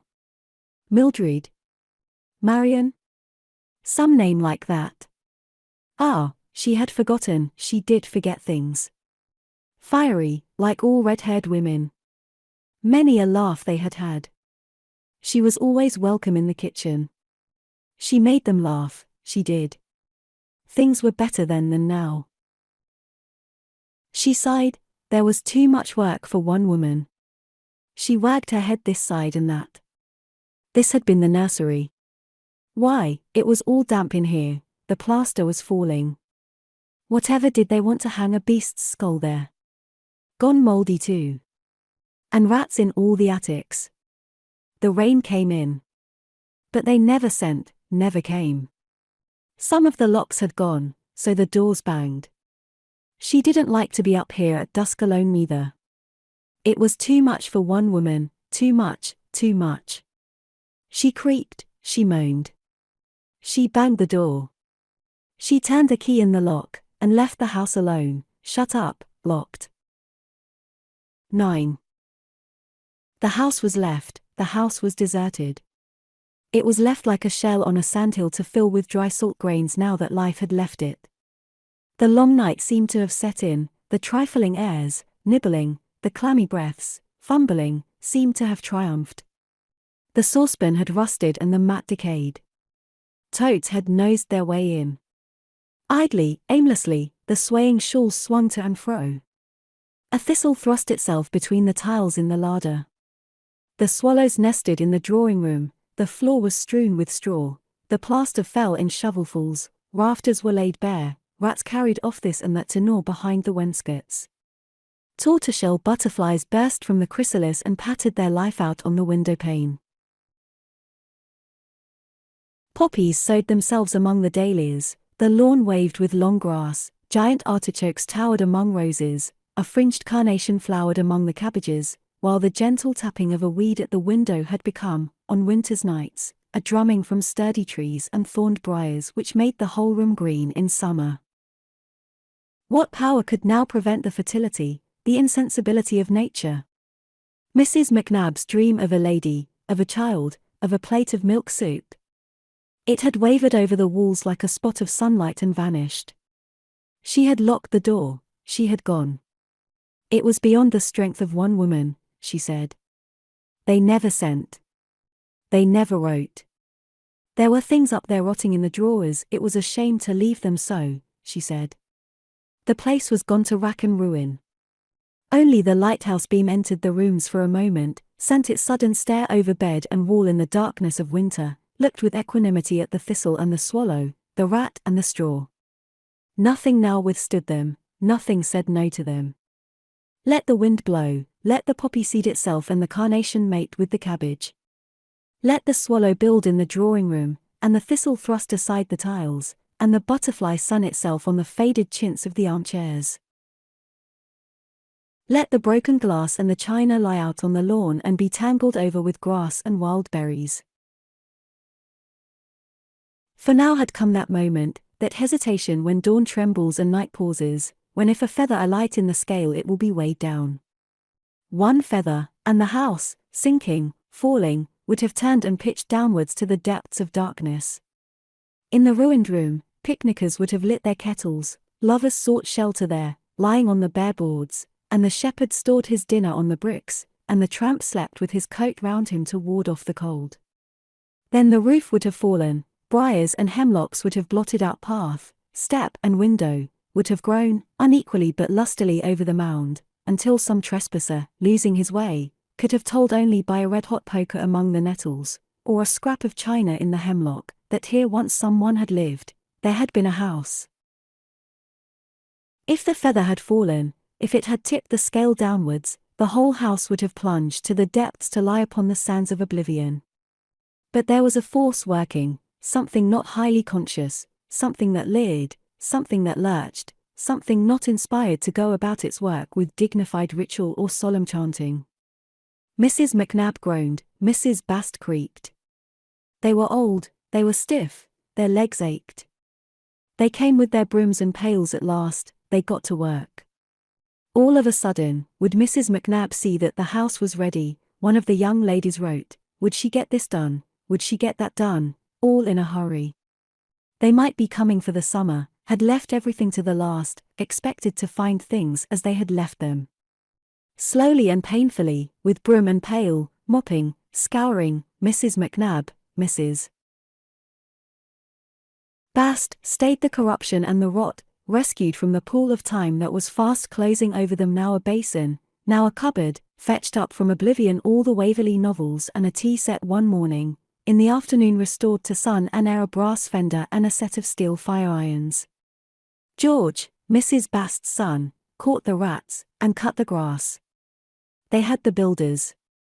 Attended with the creaking of hinges and the screeching of bolts, the slamming and banging of damp-swollen woodwork, some rusty laborious birth seemed to be taking place, as the women, stooping, rising, groaning, singing, slapped and slammed, upstairs now down in the cellars. Oh, they said, the work. They drank their tea in the bedroom sometimes, or in the study, breaking off work at midday with the smudge on their faces, and their old hands clasped and cramped with the broom handles. Flopped on chairs, they contemplated now the magnificent conquest over taps and bath, now the more arduous, more partial triumph over long rows of books, black as ravens once, now white-stained, breeding pale mushrooms and secreting furtive spiders. Once more, as she felt the tea warm in her, the telescope fitted itself to Mrs. McNab's eyes, and in a ring of light she saw the old gentleman, lean as a rake, wagging his head, as she came up with the washing, talking to himself, she supposed, on the lawn. He never noticed her. Some said he was dead, some said she was dead. Which was it? Mrs. Bast didn't know for certain either. The young gentleman was dead. That she was sure. She had read his name in the papers. There was the cook now, Mildred, Marion, some such name as that, a red-headed woman, quick-tempered like all her sort, but kind, too, if you knew the way with her. Many a laugh they had had together. She saved a plate of soup for Maggie, a bite of ham, sometimes, whatever was over. They lived well in those days. They had everything they wanted, glibly, jovially, with the tea hot in her. She unwound her ball of memories, sitting in the wicker armchair by the nursery fender. There was always plenty doing, people in the house, 20 staying sometimes, and washing up till long past midnight. Mrs. Bast, she had never known them, had lived in Glasgow at that time, wondered, putting her cup down, whatever they hung that beast's skull there for. Shot in foreign parts, no doubt. It might well be, said Mrs. McNab, wantoning on with her memories. They had friends in eastern countries, gentlemen staying there, ladies in evening dress. She had seen them once through the dining room door, all sitting at dinner. 20, she dared say, all in their jewellery, and she asked to stay help wash up, might be till after midnight. Ah, said Mrs. Bast, they'd find it changed. She leant out of the window. She watched her son George scything the grass. They might well ask, what had been done to it? Seeing how old Kennedy was supposed to have charge of it, and then his leg got so bad after he fell from the cart, and perhaps then no one for a year, or the better part of one, and then Davy MacDonald, and seeds might be sent, but who should say if they were ever planted? They'd find it changed. She watched her son scything. He was a great one for work, one of those quiet ones. Well, they must be getting along with the cupboards, she supposed. They hauled themselves up. At last, after days of labour within, of cutting and digging without, dusters were flicked from the windows were shut to, keys were turned all over the house, the front door was banged, it was finished.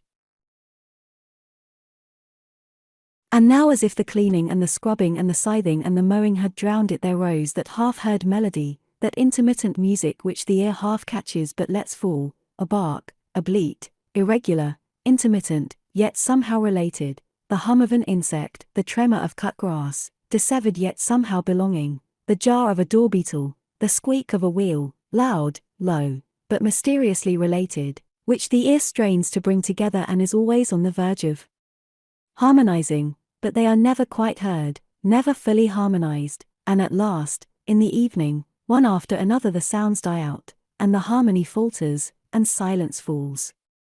With the sunset sharpness was lost, and like mist rising, quiet rose, quiet spread, the wind settled, loosely the world shook itself down to sleep, darkly here without a light to it, save what came green suffused through leaves, or pale on the white flowers in the bed by the window.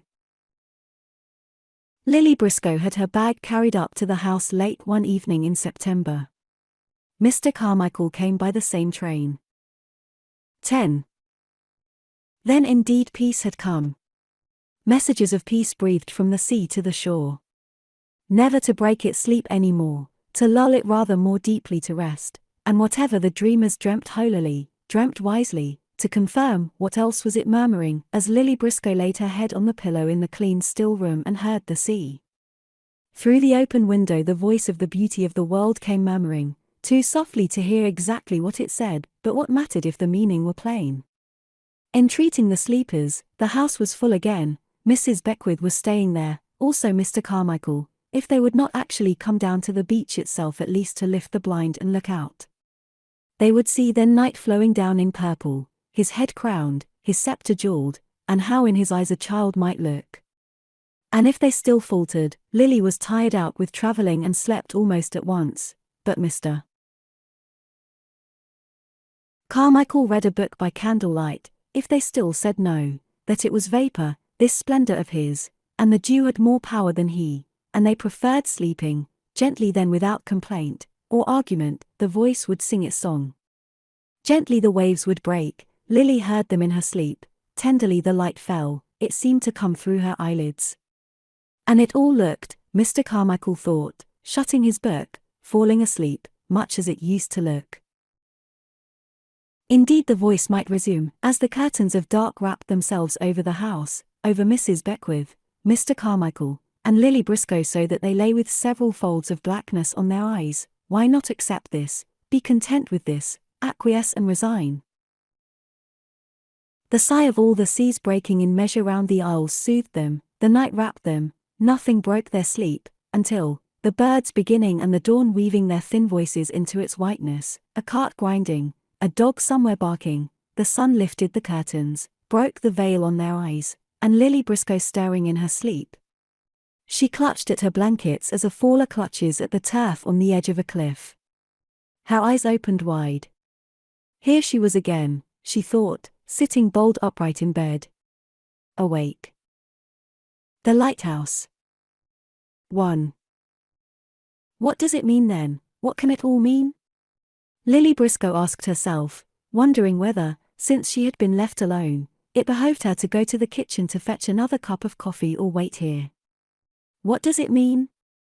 A catchword that was caught up from some book, fitting her thought loosely, for she could not, this first morning with the Ramsays, contract her feelings, could only make a phrase resound to cover the blankness of her mind until these vapors had shrunk. For really, what did she feel, come back after all these years and Mrs. Ramsay dead? Nothing that she could express at all. She had come late last night when it was all mysterious, dark. Now she was awake, at her old place at the breakfast table, but alone. It was very early too, not yet 8. There was this expedition, they were going to the Lighthouse, Mr. Ramsay, Cam, and James. They should have gone already, they had to catch the tide or something. And Cam was not ready and James was not ready and Nancy had forgotten to order the sandwiches and Mr. Ramsay had lost his temper and banged out of the room. What's the use of going now? He had stormed. Nancy had vanished. There he was, marching up and down the terrace in a rage. One seemed to hear doors slamming and voices calling all over the house. Now Nancy burst in, and asked, looking round the room, in a queer half-dazed, half-desperate way, what does one send to the Lighthouse, as if she were forcing herself to do what she despaired of ever being able to do. What does one send to the Lighthouse indeed? At any other time Lily could have suggested reasonably tea, tobacco, newspapers. But this morning everything seemed so extraordinarily queer that a question like Nancy's, what does one send to the Lighthouse? Opened doors in one's mind that went banging and swinging to and fro and made one keep asking, in a stupefied gape, what does one send? What does one do? Why is one sitting here, after all? Sitting alone, for Nancy went out again, among the clean cups at the long table, she felt cut off from other people, and able only to go on watching, asking, wondering. The house, the place, the morning, all seemed strangers to her. She had no attachment here, she felt, no relations with it, anything might happen, and whatever did happen, a step outside, a voice calling, it's not in the cupboard, it's on the landing, someone cried, was a question, as if the link that usually bound things together had been cut, and they floated up here, down there, off, anyhow. How aimless it was, how chaotic, how unreal it was, she thought, looking at her empty coffee cup. Mrs. Ramsay dead, Andrew killed, Prue dead too, repeat it as she might, it roused no feeling in her. And we all get together in a house like this on a morning like this, she said, looking out of the window. It was a beautiful still day. Suddenly Mr. Ramsay raised his head as he passed and looked straight at her, with his distraught wild gaze which was yet so penetrating, as if he saw you, for 1 second, for the first time, forever, and she pretended to drink out of her empty coffee cup so as to escape him, to escape his demand on her, to put aside a moment longer that imperious need. And he shook his head at her, and strode on, alone she heard him say, perished she heard him say, and like everything else this strange morning the words became symbols, wrote themselves all over the grey-green walls. If only she could put them together, she felt, write them out in some sentence, then she would have got at the truth of things. Old Mr. Carmichael came padding softly in, fetched his coffee, took his cup and made off to sit in the sun. The extraordinary unreality was frightening, but it was also exciting. Going to the Lighthouse. But what does one send to the Lighthouse? Perished. Alone. The grey-green light on the wall opposite. The empty places. Such were some of the parts, but how bring them together? She asked. As if any interruption would break the frail shape she was building on the table, she turned her back to the window lest Mr. Ramsay should see her. She must escape somewhere, be alone somewhere. Suddenly she remembered. When she had sat there last 10 years ago there had been a little sprig or leaf pattern on the tablecloth, which she had looked at in a moment of revelation. There had been a problem about a foreground of a picture. Move the tree to the middle, she had said. She had never finished that picture. She would paint that picture now. It had been knocking about in her mind all these years. Where were her paints, she wondered. Her paints, yes. She had left them in the hall last night. She would start at once. She got up quickly, before Mr. Ramsay turned. She fetched herself a chair. She pitched her easel with her precise old-maidish movements on the edge of the lawn, not too close to Mr. Carmichael, but close enough for his protection. Yes, it must have been precisely here that she had stood 10 years ago. There was the wall, the hedge, the tree. The question was of some relation between those masses. She had borne it in her mind all these years. It seemed as if the solution had come to her. She knew now what she wanted to do. But with Mr. Ramsay bearing down on her, she could do nothing. Every time he approached, he was walking up and down the terrace. Ruin approached, chaos approached. She could not paint. She stooped, she turned, she took up this rag, she squeezed that tube. But all she did was to ward him off a moment. He made it impossible for her to do anything. For if she gave him the least chance, if he saw her disengaged a moment, looking his way a moment, he would be on her, saying, as he had said last night, "You find us much changed." Last night he had got up and stopped before her, and said that. Dumb and staring though they had all sat, the 6 children whom they used to call after the kings and queens of England, the red, the fair, the wicked, the ruthless, she felt how they raged under it. Kind old Mrs. Beckwith said something sensible. But it was a house full of unrelated passions, she had felt that all the evening. And on top of this chaos Mr. Ramsay got up, pressed her hand, and said, "You will find us much changed," and none of them had moved or had spoken, but had sat there as if they were forced to let him say it. Only James, certainly the sullen, scowled at the lamp, and Cam screwed her handkerchief round her finger. Then he reminded them that they were going to the Lighthouse tomorrow. They must be ready, in the hall, on the stroke of 7:30. Then, with his hand on the door, he stopped, he turned upon them. Did they not want to go? He demanded. Had they dared say no, he had some reason for wanting it, he would have flung himself tragically backwards into the bitter waters of despair. Such a gift he had for gesture. He looked like a king in exile. Doggedly James said yes. Cam stumbled more wretchedly. Yes, oh, yes, they'd both be ready, they said. And it struck her, this was tragedy, not Paul's, dust, and the shroud, but children coerced, their spirits subdued. James was 16, Cam, 17, perhaps. She had looked round for someone who was not there, for Mrs. Ramsay, presumably. But there was only kind Mrs. Beckwith turning over her sketches under the lamp. Then, being tired, her mind still rising and falling with the sea, the taste and smell that places have after long absence possessing her, the candles wavering in her eyes, she had lost herself and gone under.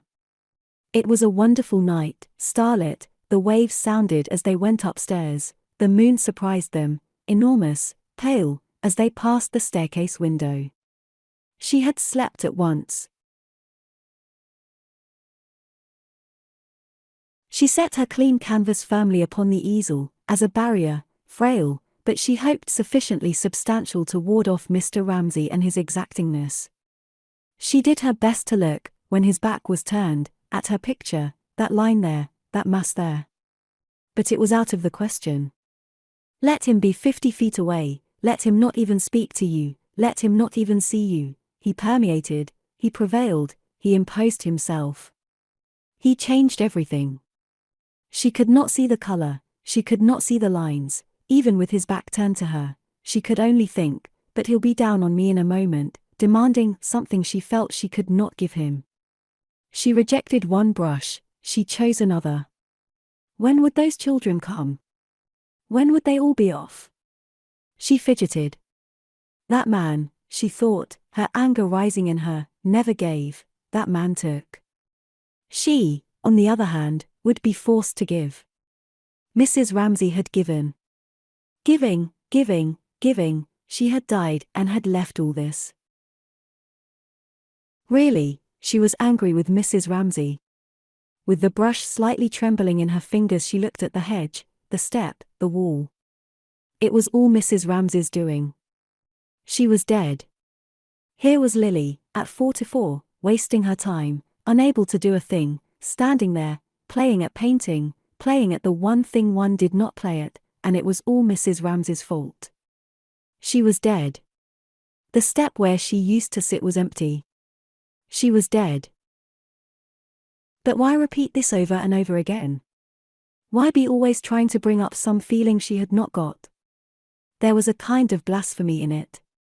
It was all dry, all withered, all spent. They ought not to have asked her, she ought not to have come. One can't waste one's time at 44, she thought. She hated playing at painting.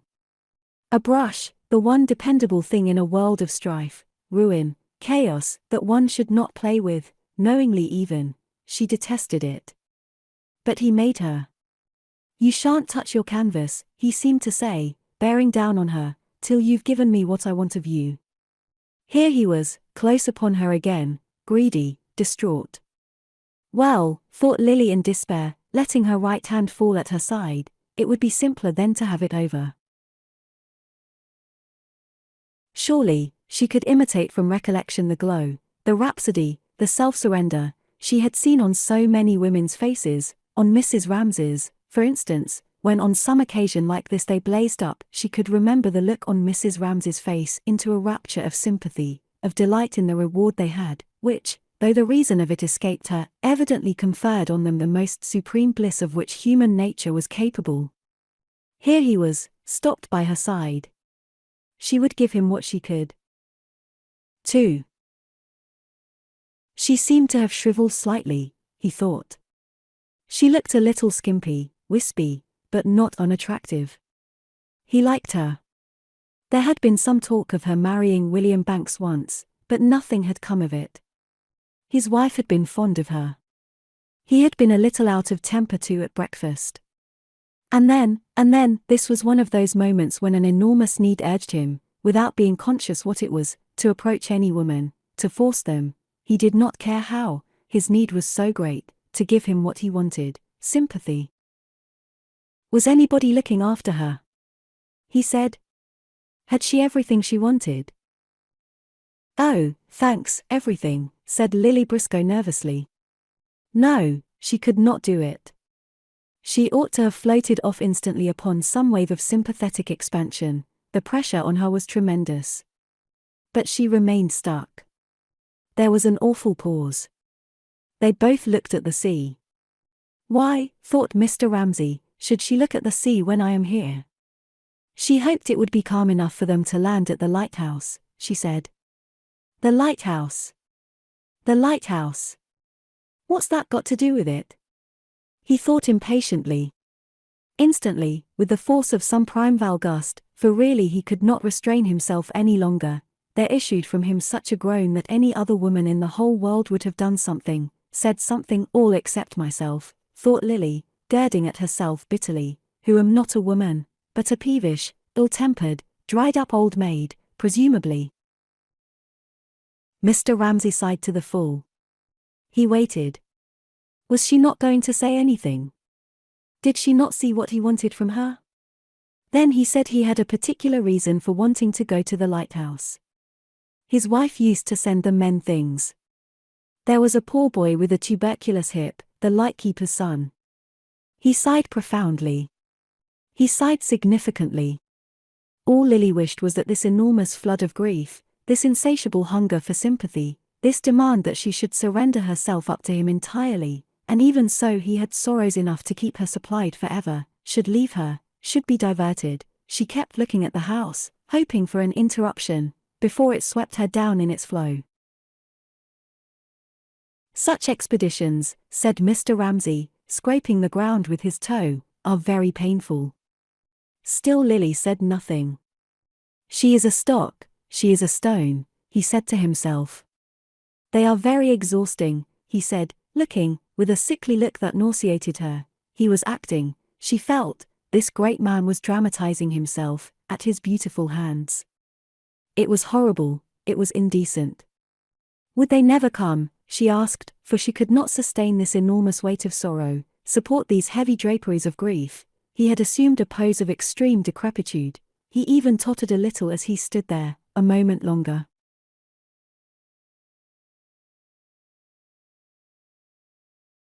Still she could say nothing. The whole horizon seemed swept bare of objects to talk about, could only feel, amazedly, as Mr. Ramsay stood there, how his gaze seemed to fall dolefully over the sunny grass and discolor it, and cast over the rubicund, drowsy, entirely contented figure of Mr. Carmichael, reading a French novel on a deck chair, a veil of crape, as if such an existence, flaunting its prosperity in a world of woe, were enough to provoke the most dismal thoughts of all.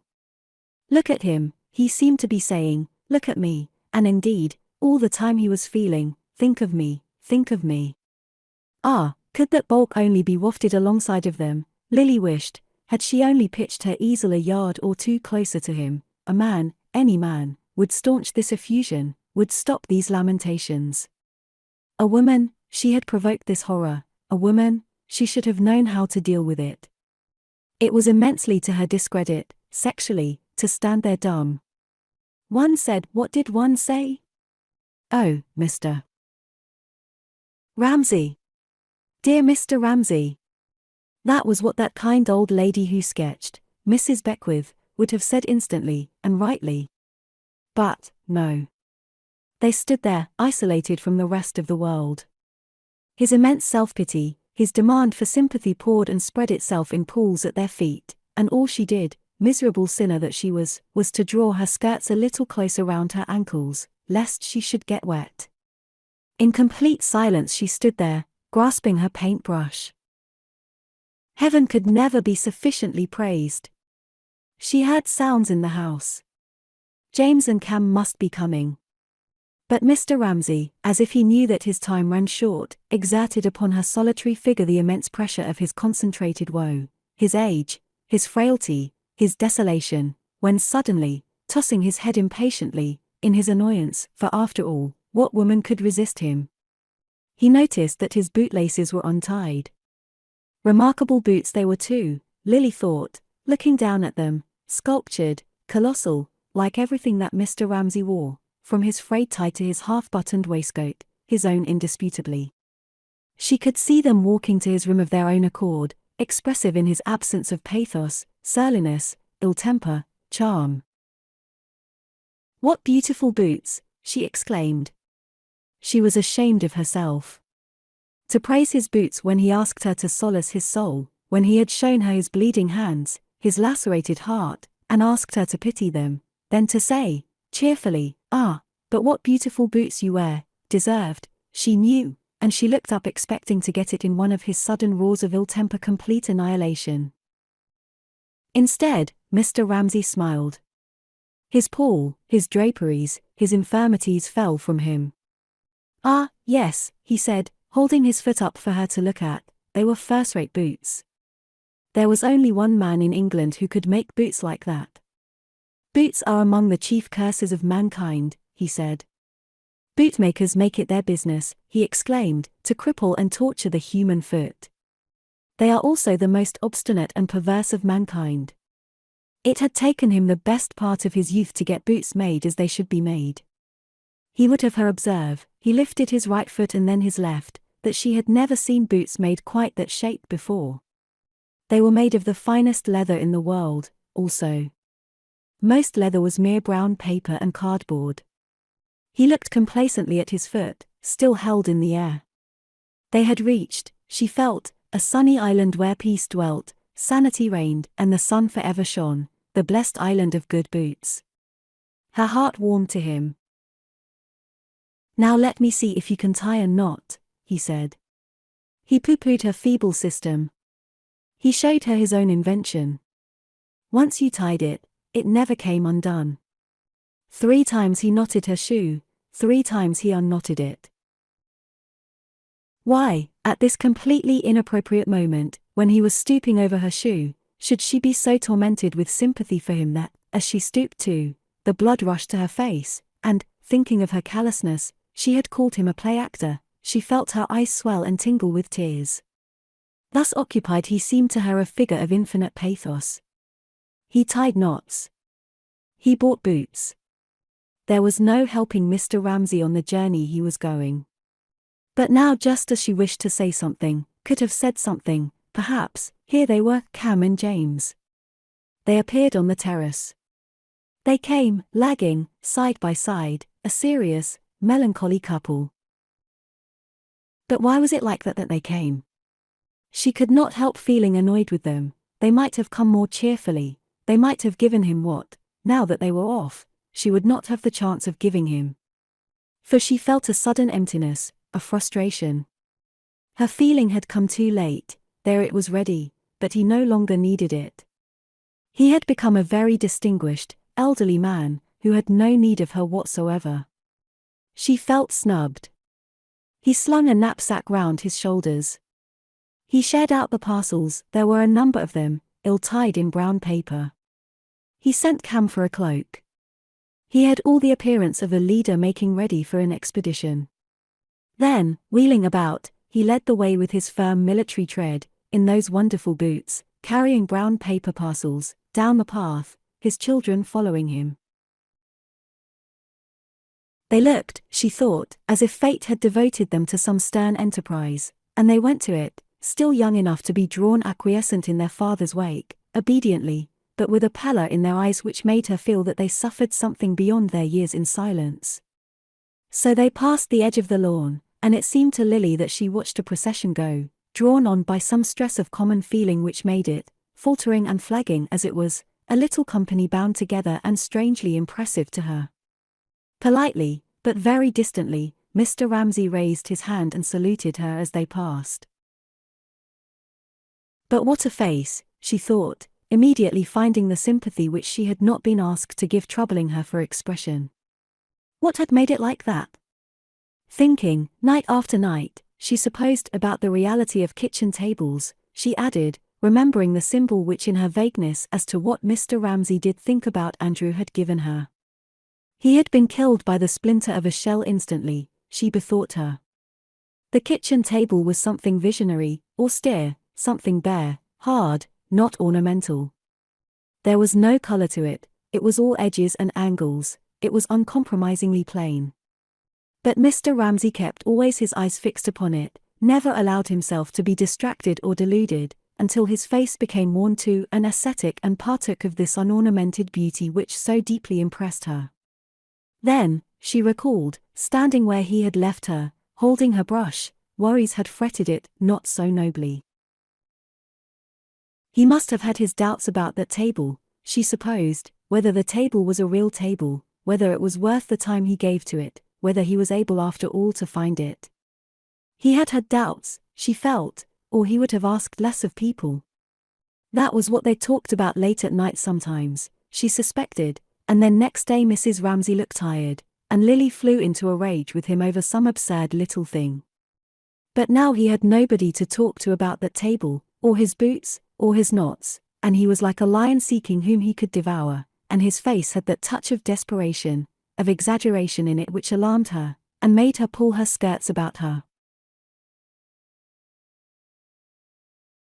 And then, she recalled, there was that sudden revivification, that sudden flare, when she praised his boots, that sudden recovery of vitality and interest in ordinary human things, which too passed and changed, for he was always changing, and hid nothing, into that other final phase which was new to her and had, she owned, made herself ashamed of her own irritability, when it seemed as if he had shed worries and ambitions, and the hope of sympathy and the desire for praise, had entered some other region, was drawn on, as if by curiosity, in dumb colloquy, whether with himself or another, at the head of that little procession out of one's range. An extraordinary face. The gate banged. 3. So they're gone, she thought, sighing with relief and disappointment. Her sympathy seemed to be cast back on her, like a bramble sprung across her face. She felt curiously divided, as if one part of her were drawn out there. It was a still day, hazy, the lighthouse looked this morning at an immense distance, the other had fixed itself doggedly, solidly, here on the lawn. She saw her canvas as if it had floated up and placed itself white and uncompromising directly before her. It seemed to rebuke her with its cold stare for all this hurry and agitation, this folly and waste of emotion. It drastically recalled her and spread through her mind first a peace, as her disorderly sensations, he had gone and she had been so sorry for him and she had said nothing, trooped off the field, and then, emptiness. She looked blankly at the canvas, with its uncompromising white stare, from the canvas to the garden. There was something. She stood screwing up her little Chinese eyes in her small puckered face, something she remembered in the relations of those lines cutting across, slicing down, and in the mass of the hedge with its green cave of blues and browns, which had stayed in her mind, which had tied a knot in her mind so that at odds and ends of time, involuntarily, as she walked along the Brompton Road, as she brushed her hair, she found herself painting that picture, passing her eye over it, and untying the knot in imagination. But there was all the difference in the world between this planning airily away from the canvas and actually taking her brush and making the first mark. She had taken the wrong brush in her agitation at Mr. Ramsay's presence, and her easel, rammed into the earth so nervously, was at the wrong angle. And now that she had put that right, and in so doing had subdued the impertinences and irrelevances that plucked her attention and made her remember how she was such and such a person, had such and such relations to people, she took her hand and raised her brush. For a moment it stayed trembling in a painful but exciting ecstasy in the air. Where to begin? That was the question. At what point to make the first mark? One line placed on the canvas committed her to innumerable risks, to frequent and irrevocable decisions. All that in idea seemed simple became in practice immediately complex, as the waves shape themselves symmetrically from the cliff top, but to the swimmer among them are divided by steep gulfs and foaming crests. Still the risk must be run, the mark made. With a curious physical sensation, as if she were urged forward and at the same time must hold herself back, she made her first quick decisive stroke. The brush descended. It flickered brown over the white canvas, it left a running mark. A second time she did it, a third time. And so pausing and so flickering, she attained a dancing rhythmical movement, as if the pauses were one part of the rhythm and the strokes another, and all were related, and so, lightly and swiftly pausing, striking, she scored her canvas with brown running nervous lines which had no sooner settled there than they enclosed. She felt it looming out at her, a space. Down in the hollow of one wave she saw the next wave towering higher and higher above her. For what could be more formidable than that space? Here she was again, she thought, stepping back to look at it, drawn out of gossip, out of living, out of community with people into the presence of this formidable ancient enemy of hers, this other thing, this truth, this reality, which suddenly laid hands on her, emerged stark at the back of appearances and commanded her attention. She was half unwilling, half reluctant. Why always be drawn out and haled away? Why not left in peace, to talk to Mr. Carmichael on the lawn? It was an exacting form of intercourse anyhow. Other worshipful objects were content with worship, men, women, God, all let one kneel prostrate, but this form, were it only the shape of a white lampshade looming on a wicker table, roused one to perpetual combat, challenged one to a fight in which one was bound to be worsted.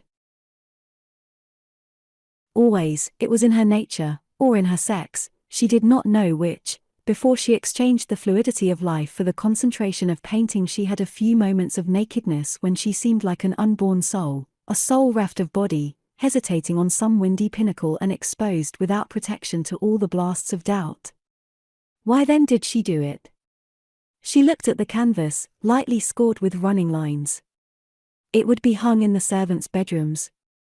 It would be rolled up and stuffed under a sofa. What was the good of doing it then? And she heard some voice saying she couldn't paint, saying she couldn't create, as if she were caught up in one of those habitual currents in which after a certain time experience forms in the mind, so that one repeats words without being aware any longer who originally spoke them. Can't paint, can't write, she murmured monotonously, anxiously considering what her plan of attack should be. For the mass loomed before her, it protruded, She felt it pressing on her eyeballs.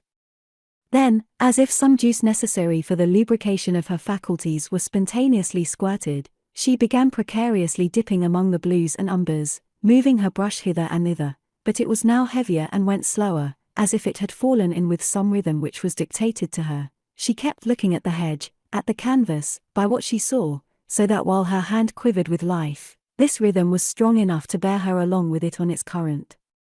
Certainly she was losing consciousness of outer things. And as she lost consciousness of outer things, and her name and her personality and her appearance, and whether Mr. Carmichael was there or not, her mind kept throwing up from its depths, scenes, and names, and sayings, and memories and ideas like a fountain spurting over that glaring, hideously difficult white space, while she modelled it with greens and blues. Charles Tansley used to say that, she remembered, women can't paint, can't write. Coming up behind her, he had stood close beside her, a thing she hated, as she painted her on this very spot. Shag tobacco, he said, 5p an ounce, parading his poverty, his principles. But the war had drawn the sting of her femininity. Poor devils, one thought, poor devils, of both sexes. He was always carrying a book about under his arm, a purple book. He worked. He sat, she remembered, working in a blaze of sun. At dinner he would sit right in the middle of the view.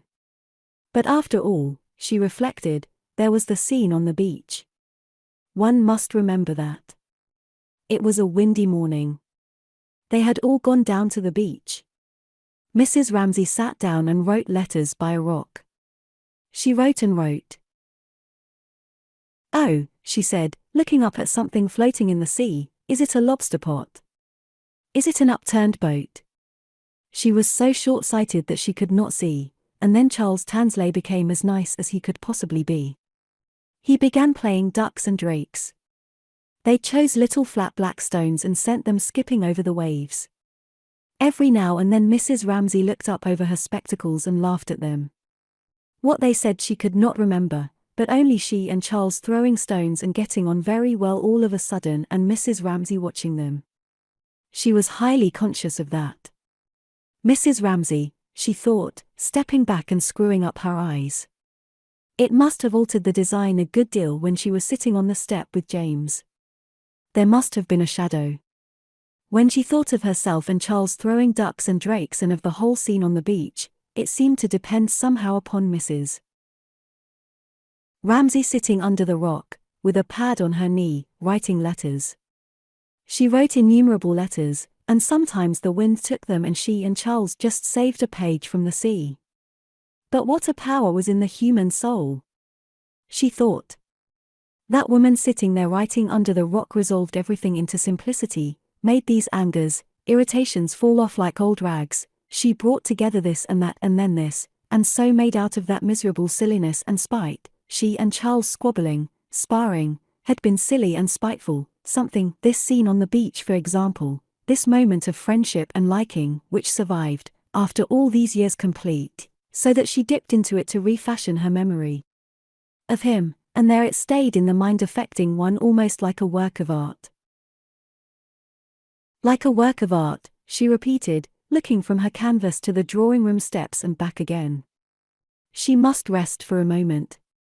And, resting, looking from one to the other vaguely, the old question which traversed the sky of the soul perpetually, the vast, the general question which was apt to particularize itself at such moments as these, when she released faculties that had been on the strain, stood over her, paused over her, darkened over her.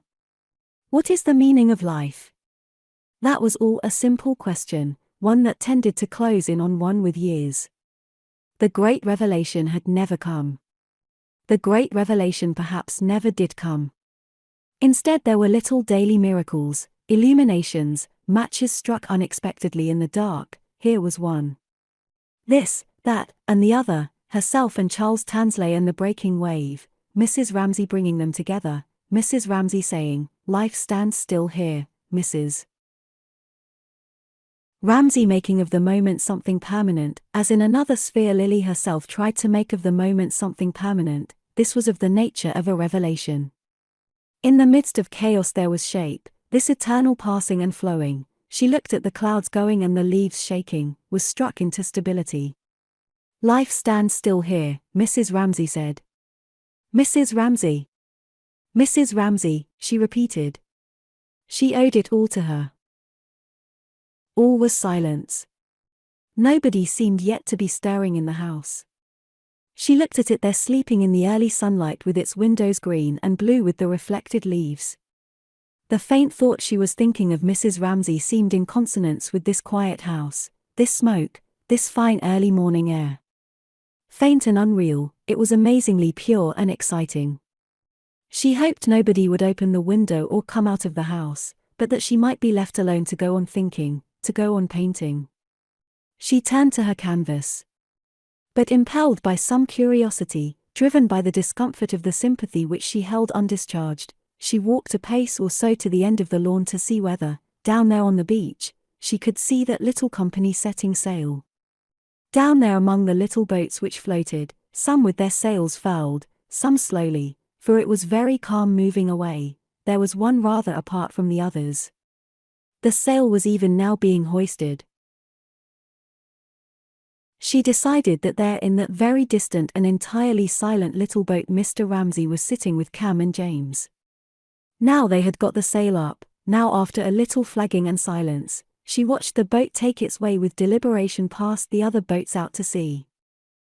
4. The sails flapped over their heads. The water chuckled and slapped the sides of the boat, which drowsed motionless in the sun. Now and then the sails rippled with a little breeze in them, but the ripple ran over them and ceased. The boat made no motion at all.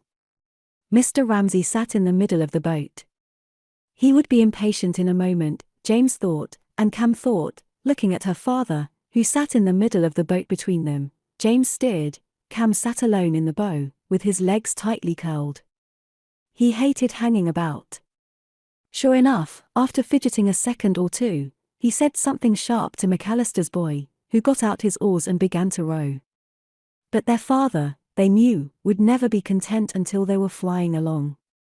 He would keep looking for a breeze, fidgeting, saying things under his breath, which McAllister and McAllister's boy would overhear, and they would both be made horribly uncomfortable. He had made them come. He had forced them to come. In their anger they hoped that the breeze would never rise, that he might be thwarted in every possible way, since he had forced them to come against their wills. All the way down to the beach they had lagged behind together, though he bade them walk up, without speaking. Their heads were bent down, their heads were pressed down by some remorseless gale. Speak to him they could not. They must come, they must follow. They must walk behind him carrying brown paper parcels. But they vowed, in silence, as they walked, to stand by each other and carry out the great compact, to resist tyranny to the death. So there they would sit, one at one end of the boat, one at the other, in silence. They would say nothing, only look at him now and then where he sat with his legs twisted, frowning and fidgeting, and pishing and pshawing and muttering things to himself, and waiting impatiently for a breeze. And they hoped it would be calm. They hoped he would be thwarted.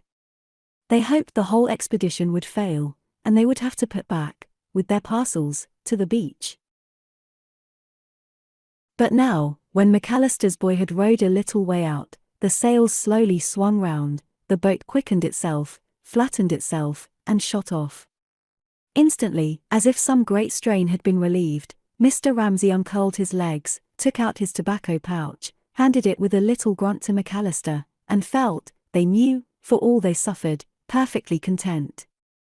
Now they would sail on for hours like this, and Mr. Ramsay would ask old McAllister a question about the great storm last winter probably, and old McAllister would answer it, and they would puff their pipes together, and McAllister would take a tarry rope in his fingers, tying or untying some knot, and the boy would fish, and never say a word to anyone. James would be forced to keep his eye all the time on the sail. For if he forgot, then the sail puckered and shivered, and the boat slackened, and Mr. Ramsay would say sharply, "Look out! Look out," and old McAllister would turn slowly on his seat. So they heard Mr. Ramsay asking some question about the great storm at Christmas. She comes driving round the point, old McAllister said, describing the great storm last Christmas, when 10 ships had been driven into the bay for shelter, and he had seen one there, one there, one there. He pointed slowly round the bay. Mr. Ramsay followed him, turning his head. He had seen 4 men clinging to the mast. Then she was gone. And at last we shoved her off, he went on, but in their anger and their silence they only caught a word here and there, sitting at opposite ends of the boat, united by their compact to fight tyranny to the death. At last they had shoved her off, they had launched the lifeboat, and they had got her out past the point. McAllister told the story, and though they only caught a word here and there, they were conscious all the time of their father, how he leant forward, how he brought his voice into tune with McAllister's voice, how, puffing at his pipe, and looking there and there where McAllister pointed, he relished the thought of the storm and the dark night and the fishermen striving there. He liked that men should labor and sweat on the windy beach at night, pitting muscle and brain against the waves and the wind. He liked men to work like that, and women to keep house, and sit beside sleeping children indoors, while men were drowned, out there in a storm. So James could tell, so Cam could tell, they looked at him, they looked at each other, from his toss and his vigilance and the ring in his voice, and the little tinge of Scottish accent which came into his voice, making him seem like a peasant himself, as he questioned McAllister about the 11 ships that had been driven into the bay in a storm. 3 had sunk. He looked proudly where McAllister pointed, and Cam thought, feeling proud of him without knowing quite why, had he been there he would have launched the lifeboat, he would have reached the wreck, Cam thought. He was so brave, he was so adventurous, Cam thought. But she remembered. There was the compact, to resist tyranny to the death. Their grievance weighed them down. They had been forced, they had been bidden. He had borne them down once more with his gloom and his authority, making them do his bidding, on this fine morning, come, because he wished it, carrying these parcels, to the lighthouse, take part in these rites he went through for his own pleasure in memory of dead people, which they hated, so that they lagged after him, all the pleasure of the day was spoilt. Yes, the breeze was freshening. The boat was leaning, the water was sliced sharply and fell away in green cascades, in bubbles, in cataracts. Cam looked down into the foam, into the sea with all its treasure in it, and its speed hypnotized her, and the tie between her and James sagged a little. It slackened a little. She began to think, how fast it goes. Where are we going? And the movement hypnotized her, while James, with his eye fixed on the sail and on the horizon, steered grimly. But he began to think as he steered that he might escape, he might be quit of it all. They might land somewhere, and be free then. Both of them, looking at each other for a moment, had a sense of escape and exultation, what with the speed and the change. But the breeze bred in Mr. Ramsay too the same excitement, and, as old McAllister turned to fling his line overboard, he cried out aloud. We perished, and then again, each alone. And then with his usual spasm of repentance or shyness, pulled himself up, and waved his hand towards the shore. See the little house, he said pointing, wishing Cam to look. She raised herself reluctantly and looked. But which was it? She could no longer make out, there on the hillside, which was their house. All looked distant and peaceful and strange. The shore seemed refined, far away, unreal. Already the little distance they had sailed had put them far from it and given it the changed look, the composed look, of something receding in which one has no longer any part. Which was their house? She could not see it. But I beneath a rougher sea, Mr. Ramsay murmured. He had found the house, and so seeing it, he had also seen himself there. He had seen himself walking on the terrace, alone. He was walking up and down between the urns, and he seemed to himself very old and bowed.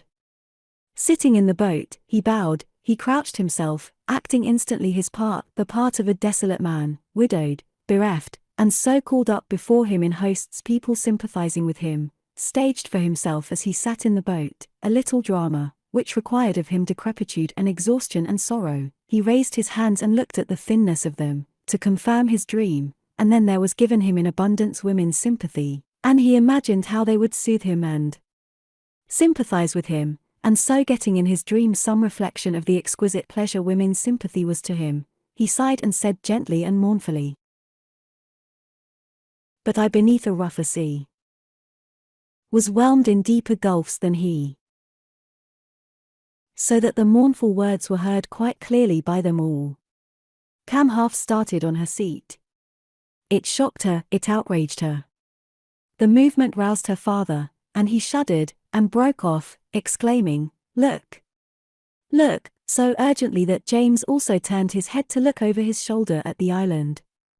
They all looked. They looked at the island. But Cam could see nothing. She was thinking how all those paths and the lawn, thick and knotted with the lives they had lived there, were gone, were rubbed out, were past, were unreal, and now this was real, the boat and the sail with its patch, McAllister with his earrings, the noise of the waves, all this was real. Thinking this, she was murmuring to herself, "We perished, each alone," for her father's words broke and broke again in her mind, when her father, seeing her gazing so vaguely, began to tease her. "Didn't she know the points of the compass?" he asked. "Didn't she know the north from the south? Did she really think they lived right out there?" And he pointed again, and showed her where their house was, there, by those trees.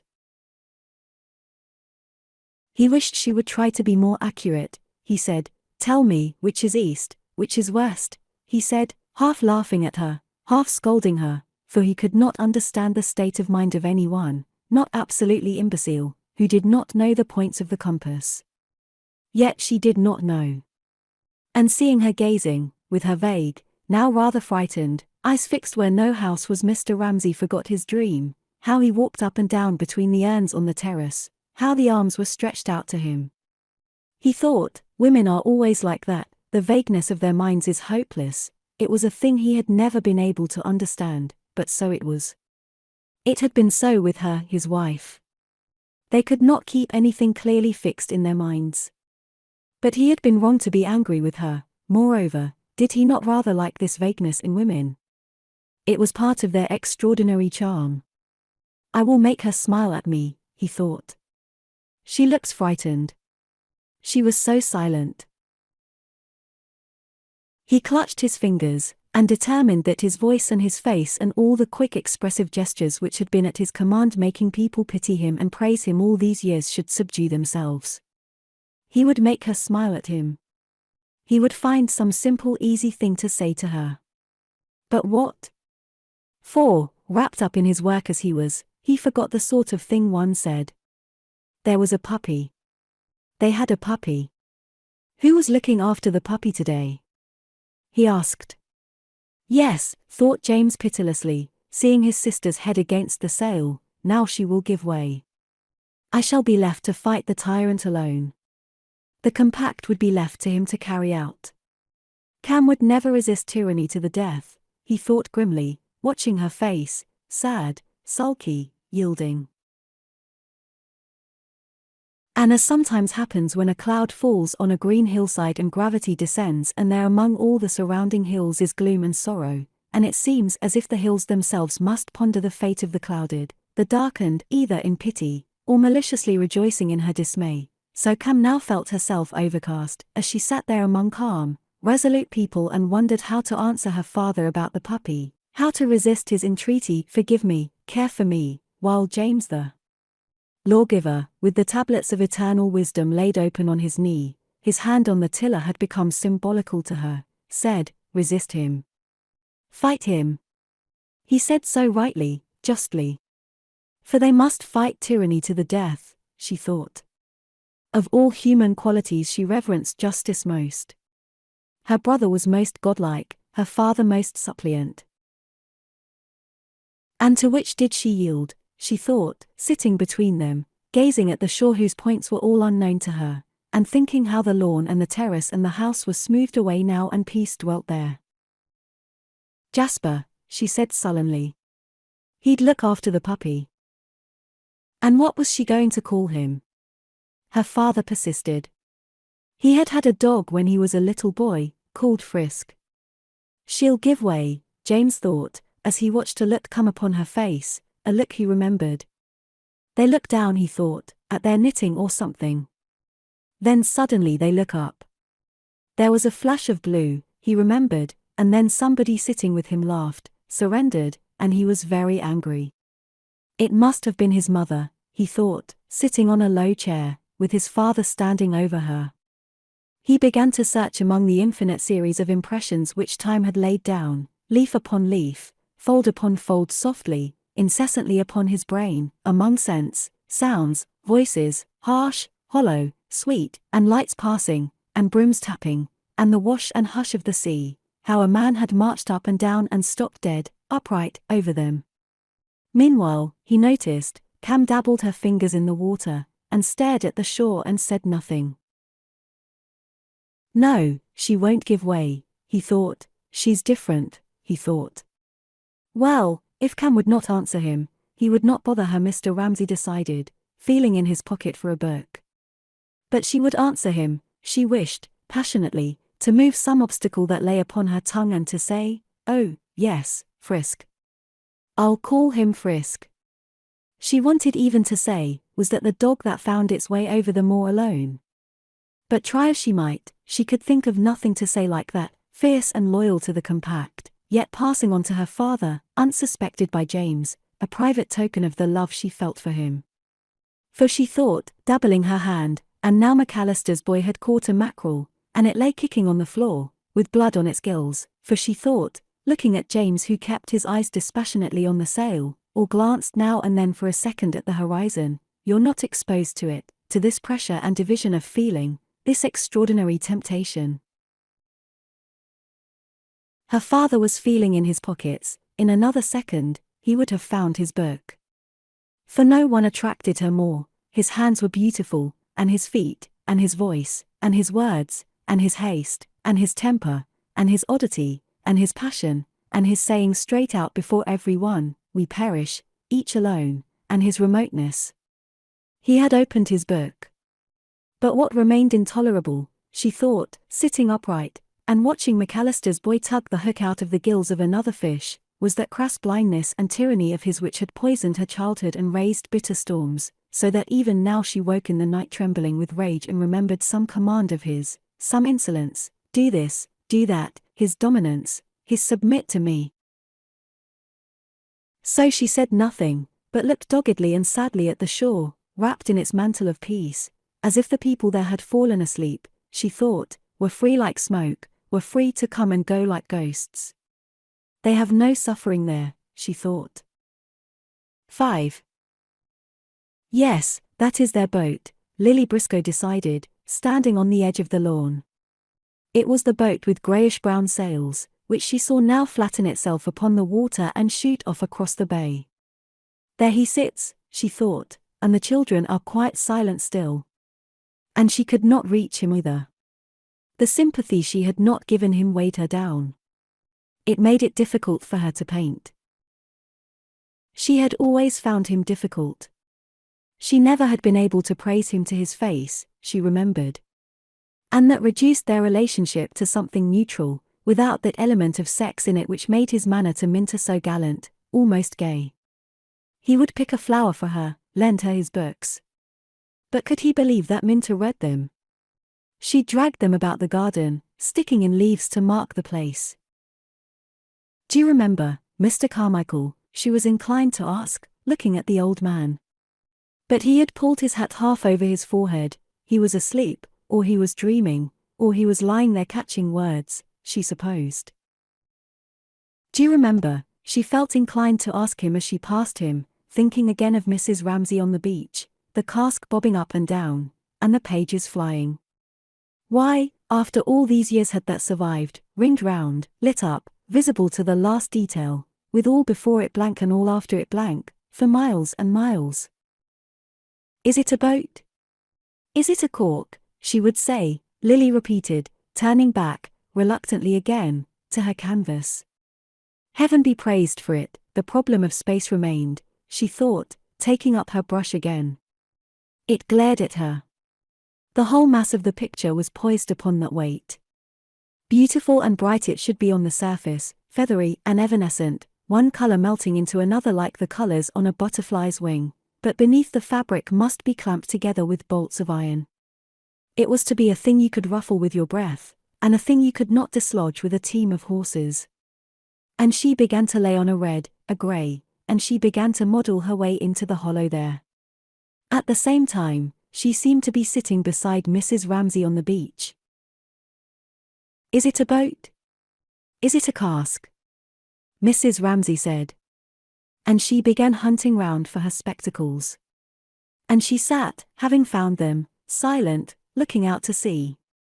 And Lily, painting steadily, felt as if a door had opened, and one went in and stood gazing silently about in a high cathedral-like place, very dark, very solemn. Shouts came from a world far away. Steamers vanished in stalks of smoke on the horizon.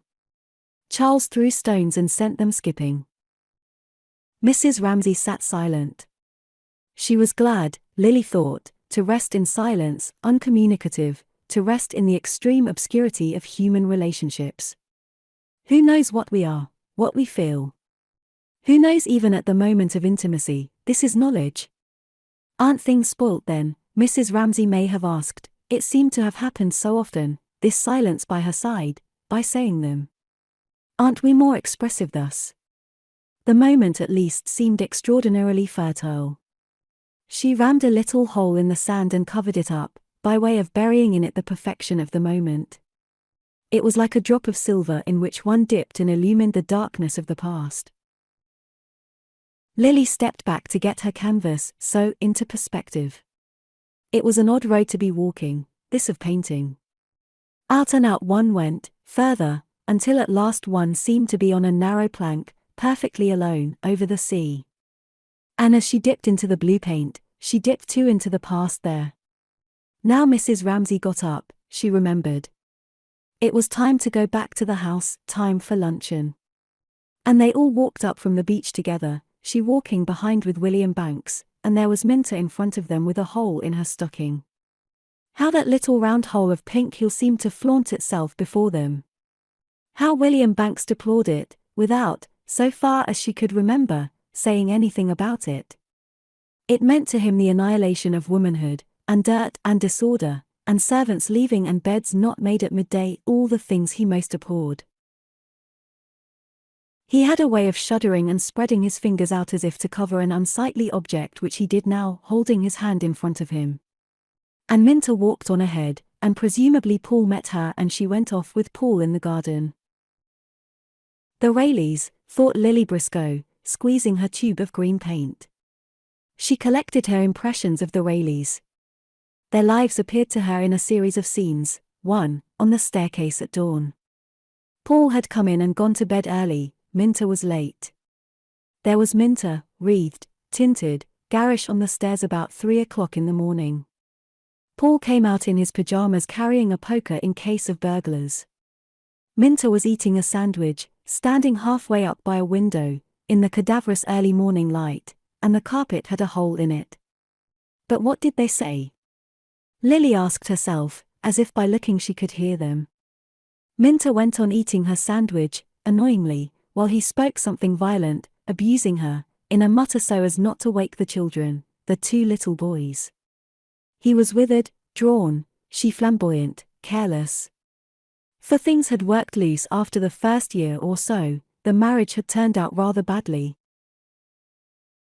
And this, Lily thought, taking the green paint on her brush, this making up scenes about them, is what we call knowing people, thinking of them, being fond of them.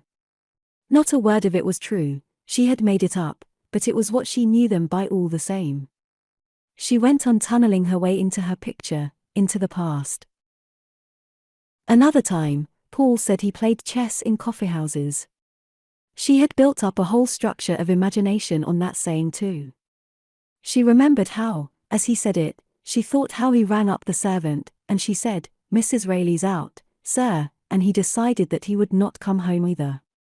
She saw him sitting in the corner of some lugubrious place where the smoke attached itself to the red plush seats, and the waitresses got to know you, and he played chess with a little man who was in the tea trade and lived at Surbiton, but that was all Paul knew about him.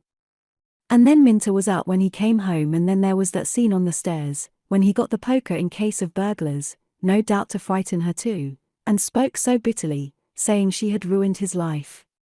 At any rate, when she went down to see them at a cottage near Rickmansworth, things were horribly strained. Paul took her down the garden to look at the Belgian hares which he bred, and Minter followed them, singing, and put her bare arm on his shoulder, lest he should tell her anything. Minter was bored by hares, Lily thought. But Minter never gave herself away. She never said things like that about playing chess in coffeehouses. She was far too conscious, far too wary. But to go on with their story, they had got through the dangerous stage by now. She had been staying with them last summer sometime, and the car broke down and Minter had to hand him his tools.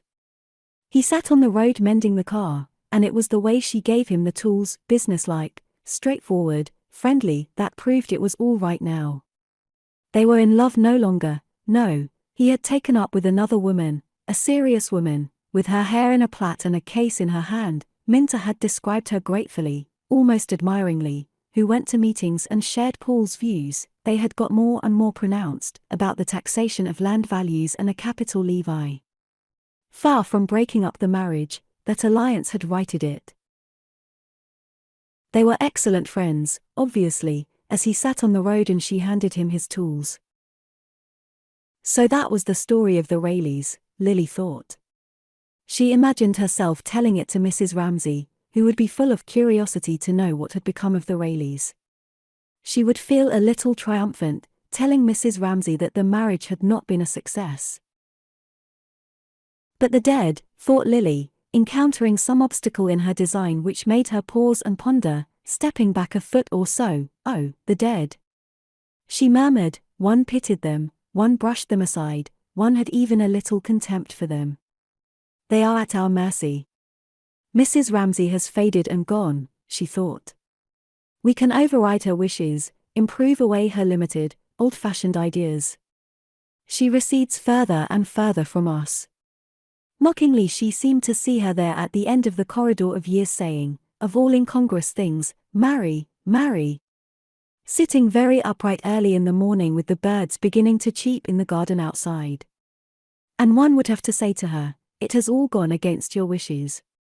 They're happy like that, I'm happy like this. Life has changed completely. At that all her being, even her beauty, became for a moment, dusty and out of date. For a moment Lily, standing there, with the sun hot on her back, summing up the Rayleighs, triumphed over Mrs. Ramsay, who would never know how Paul went to coffeehouses and had a mistress, how he sat on the ground and Minter handed him his tools, how she stood here painting, had never married, not even William Banks. Mrs. Ramsay had planned it. Perhaps, had she lived, she would have compelled it. Already that summer he was the kindest of men. He was the first scientist of his age, my husband says. He was also poor William. It makes me so unhappy, when I go to see him, to find nothing nice in his house, no one to arrange the flowers. So they were sent for walks together, and she was told, with that faint touch of irony that made Mrs. Ramsay slip through one's fingers, that she had a scientific mind, she liked flowers, she was so exact. What was this mania of hers for marriage? Lily wondered, stepping to and fro from her easel. Suddenly as a star slides in the sky, a reddish light seemed to burn in her mind, covering Paul Rayleigh, issuing from him. It rose like a fire sent up in token of some celebration by savages on a distant beach. She heard the roar and the crackle. The whole sea for miles round ran red and gold. Some winey smell mixed with it and intoxicated her, for she felt again her own headlong desire to throw herself off the cliff and be drowned looking for a pearl brooch on a beach. And the roar and the crackle repelled her with fear and disgust, as if while she saw its splendor and power she saw too how it fed on the treasure of the house, greedily, disgustingly, and she loathed it. But for a sight, for a glory it surpassed everything in her experience, and burnt year after year like a signal fire on a desert island at the edge of the sea, and one had only to say in love and instantly, as happened now, up rose Paul's fire again. And it sank, and she said to herself, laughing, the Rayleighs, how Paul went to coffeehouses and played chess. She had only escaped by the skin of her teeth though, she thought. She had been looking at the tablecloth, and it had flashed upon her that she would move the tree to the middle, and need never marry anybody, and she had felt an enormous exultation.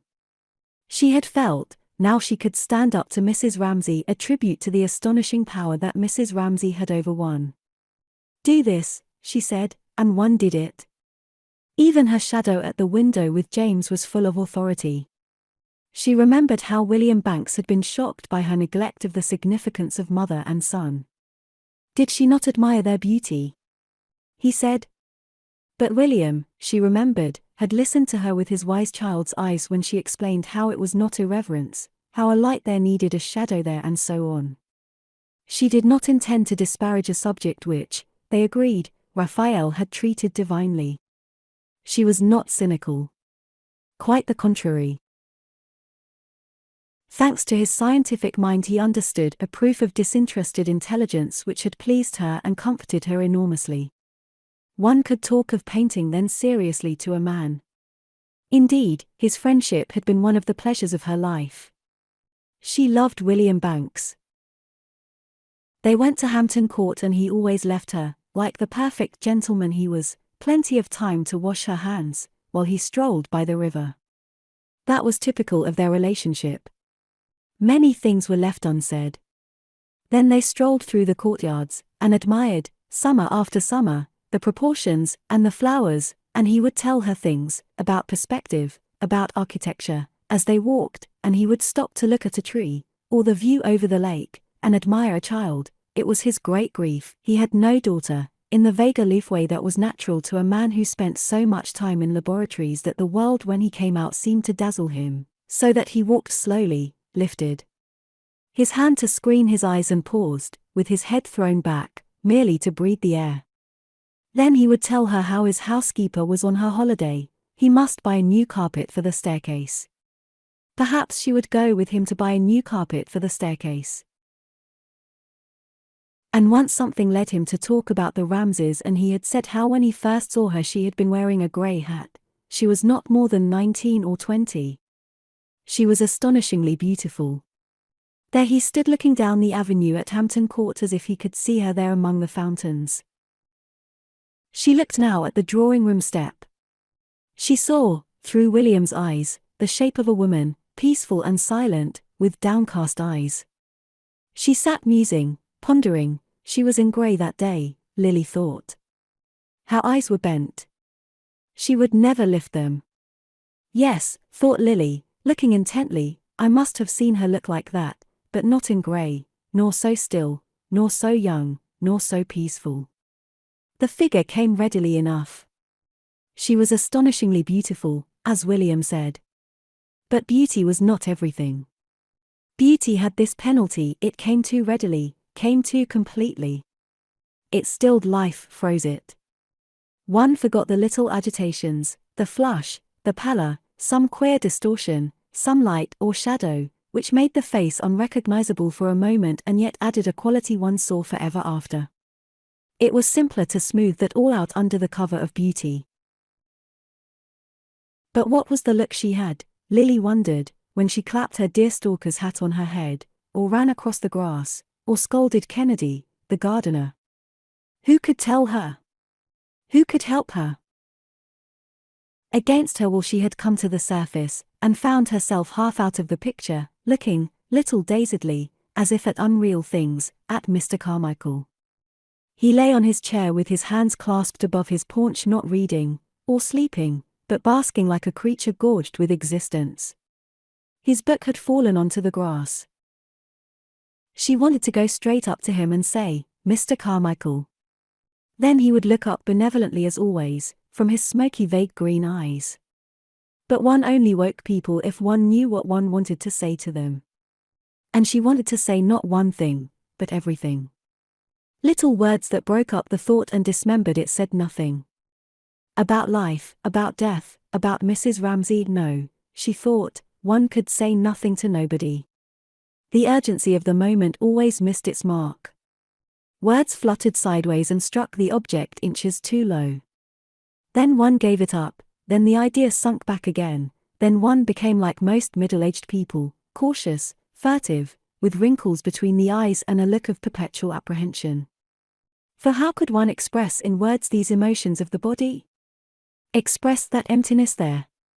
She was looking at the drawing-room steps, they looked extraordinarily empty. It was one's body feeling, not one's mind. The physical sensations that went with the bare look of the steps had become suddenly extremely unpleasant. To want and not to have, sent all up her body a hardness, a hollowness, a strain. And then to want and not to have, to want and want, how that wrung the heart, and wrung it again and again. "Oh, Mrs. Ramsay!" She called out silently, to that essence which sat by the boat, that abstract one made of her, that woman in grey, as if to abuse her for having gone, and then having gone, come back again. It had seemed so safe, thinking of her. Ghost, air, nothingness, a thing you could play with easily and safely at any time of day or night, she had been that, and then suddenly she put her hand out and wrung the heart thus. Suddenly, the empty drawing-room steps, the frill of the chair inside, the puppy tumbling on the terrace, the whole wave and whisper of the garden became like curves and arabesques flourishing round a centre of complete emptiness. "What does it mean? How do you explain it all?" she wanted to say, turning to Mr. Carmichael again. For the whole world seemed to have dissolved in this early morning hour into a pool of thought, a deep basin of reality, and one could almost fancy that had Mr. Carmichael spoken, for instance, a little tear would have rent the surface pool. And then something would emerge. A hand would be shoved up, a blade would be flashed. It was nonsense, of course. A curious notion came to her that he did after all hear the things she could not say. He was an inscrutable old man, with the yellow stain on his beard, and his poetry, and his puzzles, sailing serenely through a world which satisfied all his wants, so that she thought he had only to put down his hand where he lay on the lawn to fish up anything he wanted. She looked at her picture. That would have been his answer, presumably. How you and I and she pass and vanish, nothing stays, all changes, but not words, not paint. Yet it would be hung in the attics, she thought, it would be rolled up and flung under a sofa, yet even so, even of a picture like that, it was true. One might say, even of this scrawl, not of that actual picture, perhaps, but of what it attempted, that it remained forever, she was going to say, or, for the words spoken sounded even to herself, too boastful, to hint, wordlessly, when, looking at the picture, she was surprised to find that she could not see it. Her eyes were full of a hot liquid. She did not think of tears at first, which, without disturbing the firmness of her lips, made the air thick, rolled down her cheeks. She had perfect control of herself, oh, yes. In every other way. Was she crying then for Mrs. Ramsay, without being aware of any unhappiness? She addressed old Mr. Carmichael again. What was it then? What did it mean? Could things thrust their hands up and grip one? Could the blade cut, the fist grasp? Was there no safety? No learning by heart of the ways of the world? No guide, no shelter, but all was miracle, and leaping from the pinnacle of a tower into the air. Could it be, even for elderly people, that this was life? Startling, unexpected, unknown. For one moment she felt that if they both got up, here, now on the lawn, and demanded an explanation, why was it so short, why was it so inexplicable, said it with violence, as two fully equipped human beings from whom nothing should be hid might speak, then, beauty would roll itself up, the space would fill, those empty flourishes would form into shape. If they shouted loud enough, Mrs. Ramsay would return. "Mrs. Ramsay," she said aloud, "Mrs. Ramsay." The tears ran down her face. 6. McAllister's boy took one of the fish and cut a square out of its side to bait his hook with. The mutilated body, it was alive still, was thrown back into the sea. 7. "Mrs. Ramsay!" Lily cried, "Mrs. Ramsay!" But nothing happened. The pain increased. That anguish could reduce one to such a pitch of imbecility, she thought. Anyhow, the old man had not heard her. He remained benignant, calm, if one chose to think it, sublime. Heaven be praised, no one had heard her cry that ignominious cry, "Stop pain, stop!" She had not obviously taken leave of her senses. No one had seen her step off her strip of board into the waters of annihilation. She remained a skimpy old maid, holding a paintbrush. And now slowly the pain of the want, and the bitter anger, to be called back, just as she thought she would never feel sorrow for Mrs. Ramsay again. Had she missed her among the coffee cups at breakfast?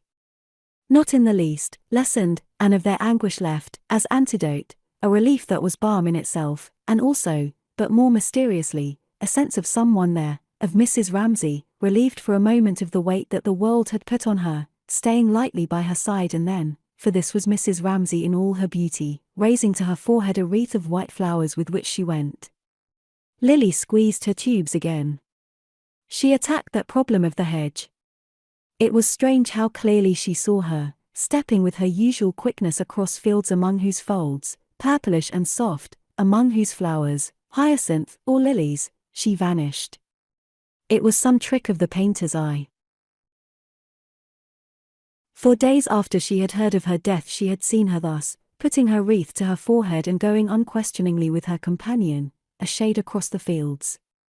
The sight, the phrase, had its power to console. Wherever she happened to be, painting, here, in the country or in London, the vision would come to her, and her eyes, half closing, sought something to base her vision on. She looked down the railway carriage, the omnibus, took a line from shoulder or cheek, looked at the windows opposite, at Piccadilly, lamp strung in the evening. All had been part of the fields of death. But always something, it might be a face, a voice, a paper boy crying standard, news, thrust through, snubbed her, waked her, required and got in the end an effort of attention, so that the vision must be perpetually remade. Now again, moved as she was by some instinctive need of distance and blue, she looked at the bay beneath her, making hillocks of the blue bars of the waves, and stony fields of the purpler spaces. Again she was roused as usual by something incongruous. There was a brown spot in the middle of the bay. It was a boat. Yes, she realized that after a second. But whose boat? Mr. Ramsay's boat, she replied. Mr. Ramsay, the man who had marched past her, with his hand raised, aloof, at the head of a procession, in his beautiful boots, asking her for sympathy, which she had refused. The boat was now halfway across the bay. So fine was the morning except for a streak of wind here and there that the sea and sky looked all one fabric, as if sails were stuck high up in the sky, or the clouds had dropped down into the sea. A steamer far out at sea had drawn in the air a great scroll of smoke which stayed there curving and circling decoratively, as if the air were a fine gauze which held things and kept them softly in its mesh, only gently swaying them this way and that. And as happens sometimes when the weather is very fine, the cliffs looked as if they were conscious of the ships, and the ships looked as if they were conscious of the cliffs, as if they signaled to each other some message of their own. For sometimes quite close to the shore, the lighthouse looked this morning in the haze an enormous distance away. Where are they now? Lily thought, looking out to sea. Where was he, that very old man who had gone past her silently, holding a brown paper parcel under his arm? The boat was in the middle of the bay. 8. They don't feel a thing there, Cam thought, looking at the shore, which, rising and falling, became steadily more distant and more peaceful. Her hand cut a trail in the sea, as her mind made the green swirls and streaks into patterns and, numbed and shrouded, wandered in imagination in that underworld of waters where the pearls stuck in clusters to white sprays, where in the green light a change came over one's entire mind and one's body shone half transparent enveloped in a green cloak. Then the eddy slackened round her hand. The rush of the water ceased, the world became full of little creaking and squeaking sounds. One heard the waves breaking and flapping against the side of the boat as if they were anchored in harbour. Everything became very close to one. For the sail, upon which James had his eyes fixed until it had become to him like a person whom he knew, sagged entirely. There they came to a stop, flapping about waiting for a breeze, in the hot sun, miles from shore, miles from the lighthouse. Everything in the whole world seemed to stand still. The lighthouse became immovable, and the line of the distant shore became fixed. The sun grew hotter and everybody seemed to come very close together and to feel each other's presence, which they had almost forgotten. McAllister's fishing line went plumb down into the sea. But Mr. Ramsay went on reading with his legs curled under him. He was reading a little shiny book with covers mottled like a plover's egg. Now and again, as they hung about in that horrid calm, he turned a page. And James felt that each page was turned with a peculiar gesture aimed at him, now assertively, now commandingly, now with the intention of making people pity him, and all the time, as his father read and turned one after another of those little pages, James kept dreading the moment when he would look up and speak sharply to him about something or other. Why were they lagging about here? He would demand, or something quite unreasonable like that. And if he does, James thought, then I shall take a knife and strike him to the heart. He had always kept this old symbol of taking a knife and striking his father to the heart.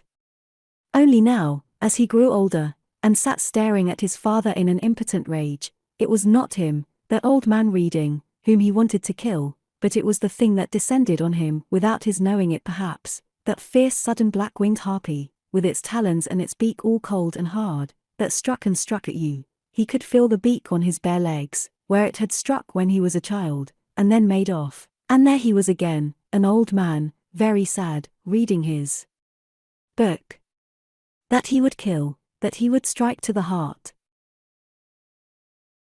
Whatever he did, and he might do anything, he felt, looking at the lighthouse and the distant shore, whether he was in a business, in a bank, a barrister, a man at the head of some enterprise, that he would fight, that he would track down and stamp out tyranny, despotism. He called it making people do what they did not want to do, cutting off their right to speak. How could any of them say, "But I won't," when he said, "Come to the lighthouse. Do this. Fetch me that." The black wings spread, and the hard beak tore. And then next moment, there he sat reading his book, and he might look up, one never knew, quite reasonably. He might talk to the McAllisters. He might be pressing a sovereign into some frozen old woman's hand in the street, James thought, and he might be shouting out at some fisherman's sports, he might be waving his arms in the air with excitement. Or he might sit at the head of the table dead silent from one end of dinner to the other. Yes, thought James, while the boat slapped and dawdled there in the hot sun, there was a waste of snow and rock very lonely and austere, and there he had come to feel, quite often lately, when his father said something or did something which surprised the others, there were two pairs of footprints only, his own and his father's. They alone knew each other. What then was this terror, this hatred? Turning back among the many leaves which the past had folded in him, peering into the heart of that forest where light and shade so checker each other that all shape is distorted, and one blunders, now with the sun in one's eyes, now with a dark shadow, he sought an image to cool and detach and round off his feeling in a concrete shape. Suppose then that as a child sitting helpless in a perambulator, or on someone's knee, he had seen a wagon crush ignorantly and innocently, someone's foot. Suppose he had seen the foot first, in the grass, smooth, and whole, then the wheel, and the same foot, purple, crushed. But the wheel was innocent. So now, when his father came striding down the passage knocking them up early in the morning to go to the lighthouse, down it came over his foot, over Cam's foot, over anybody's foot. One sat and watched it. But whose foot was he thinking of, and in what garden did all this happen? For one had settings for these scenes, trees that grew there, flowers, a certain light, a few figures. Everything tended to set itself in a garden where there was none of this gloom. None of this throwing of hands about. People spoke in an ordinary tone of voice. They went in and out all day long. There was an old woman gossiping in the kitchen, and the blinds were sucked in and out by the breeze. All was blowing, all was growing, and over all those plates and bowls and tall brandishing red and yellow flowers a very thin yellow veil would be drawn, like a vine leaf, at night. Things became stiller and darker at night. But the leaf-like veil was so fine, that lights lifted it, voices crinkled it, he could see through it a figure stooping, here, coming close, going away, some dress rustling, some chain tinkling. It was in this world that the wheel went over the person's foot. Something, he remembered, stayed flourished up in the air, something arid and sharp descended even there, like a blade, a scimitar, smiting through the leaves and flowers even of that happy world and making it shrivel and fall. It will rain, he remembered his father saying. You won't be able to go to the lighthouse. The lighthouse was then a silvery, mist-looking tower with a yellow eye, that opened suddenly, and softly in the evening. Now. James looked at the lighthouse. He could see the whitewashed rocks, the tower, stark and straight, he could see that it was barred with black and white, he could see windows in it, he could even see washing spread on the rocks to dry. So that was the lighthouse, was it? No, the other was also the lighthouse. For nothing was simply one thing. The other lighthouse was true too. It was sometimes hardly to be seen across the bay. In the evening one looked up and saw the eye opening and shutting and the light seemed to reach them in that airy sunny garden where they Saturday. But he pulled himself up. Whenever he said they were a person, and then began hearing the rustle of someone coming, the tinkle of someone going, he became extremely sensitive to the presence of whoever might be in the room. It was his father now. The strain was acute. For in one moment if there was no breeze, his father would slap the covers of his book together, and say, "What's happening now? What are we dawdling about here for, eh?" As, once before he had brought his blade down among them on the terrace and she had gone stiff all over, and if there had been an axe handy, a knife, or anything with a sharp point he would have seized it and struck his father through the heart. She had gone stiff all over, and then, her arm slackening, so that he felt she listened to him no longer, she had risen somehow and gone away and left him there, impotent, ridiculous, sitting on the floor grasping a pair of scissors. Not a breath of wind blew. The water chuckled and gurgled in the bottom of the boat where 3 or 4 mackerel beat their tails up and down in a pool of water not deep enough to cover them. At any moment Mr. Ramsay, he scarcely dared look at him, might rouse himself, shut his book, and say something sharp, but for the moment he was reading, so that James stealthily, as if he were stealing downstairs on bare feet, afraid of waking a watchdog by a creaking board, went on thinking what was she like, where did she go that day? He began following her from room to room and at last they came to a room where in a blue light, as if the reflection came from many china dishes, she talked to somebody, he listened to her talking. She talked to a servant, saying simply whatever came into her head. She alone spoke the truth, to her alone could he speak it. That was the source of her everlasting attraction for him, perhaps, she was a person to whom one could say what came into one's head. But all the time he thought of her, he was conscious of his father following his thought, surveying it, making it shiver and falter. At last he ceased to think. There he sat with his hand on the tiller in the sun, staring at the lighthouse, powerless to move, powerless to flick off these grains of misery which settled on his mind one after another.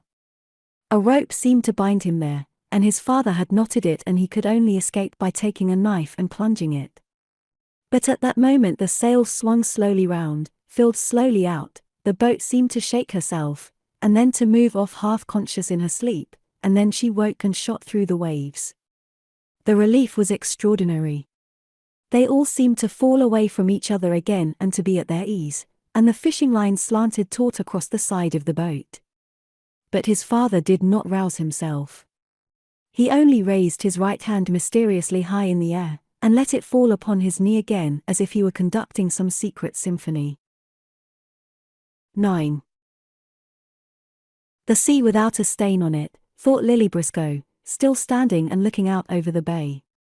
The sea stretched like silk across the bay.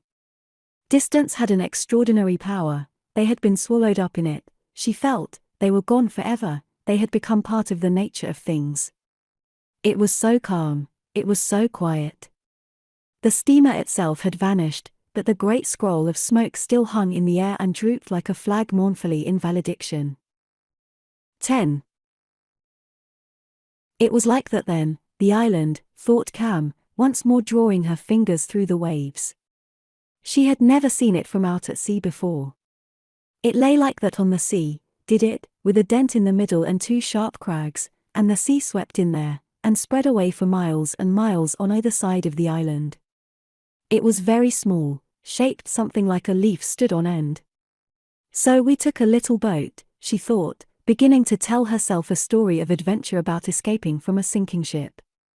But with the sea streaming through her fingers, a spray of seaweed vanishing behind them, she did not want to tell herself seriously a story. It was the sense of adventure and escape that she wanted, for she was thinking, as the boat sailed on, how her father's anger about the points of the compass, James's obstinacy about the compact, and her own anguish, all had slipped, all had passed, all had streamed away. What then came next? Where were they going? From her hand, ice cold, held deep in the sea, there spurted up a fountain of joy at the change, at the escape, at the adventure, that she should be alive, that she should be there. And the drops falling from this sudden and unthinking fountain of joy fell here and there on the dark, the slumberous shapes in her mind, shapes of a world not realized but turning in their darkness, catching here and there, a spark of light. Greece, Rome, Constantinople. Small as it was, and shaped something like a leaf stood on its end with the gold-sprinkled waters flowing in and about it. It had, she supposed, a place in the universe, even that little island. The old gentleman in the study, she thought, could have told her. Sometimes she strayed in from the garden purposely to catch them at it. There they were. It might be Mr. Carmichael or Mr. Banks who was sitting with her father, sitting opposite each other in their low armchairs. They were crackling in front of them the pages of the Times, when she came in from the garden, all in a muddle, about something someone had said about Christ, or hearing that a mammoth had been dug up in a London street, or wondering what Napoleon was like. Then they took all this with their clean hands, they wore grey-coloured clothes, they smelt of heather, and they brushed the scraps together, turning the paper, crossing their knees, and said something now and then very brief. Just to please herself she would take a book from the shelf and stand there, watching her father write, so equally, so neatly from one side of the page to another, with a little cough now and then, or something said briefly to the other old gentleman opposite. And she thought, standing there with her book open, one could let whatever one thought expand here like a leaf in water, and if it did well here, among the old gentlemen smoking and the Times crackling, then it was right. And watching her father as he wrote in his study, she thought, now sitting in the boat, he was not vain, nor a tyrant and did not wish to make you pity him. Indeed, if he saw she was there, reading a book, he would ask her, as gently as any one could, was there nothing he could give her? Lest this should be wrong, she looked at him reading the little book with the shiny cover mottled like a plover's egg. No, it was right. Look at him now, she wanted to say aloud to James.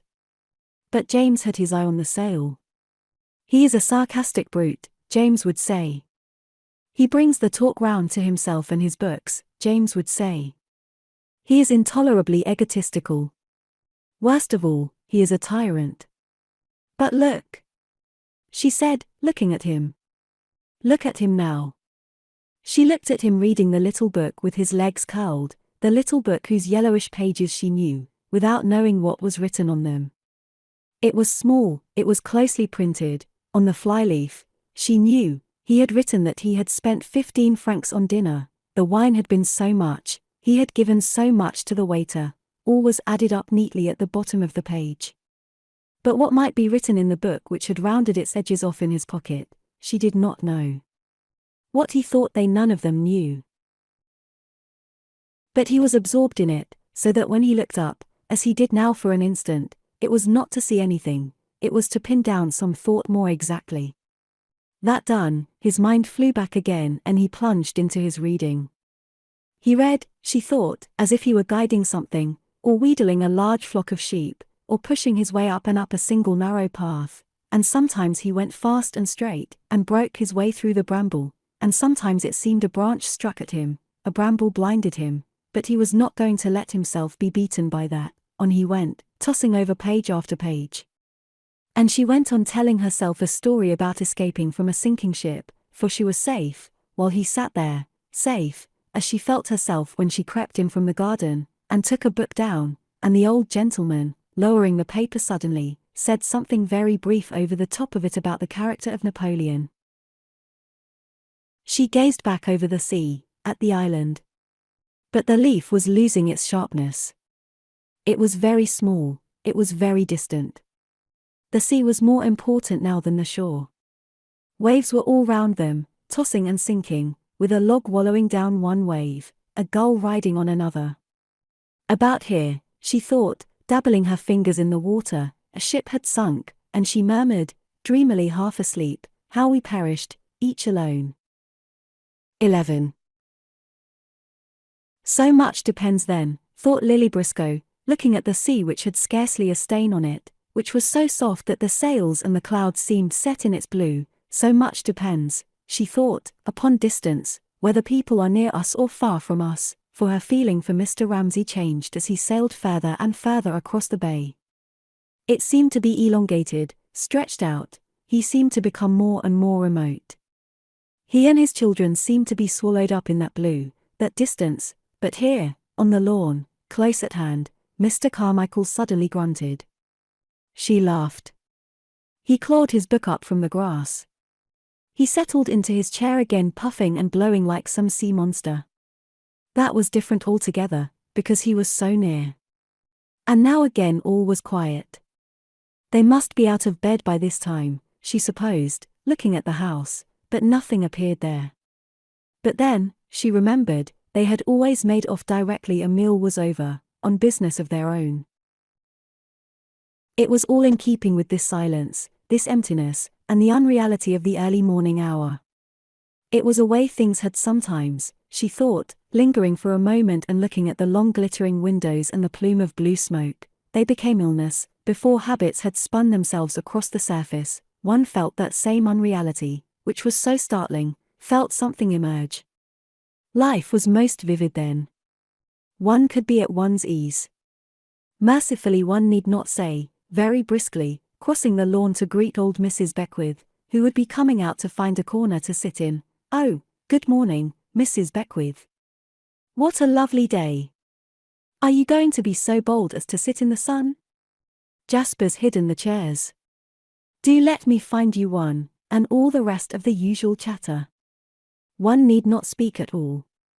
One glided, one shook one's sails, there was a good deal of movement in the bay, boats were starting off, between things, beyond things. Empty it was not, but full to the brim. She seemed to be standing up to the lips in some substance, to move and float and sink in it, yes, for these waters were unfathomably deep. Into them had spilled so many lives. The Ramsays, the children's, and all sorts of waifs and strays of things besides. A washerwoman with her basket, a rook, a red-hot poker, the purples and grey-greens of flowers, some common feeling which held the whole together.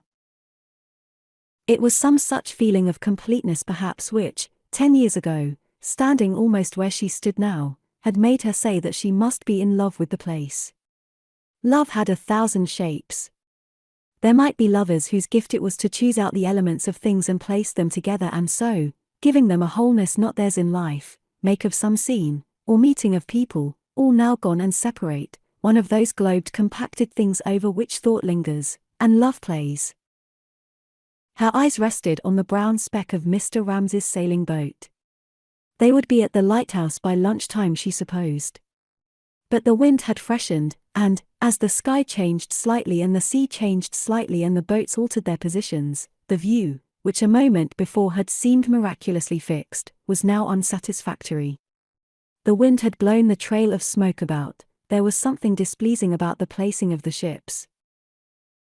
The disproportion there seemed to upset some harmony in her own mind. She felt an obscure distress. It was confirmed when she turned to her picture. She had been wasting her morning. For whatever reason she could not achieve that razor edge of balance between two opposite forces, Mr. Ramsay and the picture, which was necessary. There was something perhaps wrong with the design. Was it, she wondered, that the line of the wall wanted breaking? Was it that the mass of the trees was too heavy? She smiled ironically, for had she not thought, when she began, that she had solved her problem? What was the problem then? She must try to get hold of something that evaded her. It evaded her when she thought of Mrs. Ramsay, it evaded her now when she thought of her picture. Phrases came. Visions came. Beautiful pictures. Beautiful phrases. But what she wished to get hold of was that very jar on the nerves, the thing itself before it has been made anything. Get that and start afresh, get that and start afresh, she said desperately, pitching herself firmly again before her easel. It was a miserable machine, an inefficient machine, she thought, the human apparatus for painting or for feeling, it always broke down at the critical moment, heroically, one must force it on. She stared, frowning. There was the hedge, sure enough. But one got nothing by soliciting urgently. One got only a glare in the eye from looking at the line of the wall, or from thinking she wore a grey hat. She was astonishingly beautiful. Let it come, she thought, if it will come. For there are moments when one can neither think nor feel. And if one can neither think nor feel, she thought, where is one? Here on the grass, on the ground, she thought, sitting down, and examining with her brush a little colony of plantains. For the lawn was very rough. Here sitting on the world, she thought, for she could not shake herself free from the sense that everything this morning was happening for the first time, perhaps for the last time, as a traveller, even though he is half asleep, knows, looking out of the train window, that he must look now, for he will never see that town, or that mule cart, or that woman at work in the fields, again. The lawn was the world, they were up here together, on this exalted station, she thought, looking at old Mr. Carmichael, who seemed, though they had not said a word all this time, to share her thoughts. And she would never see him again perhaps. He was growing old. Also, she remembered, smiling at the slipper that dangled from his foot, he was growing famous. People said that his poetry was so beautiful. They went and published things he had written 40 years ago. There was a famous man now called Carmichael, she smiled, thinking how many shapes one person might wear, how he was that in the newspapers, but here the same as he had always been. He looked the same, grayer, rather. Yes, he looked the same, but somebody had said, she recalled, that when he had heard of Andrew Ramsay's death, he was killed in a second by a shell, he should have been a great mathematician. Mr. Carmichael had lost all interest in life. What did it mean, that? She wondered. Had he marched through Trafalgar Square grasping a big stick? Had he turned pages over and over, without reading them, sitting in his room in St. John's Wood alone? She did not know what he had done, when he heard that Andrew was killed, but she felt it in him all the same. They only mumbled at each other on staircases, they looked up at the sky and said it will be fine or it won't be fine. But this was one way of knowing people, she thought, to know the outline, not the detail, to sit in one's garden and look at the slopes of a hill running purple down into the distant heather. She knew him in that way. She knew that he had changed somehow. She had never read a line of his poetry. She thought that she knew how it went though, slowly and sonorously. It was seasoned and mellow. It was about the desert and the camel. It was about the palm tree and the sunset. It was extremely impersonal, it said something about death, it said very little about love. There was an impersonality about him. He wanted very little of other people. Had he not always lurched rather awkwardly past the drawing-room window with some newspaper under his arm, trying to avoid Mrs. Ramsay whom for some reason he did not much like? On that account, of course, she would always try to make him stop. He would bow to her. He would halt unwillingly and bow profoundly. Annoyed that he did not want anything of her, Mrs. Ramsay would ask him, Lily could hear her, wouldn't he like a coat, a rug, a newspaper? No, he wanted nothing. Here he bowed. There was some quality in her which he did not much like. It was perhaps her masterfulness, her positiveness, something matter-of-fact in her. She was so direct. A noise drew her attention to the drawing-room window, the squeak of a hinge. The light breeze was toying with the window. There must have been people who disliked her very much, Lily thought. Yes, she realized that the drawing-room step was empty, but it had no effect on her whatever. She did not want Mrs. Ramsay now. People who thought her too sure, too drastic. Also, her beauty offended people probably. How monotonous, they would say, and the same always. They preferred another type, the dark, the vivacious. Then she was weak with her husband. She let him make those scenes. Then she was reserved. Nobody knew exactly what had happened to her. And, to go back to Mr. Carmichael and his dislike, one could not imagine Mrs. Ramsay standing painting, lying reading, a whole morning on the lawn. It was unthinkable. Without saying a word, the only token of her errand a basket on her arm, she went off to the town, to the poor, to sit in some stuffy little bedroom. Often and often Lily had seen her go silently in the midst of some game, some discussion, with her basket on her arm, very upright. She had noted her return. She had thought, half laughing, she was so methodical with the teacups, half moved, her beauty took one's breath away, eyes that are closing in pain have looked on you. You have been with them there. And then Mrs. Ramsay would be annoyed because somebody was late, or the butter not fresh, or the teapot chipped. And all the time she was saying that the butter was not fresh, one would be thinking of Greek temples, and how beauty had been with them there in that stuffy little room. She never talked of it, she went, punctually, directly. It was her instinct to go, an instinct like the swallows for the south, the artichokes for the sun, turning her infallibly to the human race, making her nest in its heart. And this, like all instincts, was a little distressing to people who did not share it, to Mr. Carmichael perhaps, to herself certainly. Some notion was in both of them about the ineffectiveness of action, the supremacy of thought. Her going was a reproach to them, gave a different twist to the world, so that they were led to protest, seeing their own prepossessions disappear, and clutch at them vanishing. Charles Tansley did that too. It was part of the reason why one disliked him. He upset the proportions of one's world. And what had happened to him, she wondered, idly stirring the platens with her brush. He had got his fellowship. He had married, he lived at Golders Green. She had gone one day into a hall and heard him speaking during the war. He was denouncing something, he was condemning somebody. He was preaching brotherly love.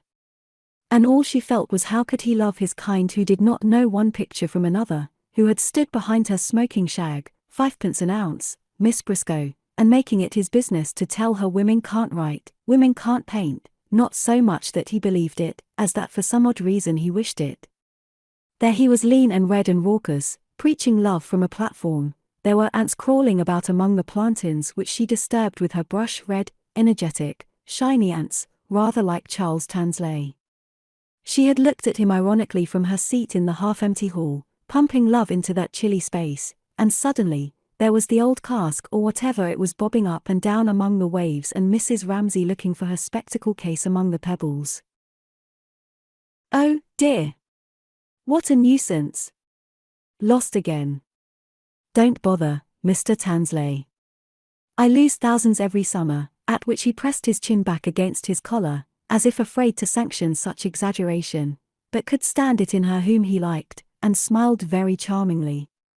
He must have confided in her on one of those long expeditions when people got separated and walked back alone. He was educating his little sister, Mrs. Ramsay had told her. It was immensely to his credit. Her own idea of him was grotesque, Lily knew well, stirring the plantains with her brush. Half one's notions of other people were, after all, grotesque. They served private purposes of one's own. He did for her instead of a whipping boy.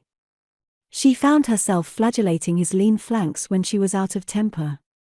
If she wanted to be serious about him, she had to help herself to Mrs. Ramsay's sayings, to look at him through her eyes. She raised a little mountain for the ants to climb over. She reduced them to a frenzy of indecision by this interference in their cosmogony. Some ran this way, others that. One wanted 50 pairs of eyes to see with, she reflected. 50 pairs of eyes were not enough to get round that one woman with, she thought. Among them, must be one that was stone blind to her beauty. One wanted most some secret sense, fine as air, with which to steal through keyholes and surround her where she sat knitting, talking, sitting silent in the window alone, which took to itself and treasured up like the air which held the smoke of the steamer, her thoughts, her imaginations, her desires. What did the hedge mean to her? What did the garden mean to her? What did it mean to her when a wave broke? Lily looked up, as she had seen Mrs. Ramsay look up. She too heard a wave falling on the beach. And then what stirred and trembled in her mind when the children cried, "How's that? How's that?" cricketing. She would stop knitting for a second.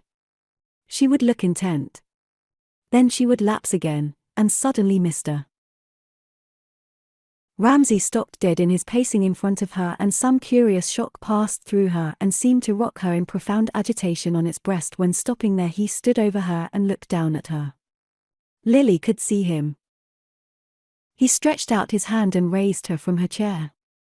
It seemed somehow as if he had done it before, as if he had once bent in the same way and raised her from a boat which, lying a few inches off some island, had required that the ladies should thus be helped on shore by the gentlemen.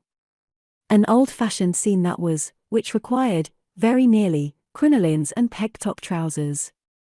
Letting herself be helped by him, Mrs. Ramsay had thought, Lily supposed, the time has come now. Yes, she would say it now. Yes, she would marry him. And she stepped slowly, quietly on shore.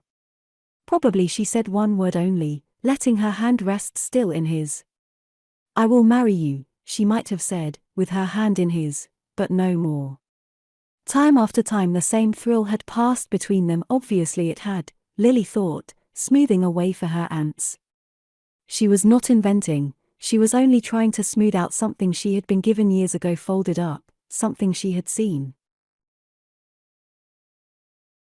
For in the rough and tumble of daily life, with all those children about, all those visitors, one had constantly a sense of repetition of one thing falling where another had fallen, and so setting up an echo which chimed in the air and made it full of vibrations.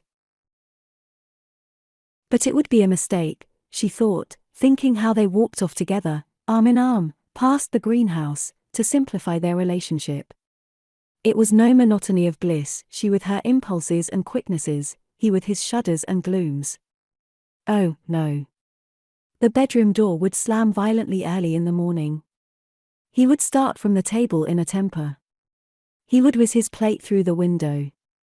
Then all through the house there would be a sense of doors slamming and blinds fluttering, as if a gusty wind were blowing and people scudded about trying in a hasty way to fasten hatches and make things shipshape. She had met Paul Rayleigh like that one day on the stairs. They had laughed and laughed, like a couple of children, all because Mr. Ramsay, finding an earwig in his milk at breakfast, had sent the whole thing flying through the air onto the terrace outside. An earwig, Prue murmured, awestruck, in his milk. Other people might find centipedes. But he had built round him such a fence of sanctity, and occupied the space with such a demeanour of majesty that an earwig in his milk was a monster. But it tired Mrs. Ramsay, it cowed her a little, the plates whizzing and the doors slamming.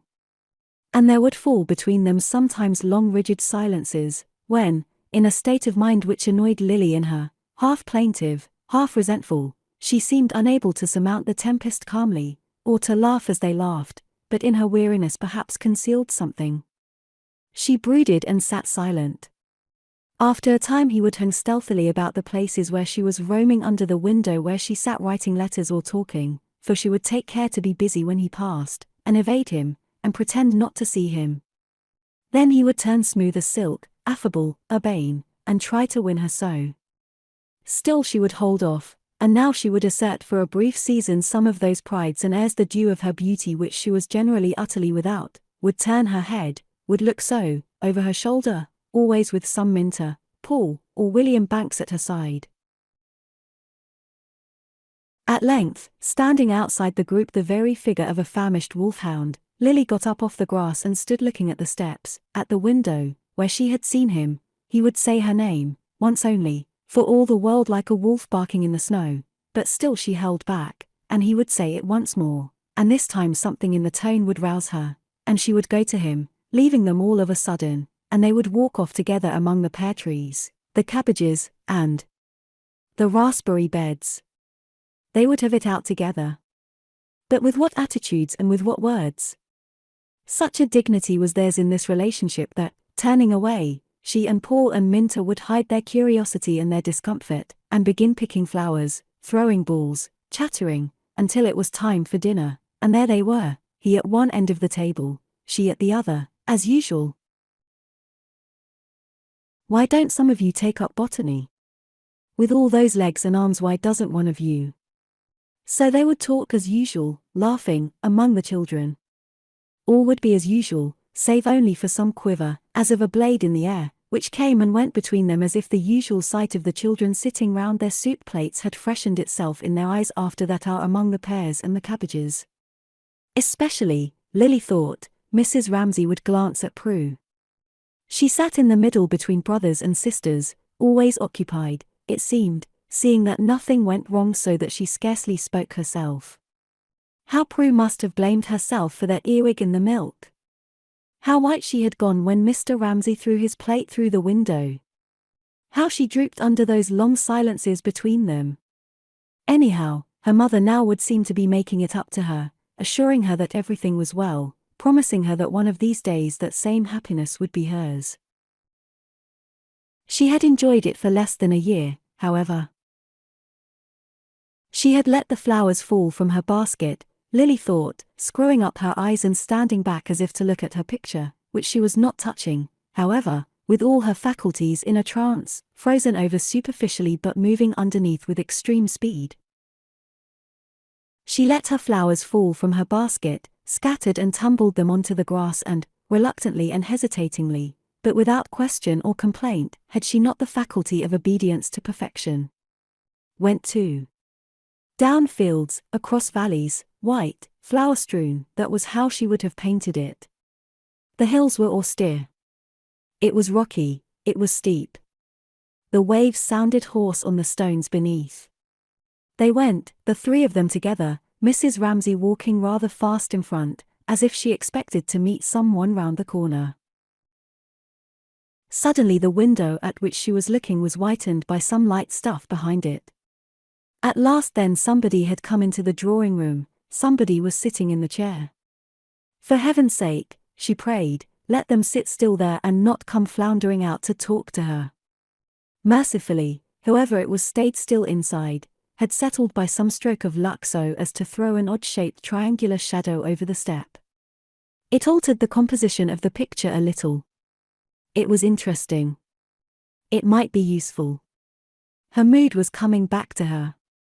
One must keep on looking without for a second relaxing the intensity of emotion, the determination not to be put off, not to be bamboozled. One must hold the scene so in a vice and let nothing come in and spoil it. One wanted, she thought, dipping her brush deliberately, to be on a level with ordinary experience, to feel simply that's a chair, that's a table, and yet at the same time, it's a miracle, it's an ecstasy. The problem might be solved after all.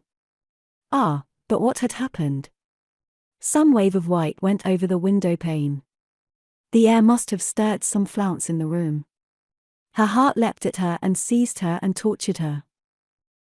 "Mrs. Ramsay! Mrs. Ramsay!" she cried, feeling the old horror come back, to want and not to have. Could she inflict that still? And then, quietly, as if she refrained, that too became part of ordinary experience, was on a level with the chair, with the table. Mrs. Ramsay, it was part of her perfect goodness, sat there quite simply, in the chair, flicked her needles to and fro, knitted her reddish-brown stocking, cast her shadow on the step. There she Saturday. And as if she had something she must share, yet could hardly leave her easel, So full her mind was of what she was thinking, of what she was seeing, Lily went past Mr. Carmichael holding her brush to the edge of the lawn. Where was that boat now? And Mr. Ramsay? She wanted him. 12. Mr. Ramsay had almost done reading. One hand hovered over the page as if to be in readiness to turn it the very instant he had finished it. He sat there bareheaded with the wind blowing his hair about, extraordinarily exposed to everything. He looked very old. He looked, James thought, getting his head now against the lighthouse, now against the waste of waters running away into the open, like some old stone lying on the sand. He looked as if he had become physically what was always at the back of both of their minds, that loneliness which was for both of them the truth about things. He was reading very quickly, as if he were eager to get to the end. Indeed, they were very close to the lighthouse now. There it loomed up, stark and straight, glaring white and black, and one could see the waves breaking in white splinters like smashed glass upon the rocks. One could see lines and creases in the rocks. One could see the windows clearly, a dab of white on one of them, and a little tuft of green on the rock. A man had come out and looked at them through a glass and gone in again. So it was like that, James thought, the lighthouse one had seen across the bay all these years. It was a stark tower on a bare rock. It satisfied him. It confirmed some obscure feeling of his about his own character. The old ladies, he thought, thinking of the garden at home, went dragging their chairs about on the lawn. Old Mrs. Beckwith, for example, was always saying how nice it was and how sweet it was and how they ought to be so proud and they ought to be so happy. But as a matter of fact, James thought, looking at the lighthouse stood there on its rock, it's like that. He looked at his father reading fiercely with his legs curled tight. They shared that knowledge. We are driving before a gale, we must sink, he began saying to himself, half aloud, exactly as his father said it. Nobody seemed to have spoken for an age. Cam was tired of looking at the sea. Little bits of black cork had floated past, the fish were dead in the bottom of the boat. Still her father read, and James looked at him and she looked at him, and they vowed that they would fight tyranny to the death, and he went on reading quite unconscious of what they thought. It was thus that he escaped, she thought. Yes, with his great forehead and his great nose, holding his little mottled book firmly in front of him, he escaped. You might try to lay hands on him, but then like a bird, he spread his wings, he floated off to settle out of your reach somewhere far away on some desolate stump. She gazed at the immense expanse of the sea. The island had grown so small that it scarcely looked like a leaf any longer. It looked like the top of a rock which some wave bigger than the rest would cover. Yet in its frailty were all those paths, those terraces, those bedrooms, all those innumerable things. But as, just before sleep, things simplify themselves so that only one of all the myriad details has power to assert itself, so, she felt, looking drowsily at the island, all those paths and terraces and bedrooms were fading and disappearing, and nothing was left but a pale blue censer swinging rhythmically this way and that across her mind. It was a hanging garden, it was a valley, full of birds, and flowers, and antelopes. She was falling asleep. Come now, said Mr. Ramsay, suddenly shutting his book. Come where? To what extraordinary adventure? She woke with a start. To land somewhere, to climb somewhere. Where was he leading them? For after his immense silence the words startled them. But it was absurd. He was hungry, he said. It was time for lunch. Besides, look, he said. There's the lighthouse. We're almost there. He's doing very well, said McAllister, praising James. He's keeping her very steady. But his father never praised him, James thought grimly. Mr. Ramsay opened the parcel and shared out the sandwiches among them. Now he was happy, eating bread and cheese with these fishermen. He would have liked to live in a cottage and lounge about in the harbour spitting with the other old men, James thought, watching him slice his cheese into thin yellow sheets with his penknife. This is right, this is it, Cam kept feeling, as she peeled her hard-boiled egg. Now she felt as she did in the study when the old men were reading the Times. Now I can go on thinking whatever I like, and I shan't fall over a precipice or be drowned, for there he is, keeping his eye on me, she thought. At the same time they were sailing so fast along by the rocks that it was very exciting. It seemed as if they were doing two things at once. They were eating their lunch here in the sun, and they were also making for safety in a great storm after a shipwreck. Would the water last? Would the provisions last? She asked herself, telling herself a story but knowing at the same time what was the truth. They would soon be out of it, Mr. Ramsay was saying to old McAllister, but their children would see some strange things. McAllister said he was 75 last March, Mr. Ramsay was 71. McAllister said he had never seen a doctor, he had never lost a tooth. And that's the way I'd like my children to live. Cam was sure that her father was thinking that, for he stopped her throwing a sandwich into the sea and told her, as if he were thinking of the fishermen and how they lived, that if she did not want it she should put it back in the parcel. She should not waste it. He said it so wisely, as if he knew so well all the things that happened in the world that she put it back at once, and then he gave her, from his own parcel, a gingerbread nut, as if he were a great Spanish gentleman, she thought, handing a flower to a lady at a window, so courteous his manner was. He was shabby and simple, eating bread and cheese, and yet he was leading them on a great expedition where, for all she knew, they would be drowned. That was where she sunk, said McAllister's boy suddenly. 3 men were drowned where we are now, the old man said. He had seen them clinging to the mast himself. And Mr. Ramsay, taking a look at the spot, was about, James and Cam were afraid, to burst out.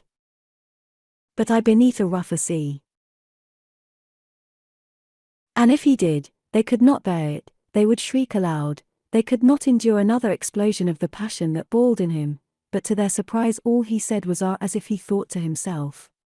But why make a fuss about that? Naturally men are drowned in a storm, but it is a perfectly straightforward affair, and the depths of the sea, he sprinkled the crumbs from his sandwich paper over them, are only water after all. Then having lighted his pipe he took out his watch. He looked at it attentively, he made, perhaps, some mathematical calculation. At last he said, triumphantly, "Well done." James had steered them like a born sailor. "There," Cam thought, addressing herself silently to James. "You've got it at last." For she knew that this was what James had been wanting, and she knew that now he had got it he was so pleased that he would not look at her or at his father or at anyone. There he sat with his hand on the tiller, sitting bolt upright, looking rather sulky and frowning slightly. He was so pleased that he was not going to let anybody share a grain of his pleasure. His father had praised him. They must think that he was perfectly indifferent. But you've got it now, Cam thought. They had tacked, and they were sailing swiftly, buoyantly on long rocking waves which handed them on from one to another with an extraordinary lilt and exhilaration beside the reef. On the left a row of rocks showed brown through the water which thinned and became greener, and on one, a higher rock, a wave incessantly broke and spurted a little column of drops which fell down in a shower. One could hear the slap of the water and the patter of falling drops and a kind of hushing and hissing sound from the waves rolling and gambolling and slapping the rocks as if they were wild creatures who were perfectly free and tossed and tumbled and sported like this forever. Now they could see 2 men on the lighthouse, watching them and making ready to meet them. Mr. Ramsay buttoned his coat, and turned up his trousers. He took the large, badly packed, brown paper parcel which Nancy had got ready and sat with it on his knee. Thus in complete readiness to land he sat looking back at the island. With his long-sighted eyes perhaps he could see the dwindled leaf-like shape standing on end on a plate of gold quite clearly. What could he see? Cam wondered. It was all a blur to her. What was he thinking now? She wondered. What was it he sought, so fixedly, so intently, so silently?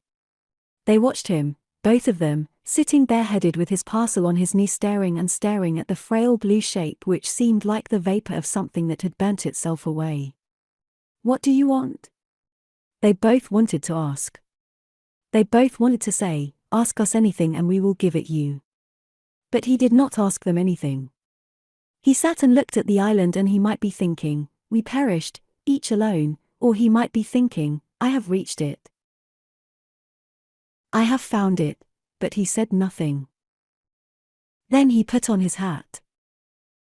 "Bring those parcels," he said, nodding his head at the things Nancy had done up for them to take to the lighthouse. "The parcels for the lighthouse men," he said. He rose and stood in the bow of the boat, very straight and tall, for all the world, James thought, as if he were saying, "There is no God," and Cam thought, as if he were leaping into space, and they both rose to follow him as he sprang, lightly like a young man, holding his parcel, onto the rock. 13. "He must have reached it," said Lily Briscoe aloud, feeling suddenly completely tired out. For the lighthouse had become almost invisible, had melted away into a blue haze, and the effort of looking at it and the effort of thinking of him landing there, which both seemed to be one and the same effort, had stretched her body and mind to the utmost. But she was relieved. Whatever she had wanted to give him, when he left her that morning, she had given him at last. "He has landed," she said aloud. "It is finished."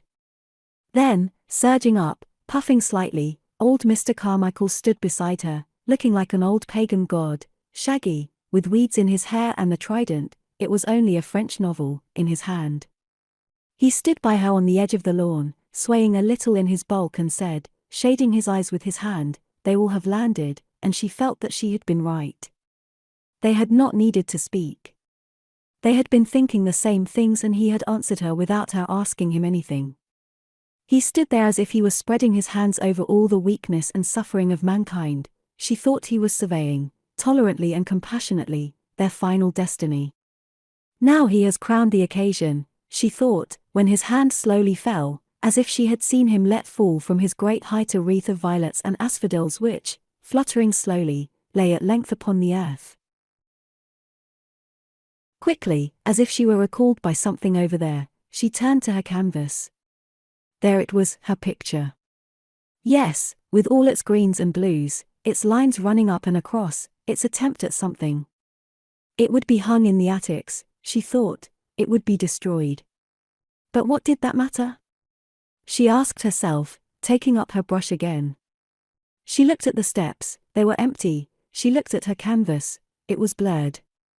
With a sudden intensity, as if she saw it clear for a second, she drew a line there, in the center. It was done, it was finished.